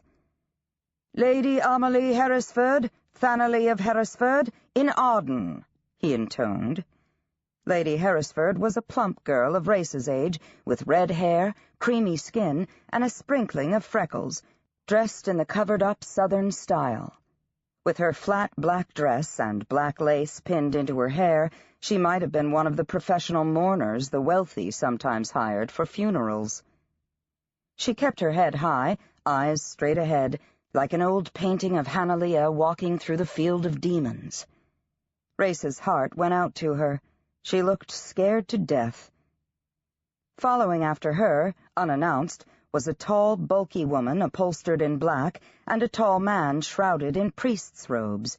His face was twisted, as if he smelled something bad. In the fells there was a saying, "Sour as a flatland priest." Well, Raisa thought, that's right on target. "This is unusual," Averil whispered to Raisa. "Southerners sending their women north with only a governess and a priest for protection. In the South, marriage to a wizard would be scandalous, but it shows how desperate things are. Lady Herresford's father, Brighton Herresford, was executed by Gerald Montan, one of the contenders for Arden's throne. She's the heiress to Herresford Castle, but needs to marry someone strong enough to help her hold it. She's a catch for the right person." Raysa nodded, grateful to her father for the information, but thinking it should be her mother providing it. "Her Royal Highness Marina Tomlin, Princess of Tamron," the crier said. "His Royal Highness Liam Tomlin, Prince of Tamron." "Ah," her father said, nodding. "Tamron is hoping for an alliance with the Fells as some protection against Arden. They'll begin negotiations with the Bayars, but nothing will be settled until after your name day. They could match Liam with you, or Marina with Micah Bayar. Failing that, Liam could marry Fiona, and Marina will make a match in the south." Raysa surveyed the Tomlins with interest. They were tall, copper-skinned, and graceful, fine-boned as racehorses. Liam Tomlin had dark curly hair, a strong nose, and a brilliant smile. He wore lots of silver with his requisite black and white. In their way, the Tomlins were as striking as the Bayar twins. Now it was their turn. The crier went ahead of them, announcing, "Queen Mariana Annalisa of the Fells and her daughter, Raysa Anna Mariana, the Princess Heir." To either side, courtiers dropped into bows and curtsies like a field of black and white grass felled by a sharp blade. Raysa and her mother swept forward, their skirts swishing over the marble floor. Behind them she could hear her father and Melanie announced. Ahead, Micah and Fiona knelt side by side in a nimbus of light, like a god and goddess come to earth. At last they reached the front of the ballroom. "You may rise," Queen Mariana said, and there was a rustle of silk and satin all around them. Micah came gracefully to his feet. Queen Mariana extended her hand, and he lowered his head to kiss it. He turned to Raysa. His eyes lingered for a long moment on her face, then traveled down, pausing again at the top of her bodice until her face grew warm with embarrassment. "Ah," he said, "you finally wore it, Raysa. I was afraid you didn't like it." "Of course I like it," she said, fingering the necklace. "It's beautiful. Is it a family heirloom?" "Yes," he said, still looking at her with such intensity that she grew a little flustered. Micah was always forward, but tonight he'd shed his usual mocking edge. She thrust out her hand. He pressed it to his lips, still looking into her eyes. His kiss burned against her skin, and she felt a little dizzy. "Am I finally forgiven, Raysa?" "Yes," she whispered, her cheeks burning. "You're forgiven." "Would it be bad of me to claim every dance?" he asked, still keeping hold of her fingers. She withdrew her hand reluctantly. "You're the guest of honor," she said, "and you know you have a job to do. Winning the hearts of all the young ladies is the easy part. You'll need to dance with all the old ladies, and the aunts and grannies and mothers, maybe even some of the fathers, now you're in the marriage market." He laughed. "Save some dances for me, Your Highness," he said. "I'll need refuge from the aunts and grannies." He held her gaze for a long moment, then turned to greet Melanie and her father. She danced with Miphis Mander and the wizard Will Mathis, who spent the whole time looking over her shoulder at Fiona. Mick Bricker and Garrett Fry, cadets from Odin's Ford, who made awkward small talk and towed her around the floor as if she were breakable. Then her father, who was as skilled at court dances as he was in the more challenging clan steps. The entire time she was aware of Micah's presence, drawing her attention like a lamp in a dark room. Whenever she looked for him, it seemed he was looking at her. Kip Cleemath asked her to dance, and then Keith, then Kip again. The brothers apparently meant to pass her back and forth like a satin-clad kickball, but behind her someone said, "Your Highness, may I have the next dance?" while Kip and Keith were arguing over who was next. She turned, and there was Eamon Byrne, tall and broad-shouldered, in dress blues that fit his frame perfectly. She grinned at him and said, "Absolutely," and he spun her away as a storm of protest from the Klemath brothers erupted behind them. "Where have you been?" she asked. "I was beginning to think you weren't coming." "I got delayed," he said. "There was some business I had to take care of in Ragmarket." He took a breath, like he was going to say something more, but then seemed to think better of it. "Where'd you learn to dance?" she asked as they circled the dance floor. "I don't remember your knowing how." "I've learned a few things in the past 3 years," Eamon said. If she thought he was going to elaborate on that, she was disappointed. They circled the room again in silence. He'd look into her eyes, then avert his gaze as if afraid he'd give too much away. Eamon had never been known for his flirtatious banter, but on this evening he had almost nothing to say. She tried again. "Didn't you say you don't have time for dancing at Odin's Ford?" she said. "I said I didn't have time for sweethearts," he said. Raisa was surprised he recalled their conversation in such detail. "Then where did you learn to dance?" Raisa asked, feeling like she was prying each word out of him, like mussels out of their shells. "Tamron Court isn't far from Odin's Ford. We'd go over there if we had a day off duty." Tamron Court, the capital of Tamron, had the reputation of being a wicked city, the place to go for fancy women and gambling and illicit entertainment. "Oh, really, Corporal Byrne?" Raisa lifted her eyebrow. "And do what?" "Well, dance," he said, as if it were obvious, "and play cards. I'm a fair card player," he said, almost defensively. "Well," she said, "of course. You're a soldier." She tried to imagine Eamon carousing in a tavern, and failed. He didn't reply, seeming lost in thought, so she changed the subject. "How are things going in Southbridge? Did they ever find out who killed those Southies?" He flinched, as if she'd caught him out somehow. "Actually, I have some news," he said, avoiding her eyes. "News? What kind of news?" Eamon glanced about as if worried they'd be overheard. The song was over, so he drew her aside, off the dance floor, and to one of the more private tables. A servant offered a tray. Eamon took 2 glasses and handed her one. Raisa flopped into a chair, a little relieved to be off her feet. "I need a drink to hear this news?" she asked wryly, taking a cautious sip of wine, aware that she hadn't had anything to eat. "Well, first of all, my da tried to get Gillen dismissed again and got nowhere." He grimaced. "He must have powerful friends." Raisa slammed her glass down on the table, spilling her wine over her wrist. "Not more powerful than me," she said. "That's it. I'm going to my mother. This can't stand." Eamon reached for her hand, then hastily drew his back, glancing about again. "Please, Raisa, you can't tell the Queen about that whole Southbridge thing. Trust me. You just can't." He drained his glass and set it down. "Don't worry. We Burns don't give up. We'll get him sooner or later." That was unsatisfactory. What was the good of being the heir to the throne if you had no real power? Raisa looked up, and Eamon was still watching her with that peculiar expression on his face. Wary, almost guilty. "What?" she asked irritably.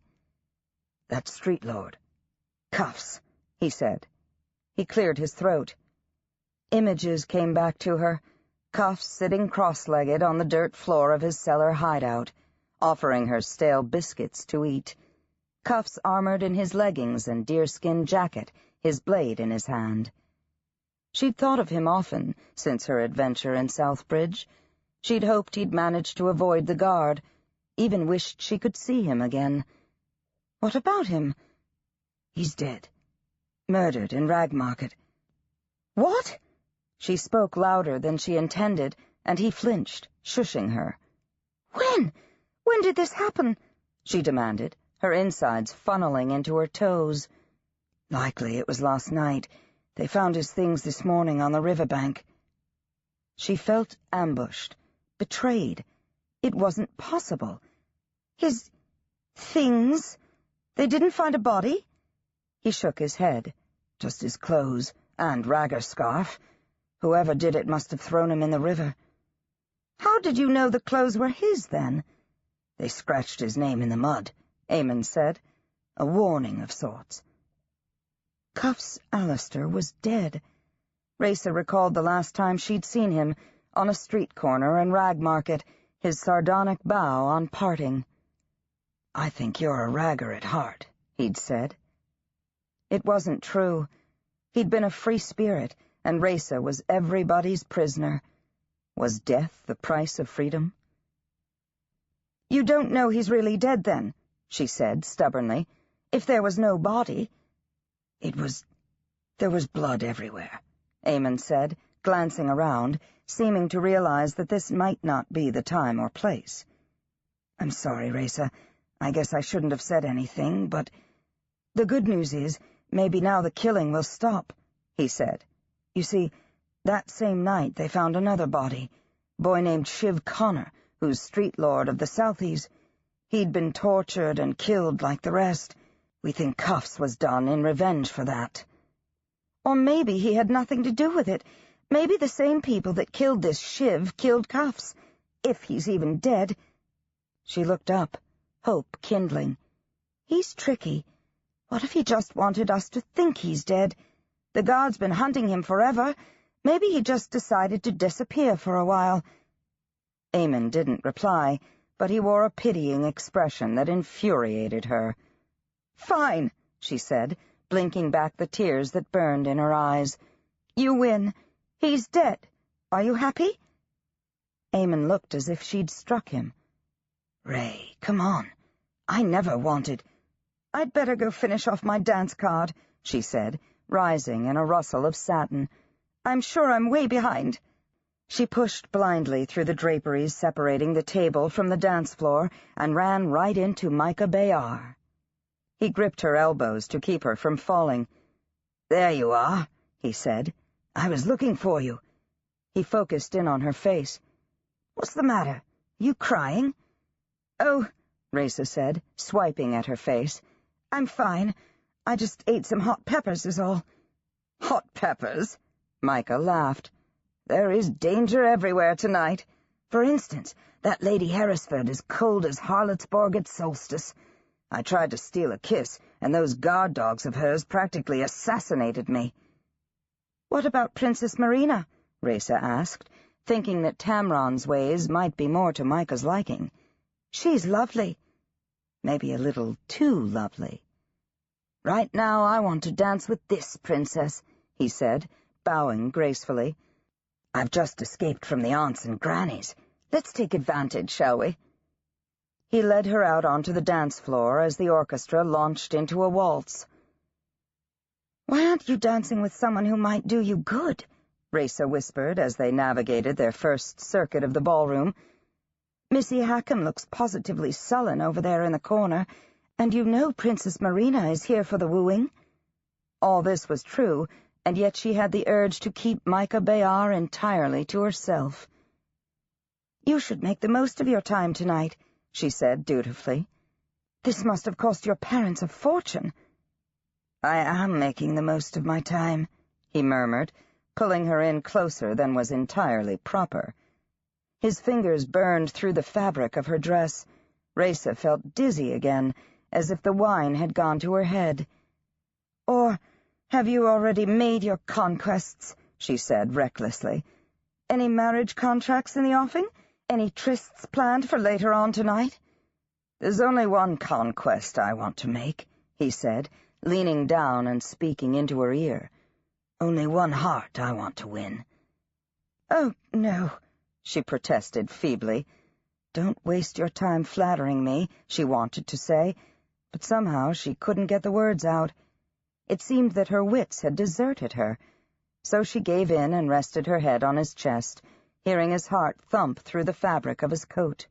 Even his scent seemed intoxicating. "I only had one glass of wine," she thought. It seemed whatever she had to say, he had a clever answer. So they danced 3 more dances, and with each twirl she felt more weightless and insubstantial in his arms, like she was disappearing. Can we get something to eat?" she asked, thinking maybe food would help. "Of course," he said, leading her through a maze of black and white fabric to a secluded table. He settled her into a chair, resting his hot hands on her bare shoulders for a long moment. He must have left, but she scarcely noticed. Even the music seemed diminished, as if everyone else were far away. Then he was back, with plates of food and 2 more glasses of wine, and she startled awake, although she didn't think she'd been asleep. He pulled his chair next to hers and sat close, his leg pressing against hers. He draped his arm around her shoulders, pulling her head down on his shoulder, and fed her bits of food with his other hand. He raised the glass of wine to her lips, and she tried to say no, but before she knew it, she'd drunk. He cupped her chin in his hands and kissed her, and again, longer and sweeter, and again, and her resistance evaporated. He kissed her lips, her chin, her collarbone. Wizard kisses, she thought murkily, are dangerous things. And now she was kissing him back, snaking her arms around his neck, getting lost, wanting to somehow burrow into him. And he was laughing a little at her enthusiasm, but his breath was coming quicker too, and there were spots of color on his cheeks. "I don't care who you are," she thought.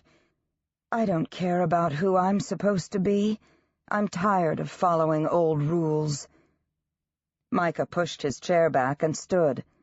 "Come on," he said, gently lifting her to her feet, steadying her with a hand under her arm. "I know somewhere we can go." She nodded mutely and gripped his one hand with both of hers to keep from swaying. He led her through the maze of silk tents, past candlelit tables and murmured conversations. A sound insinuated its way into her clouded mind, a familiar voice, someone calling, as if from far away. "Raisa, where are you?" Micah's hand tightened on her arm. "Don't answer him," he said. "But it's Papa," she said. "He sounds worried." "He just wants to keep us apart," Micah said. "They all do. Come on." He pulled her in the opposite direction. "Let's go this way." They ran, twisting and turning, toward the side exit, ducking away from Will Mathis, who was chatting up a girl in the corner, and Melanie, who was edging close to the dessert tray again. It was exciting, like a game of hide-and-seek in dress-up clothes. They slipped out into the corridor and came face to face with Eamon Byrne, who blocked the way. "Oh!" Raisa skidded to a stop in her stocking feet. She seemed to have lost her shoes. "You again," Micah said. "How is it possible you can be everywhere at once?" Eamon ignored him. "Your father's looking for you," he said to Raisa. "Didn't you hear him calling?" "Well, She looked at Micah, somehow at a loss for what to say. "We're going somewhere else." "This is none of your business," Micah said, pulling Raisa forward as if he meant to bull right past Eamon. "Out of our way." Eamon didn't move, but looked from Raisa to Micah, scowling. "What'd you do to her?" he demanded. "She looks like she's in some kind of trance." Again, Raisa heard her father's voice, coming closer. "Raisa!" "Lord Demon Eye," Eamon shouted. "She's here, in the corridor, with Micah Bayar. Hurry up!" "Blood and bones," Micah swore. "When will you learn to stop meddling? You pay for this." He let go of Raisa's hand and chose a pastry from a nearby tray. They leaned against the wall, waiting. And suddenly her father was there, his face like a thundercloud over Hanalia. "Ah, well, I'll be going then," Eamon said, edging back toward the ballroom. The corners of his mouth twitched, as if he were pleased with himself. "You, stay where you are until I get this sorted out," Averill said, and Eamon froze in place. Averill picked Raisa's wrap-up off the floor where it had fallen and settled it over her shoulders. As he did so, he seemed to fix on Raysa's necklace.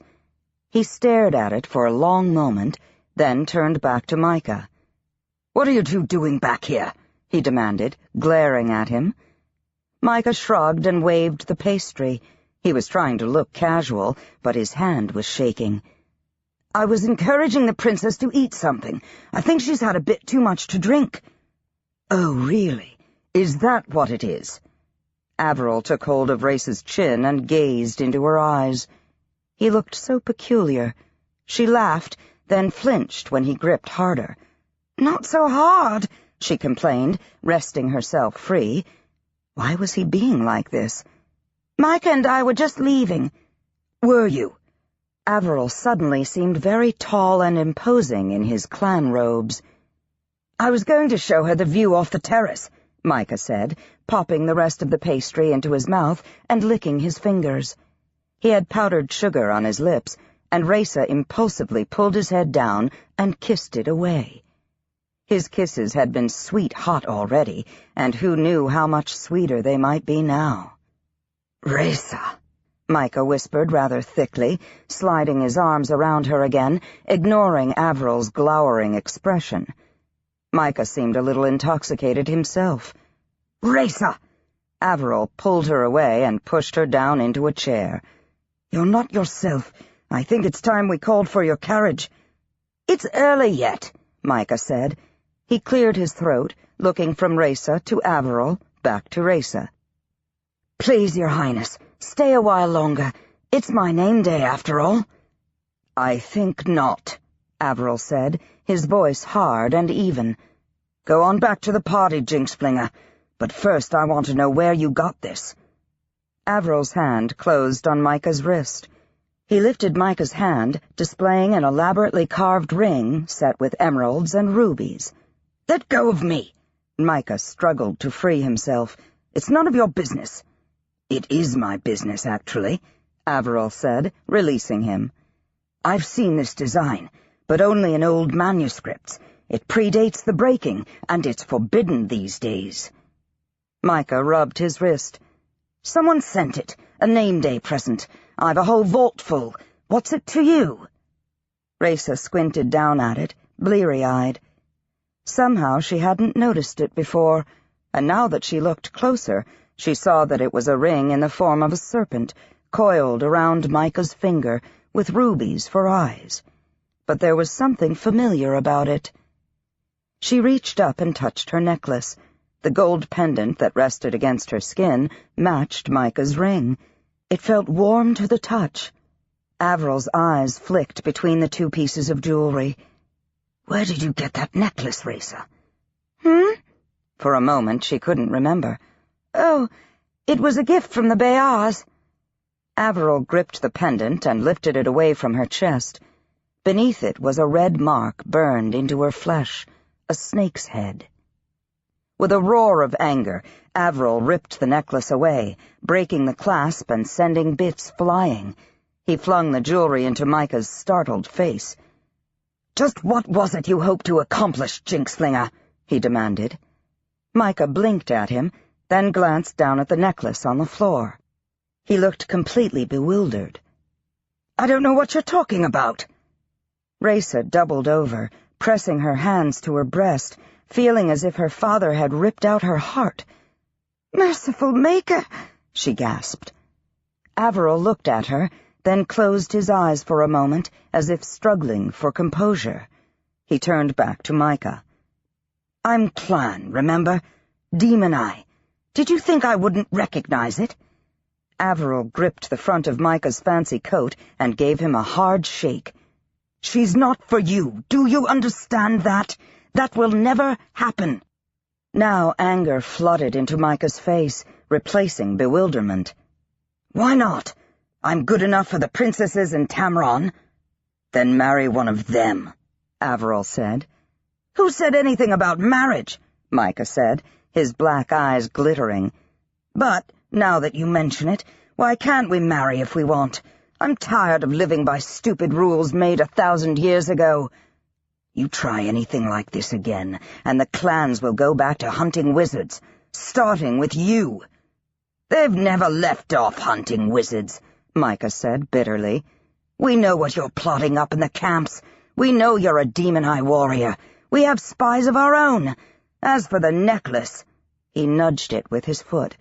All these tales of evil magical amulets are just that, tales. You Demon Eyes always see a magical conspiracy where there is none. Micah stooped, scooped up the necklace, and put it in his pocket. Take her home, then. I'm going back to the party. As he passed Raysa, he leaned down and kissed her lips. Then he looked up and grinned crookedly at Averil. But I like kissing her, and from what I can tell, she likes it too. Just try to keep us apart. And he was gone. Averil stared after him for a long moment. Eamon shifted his weight, as if unsure whether to stay or go. Raysa's insides churned. It was as if her body were a battleground, sensations rushing out and rushing in like the surf at chalk cliffs. Her lips still tingled from Micah's kiss, and she wanted to run after him, to tell him she was sorry her father had gone barking mad. She felt dizzy, sick with need. Putting her head between her knees, she breathed deeply, determined not to faint. Eamon knelt in front of her, gripping her hands in both of his. "Ray, Your Highness," he said, his face drained and pale. "Can I get you anything?" She looked up into his face, and he looked wary, yet determined, as though he were afraid she might spit in his face, but willing to take the risk. Instead, she vomited all over him, and herself. Horrified, she tried to apologize, but he looked so solemn and ludicrous with sick in his hair and all over his dress blues that soon she was laughing. He glared at her, then pulled out a handkerchief and carefully wiped off her face. Averil grabbed her wrap out of danger. "Where are your shoes, Raysa?" he asked, glancing about. She shook her head helplessly. Now she was crying, big, fat tears, shivering uncontrollably. What was wrong with her? "Don't take my shoes," she said, struggling to rise. "I've got to find Micah. I need to tell him something." "Eamon," Averil began, "go tell the Queen." He took a better look at Eamon and reconsidered. "No, I'll go tell the Queen that the Princess Heir has taken ill. You take Raysa back to Fellsmarch Castle. Don't let anyone see you. Take her to her rooms and keep her there, no matter what. Don't take your eyes off her for a moment. Stay there until I come." He turned on his heel and stalked away. Eamon helped Raysa to her feet, but she nearly collapsed again, saved only by his grip on her arm. Eamon glanced around for witnesses, then whipped a tablecloth off a nearby table, flinging the devilweed and calla lily centerpiece onto the floor. He draped the tablecloth over Raysa, covering her head to toe, then tipped her into his arms. "Eamon, put me down," she protested, struggling feebly, her voice muffled by linen. I've got to go." He put his lips next to her ear, and she could feel his warm breath through the fabric. "Come on, Ray," he said, desperation edging his voice. "Don't make this any harder, all right?" He carried her through several twists and turns, the light changing as they passed through darkened hallways and brightly lit rooms. Finally, Raysa breathed in the night air and knew they were in the courtyard. She recalled Micah's kisses, his hands on her shoulders, and her heart beat faster. Desire crashed over her again. "No!" She began squirming again. "I've got to go back and get my shoes." Eamon whistled, and she heard the squeak of carriage wheels coming toward them. "What you got there, soldier?" the driver asked, laughing. "Souvenir from the party?" "My sister," Eamon said, sounding unamused. "She's not well." Raysa heard laughter. "Care to introduce us, Corporal?" someone shouted. "I am not your sister," Raysa growled. "Why do you keep saying that?" But Eamon was wrestling her into the carriage, and she heard the snap of the reins, and they rattled off into the night, farther and farther from Grey Lady and the fascinating Micah Bayar. She must have slept, because the next she knew, Eamon was clumping up a flight of stairs, still carrying her in his arms. He turned and walked 100 paces down a corridor, then carefully set her down on her feet. He unwound her from her makeshift shroud like a corpse from its wrapping, keeping one hand fastened around her arm. They were standing in front of the door to her room. "Let me go," Raisa said, trying to pull away. "I forgot something. I need to go back to Grey Lady." He pounded on the door. "Open up!" Raisa heard Magret on the other side of the door, grumbling her way toward them. Bam! The door slammed open, revealing Magret in her dressing gown. "A body can't catch a little sleep without—" Magret's eyes focused on Raisa. "Your Highness, what happened to you?" "She's not feeling well," Eamon said. "Phew," Magret said, waving away the vapors with one hand. "Begging your pardon, but you both reek of sick." She eyed Raisa suspiciously. "You've not been into the brandy, have you?" "Lord Demoni asked me to bring her back here to you," Eamon said. "He said you'd take care of her." Magret puffed up with importance. "But of course he'd say that. He knows old Magret, he does." She took Raisa's arm and drew her inside, then made as if to shut the door in Eamon's face. "Lord Demoni told me to stay until he comes," Eamon said stubbornly, sticking out his boot to keep the door from closing. "She's in danger. He told me to stay right with her." "He did?" Magret said, flustered. "Well, I never thought I'd live to see the day. Young men inviting themselves into a young girl's room in the middle of the night."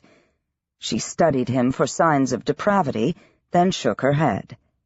"Well, come ahead, then." "Magret," Raisa said desperately, "I need to go back to the party.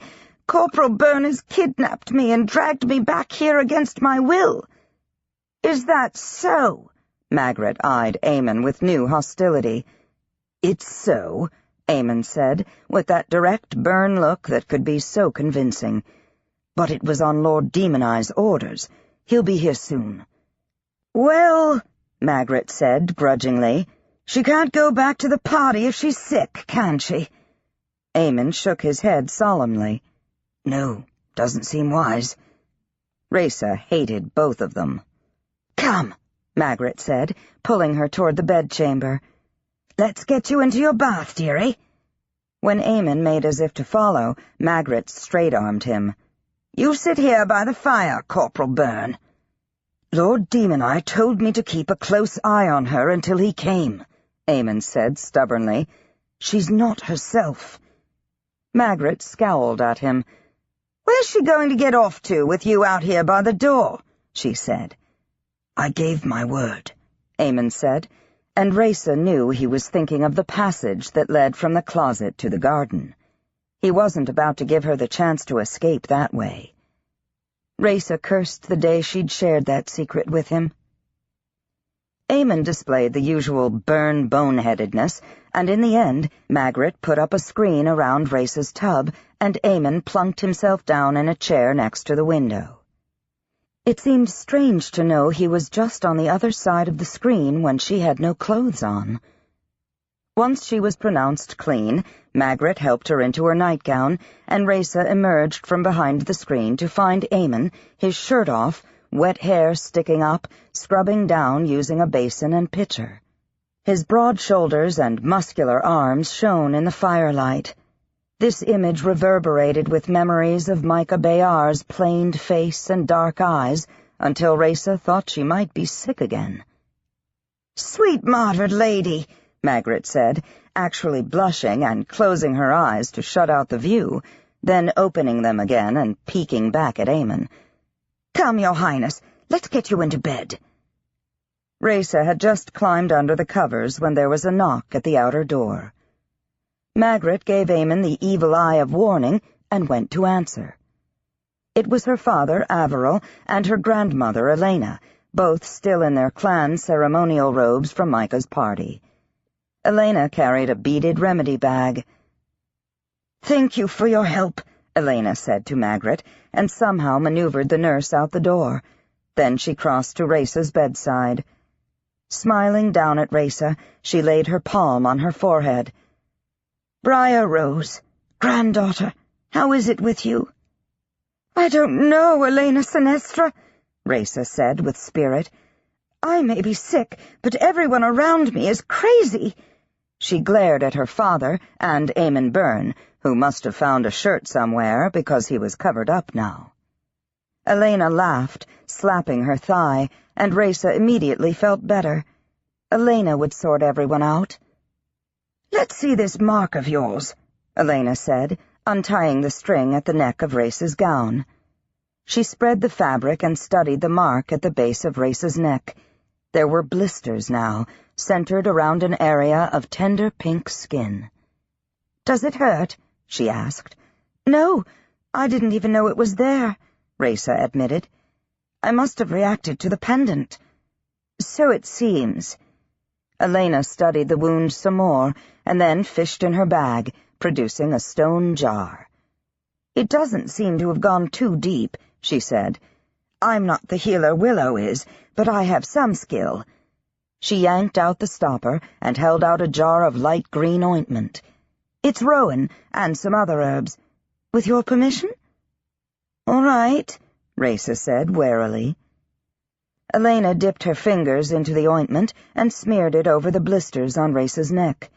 It smelled like pine and fresh air and seemed to cool her entire body.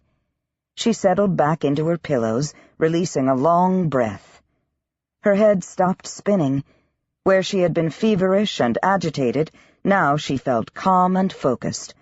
Her mind slowly cleared of doubt and confusion and desire, like sediment settling from a mountain lake. "Thank you, Mother Elena," she whispered. "That's much better." Elena recorked the jar and dropped it into her remedy bag. "Your father said you were with the wizard Micah Bayar. What happened between you?" Race wasn't certain exactly what her grandmother was asking. "Well, we danced and kissed." "Nothing else?" Elena's eyes were fixed on her face. Race's face burned with embarrassment. This wasn't the sort of conversation she wanted to have with her grandmother, much less the matriarch of Demon Eye Camp, and not with Eamon Byrne watching. At least he had the decency to look embarrassed. "That's pretty much it," she said bluntly. Elena and Avril exchanged meaningful glances. "So I don't see what all the fuss is about," Race said. "If I want to dance with Micah Bayar, I will. He's a good dancer," she finished lamely. "And charming." Eamon Byrne rolled his eyes, and Race resisted the urge to stick out her tongue at him. "The necklace the Bayars gave you was a seduction amulet, Race," Avril said. "In common use before the breaking, but forbidden these days.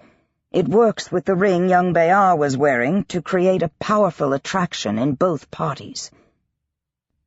"You finally wore it, Race," Micah had said in his intense fashion.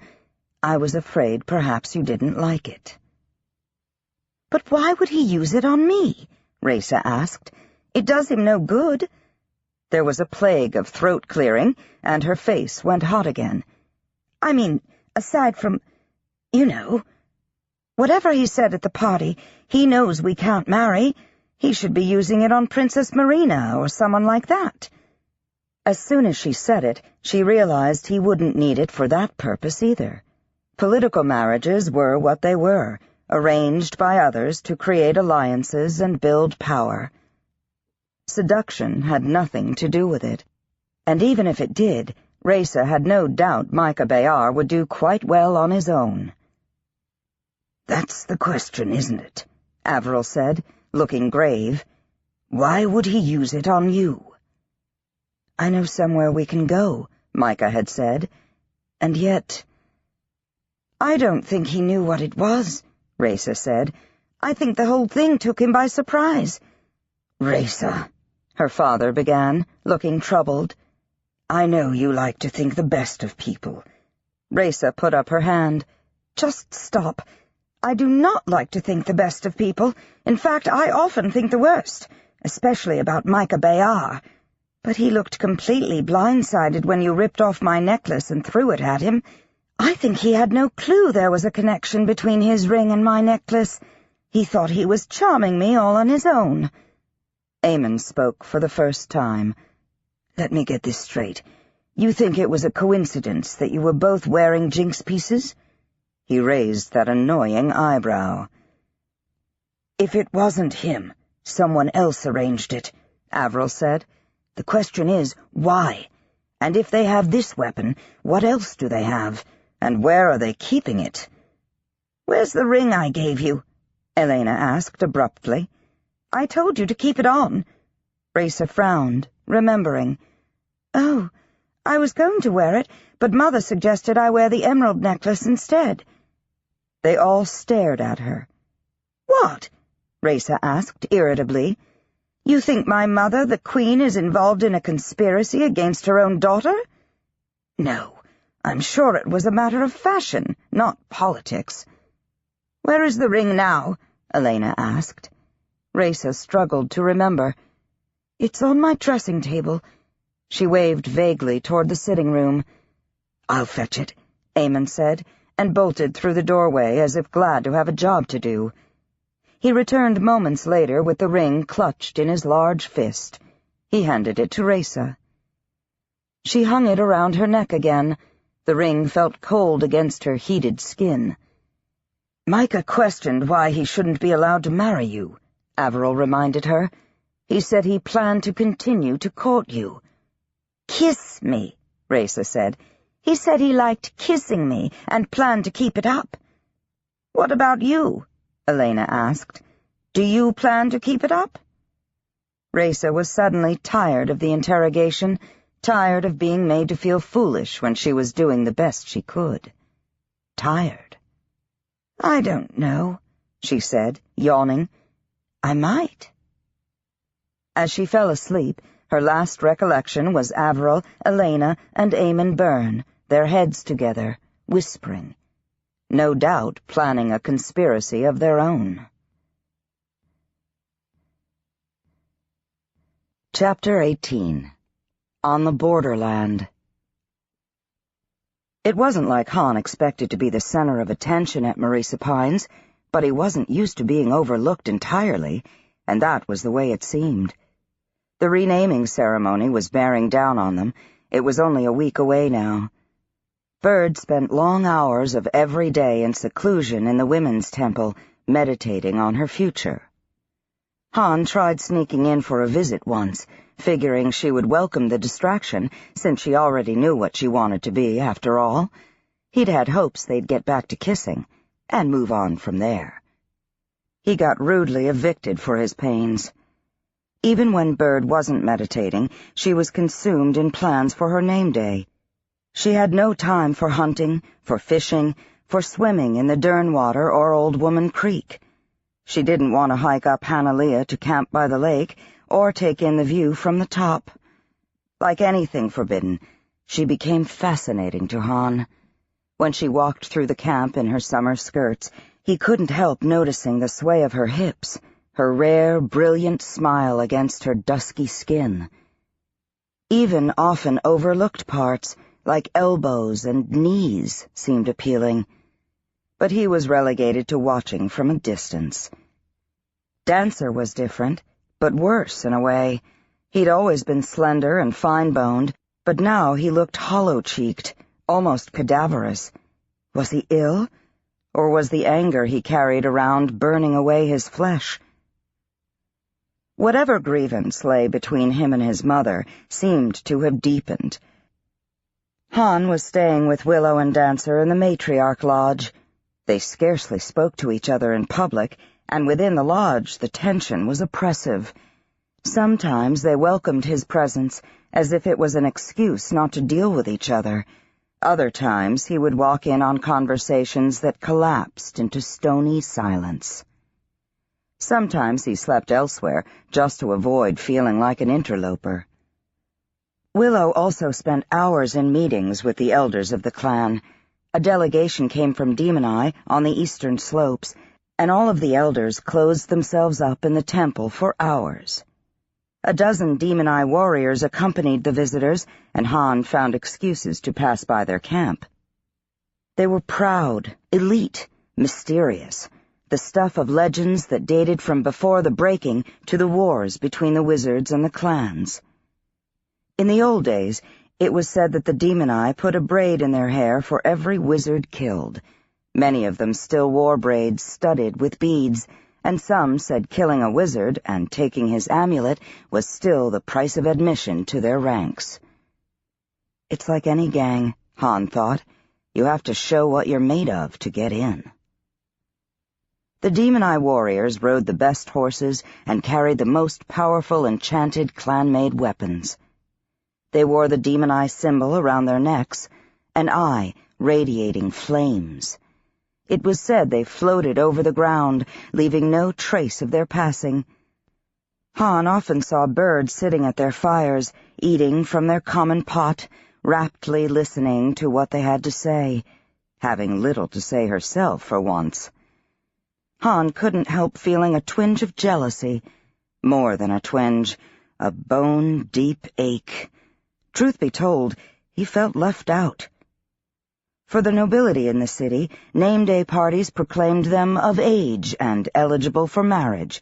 Some of them came into their inheritances then. Wizards received their amulets and left for the academy at Odin's Ford to explore the mysteries of their calling. Among the clans, the renaming ceremony admitted the young to full membership in the lodge, launched their life's work, welcomed them to the temples, and often began the dance of courtship. Han was in a kind of no-man's land of existence. His 16th birthday had come and gone months ago, scarcely noticed. Ma'am had brought home a honey cake from the bakery on the corner and had reminded him that he needed to find a real job. No ceremony marked Han's transition from littling to grown-up. He just oozed over the borderlands like any creature close to the ground. So Han was envious, yet Dancer seemed miserable. Was he having trouble choosing a vocation? Was Willow pressuring him into something he didn't want? He tried to talk to Dancer about it one day when they were fishing. At least Dancer would fish with him. In fact, he seemed eager to be out on the mountain and away from camp. He'd seize any excuse to do so. "So," Han said, flicking the tip of his pole so his fly lighted on the water, "Digging Bird barely talks to me. She always has her nose in the air." Dancer grunted. "She'll talk to you, don't worry. After the ceremony." Dancer set down his pole and lay back on the riverbank, closing his eyes. His eyelids looked like great bruises in his unusually pale face. If I had to choose, I don't know what I'd be," Han said, feeling like he was rattling on against Dancer's silence. "I've had lots of vocations already." "A vocation is different from a job," Dancer muttered. "Trust me." "How is it different?" Han asked, encouraged by Dancer's response. "A vocation isn't something you slap on like a coat of paint and change whenever you want. A vocation is built into you. You have no choice. If you try to do something else, you fail." This last was said with deep bitterness. Han nodded. Sometimes it seemed like he'd never escape his past life as street lord of Ragmarket. If you were good at something, if you made a name, that something stuck to you, haunting you all of your days. He fingered the silver cuffs around his wrists. They seemed to symbolize his lack of options. If he could just get them off, he might turn into someone else. At least he wouldn't be so easily recognized. "I guess it's important to figure out what it is you were meant to do," Han said. "What would you do if you could choose anything?" Dancer opened his eyes, squinting against the shafts of sunlight leaking through the trees. "I always thought I'd like to apprentice with a demon-eye goldsmith, like Elena, and learn to make jewelry, amulets, and magical pieces." Dancer had always gravitated toward the gold and silversmith tables at the markets. "Have you asked her?" Han asked. Dancer closed his eyes. "She won't take me on." That was strange. Elena knew Dancer, would know him to be a hard worker and honest. "Well, can your vocation change?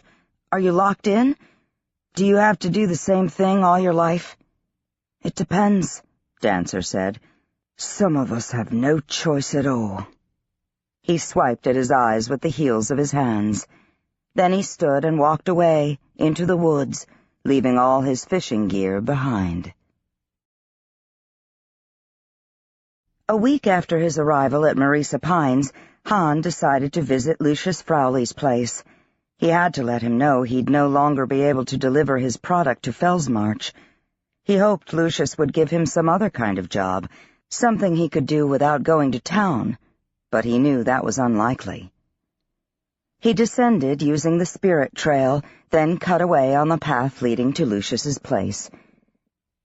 The cabin looked deserted as usual, no smoke curling from the chimney.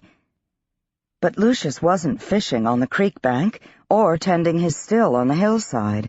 In fact, the fire under the boiler had gone out and the brick liner was cold. That never happened. Lucius might be slow, but he was consistent. Han piled wood under the boiler and replenished the wash, but didn't light it, and left the distillate where it was. Perplexed, he walked back to Lucius's cabin, which was the last place he'd expect to find him on a sunny spring day. He could leave a note, but that'd do no good to a blind man. He had a last bit of money he owed Lucius, but he hated to leave it in the cabin when the old man wasn't there. He knocked loudly. There followed a spatter of barking, and then Dog's solid body hit the door. He must be here, Han thought. Lucius and Dog were always together. "Hey, Dog," he said, pushing open the cabin door.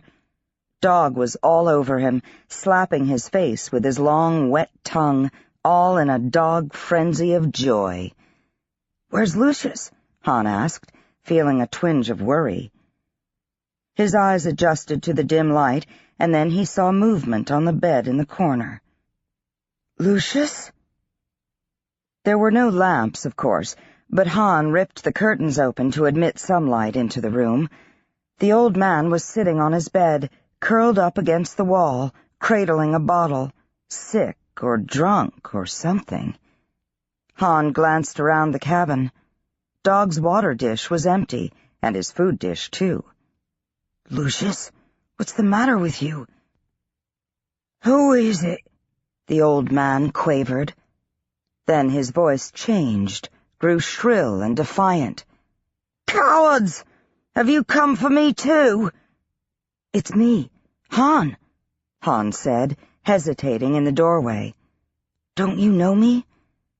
Lucius slung his arm over his face as if he could hide behind it. "Go away! I know the boy's dead. I already heard, so don't try to fool me. You've got what you wanted, so leave me alone."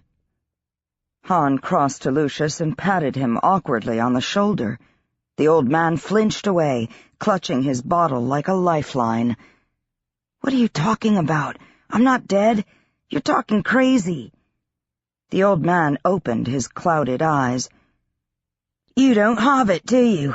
The Jinx piece. The boy hid it good, did he?" Lucius cackled. "Well, I don't have it, if that's what you're after. Do your worst. You can torture me, but I can't tell you what I don't know." "Just stop it, Lucius," Han said, losing patience. "I'm going to get you something to eat." If Lucius hadn't fed Dog, chances were he hadn't fed himself either. Han went out to the pump in the yard and filled a bucket with water. He brought it in and filled Dog's water dish and dipped some into a cup for Lucius. "Here," he said, gently wresting the bottle out of Lucius's hands. "Drink this instead." He dug in his carry bag and pulled out a biscuit, pressing it into Lucius's hand. When the old man just sat clutching it, Han broke off a piece and put it in his mouth. Lucius chewed mechanically, his bristled jaw working up and down. Dog lapped noisily at his water. Han rooted through Lucius's cupboards and found an end of ham that he broke into pieces. He put part into Dog's food dish and fed the rest to Lucius, bit by little bit, alternating with sips of water. Dog wolfed his down. "They said you was dead," Lucius mumbled, and Han knew he was back to his senses. "I thought it was my fault for telling you to keep the Jinx piece." "Who said I was dead?" Han asked. "They said you was murdered down by the river," Lucius went on. "Ripped apart by demons." Understanding flooded in. "Oh, that was my doing. I wanted people to think I was dead." Lucius stopped chewing.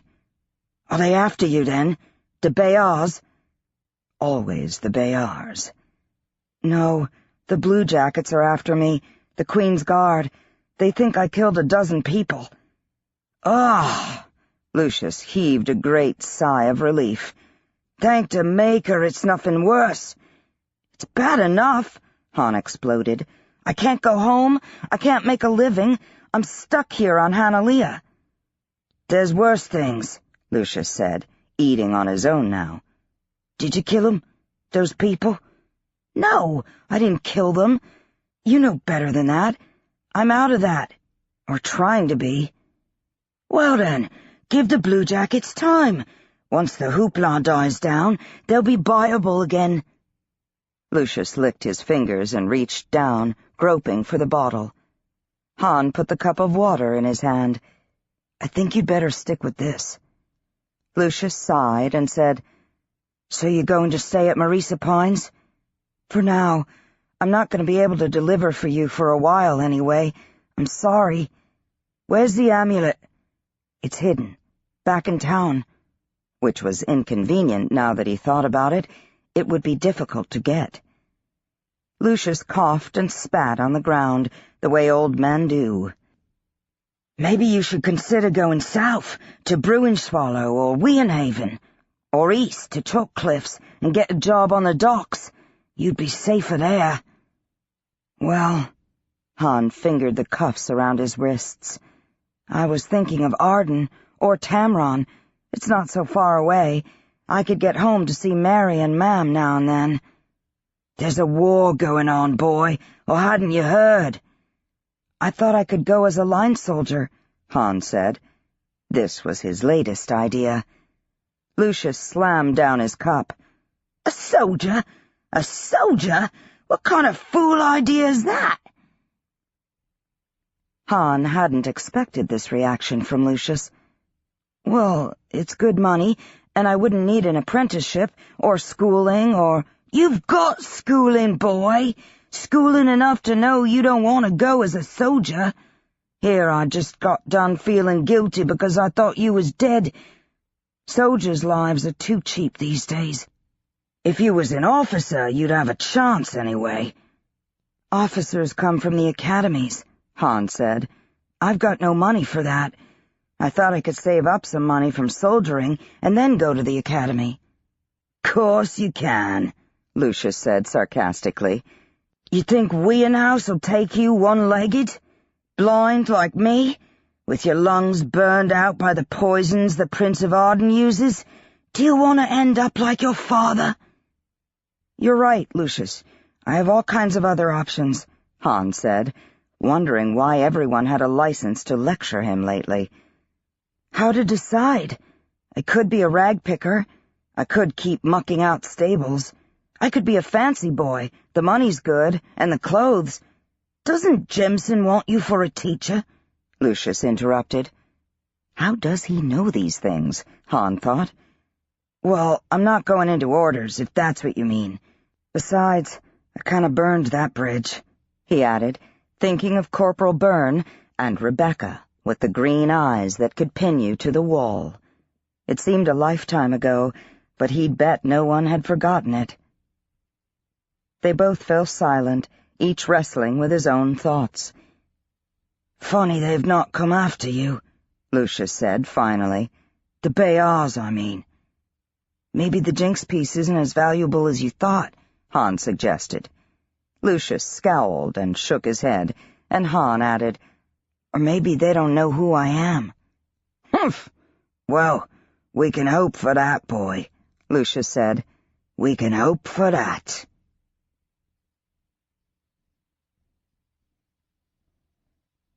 Chapter 19. Name Day. Despite feeling left out of the ceremony itself, Han couldn't help getting excited as the Name Day celebration approached. Every year at summer solstice, all the clan children who turned 16 during the warm weather months were celebrated at a naming ceremony. It was one of the few times during the year that Marisa Pines and Demon Eye camps came together for dancing and flirting and matchmaking between the clan families. It was also a time for show-off cooking, so it was bound to be the feast of the year. The guest houses were full 3 days before solstice, and visitors spilled over into the other lodges. Even the Matriarch Lodge had its share of guests. Bird had secluded herself in the Acolyte Lodge with the other oath-takers, as was custom, but Dancer disappeared into the woods 2 days before the feast without a word to anyone. Han could tell Willow was worried. She was busy with preparations for the ceremony, but several times she went to the door and peered out, saying, "I thought I heard someone coming." She flinched at every sound and slept fitfully. Insignificant Han slept fitfully also, sharing the floor of the lodge with 6 young Demon Eye cousins, who giggled and whispered and yanked out strands of his hair. When Han emerged from the Matriarch Lodge the morning of the ceremony, haunches of venison were already roasting on spits, and the succulent scent of roast pork wafted from fire pits in the ground. Long trestle tables had been set up under the trees. Han and the younger children brought back armloads of wild onions and garlic, and freshly baked pies were lined up on the cooling racks in the cooking lodge. Han helped lay the fire in the outdoor temple, dragged more seating into place for clan elders, and flirted with some Demon Eye girls he hadn't seen for 6 months. Willow dressed in her matriarch's robes, then carefully laid out Dancer's clothes, unfolding them from the trunk at the foot of her sleeping bench, leggings and moccasins, a soft shirt, and fringed buckskin jacket painted and beaded in her distinctive style. Han studied it for clues. It was a non-traditional, somewhat jarring design, incorporating the familiar Marisa Pines and Matriarch symbols with Rowan and Jinx signs. Willow even pulled out a beaded buckskin shirt for Han, the lone hunter symbols embroidered on the back yoke. Han stammered out a thanks, and Willow smiled and shook her head. "Thank you for being a friend to Fire Dancer," she said. "He'll need you in the coming days." Han blinked at her. "What do you—" She shook her head. "You'll see," she said, turning away, dismissing him, and sitting down at her loom as if it weren't a feast day. And still, Dancer didn't come. "Do you want me to go look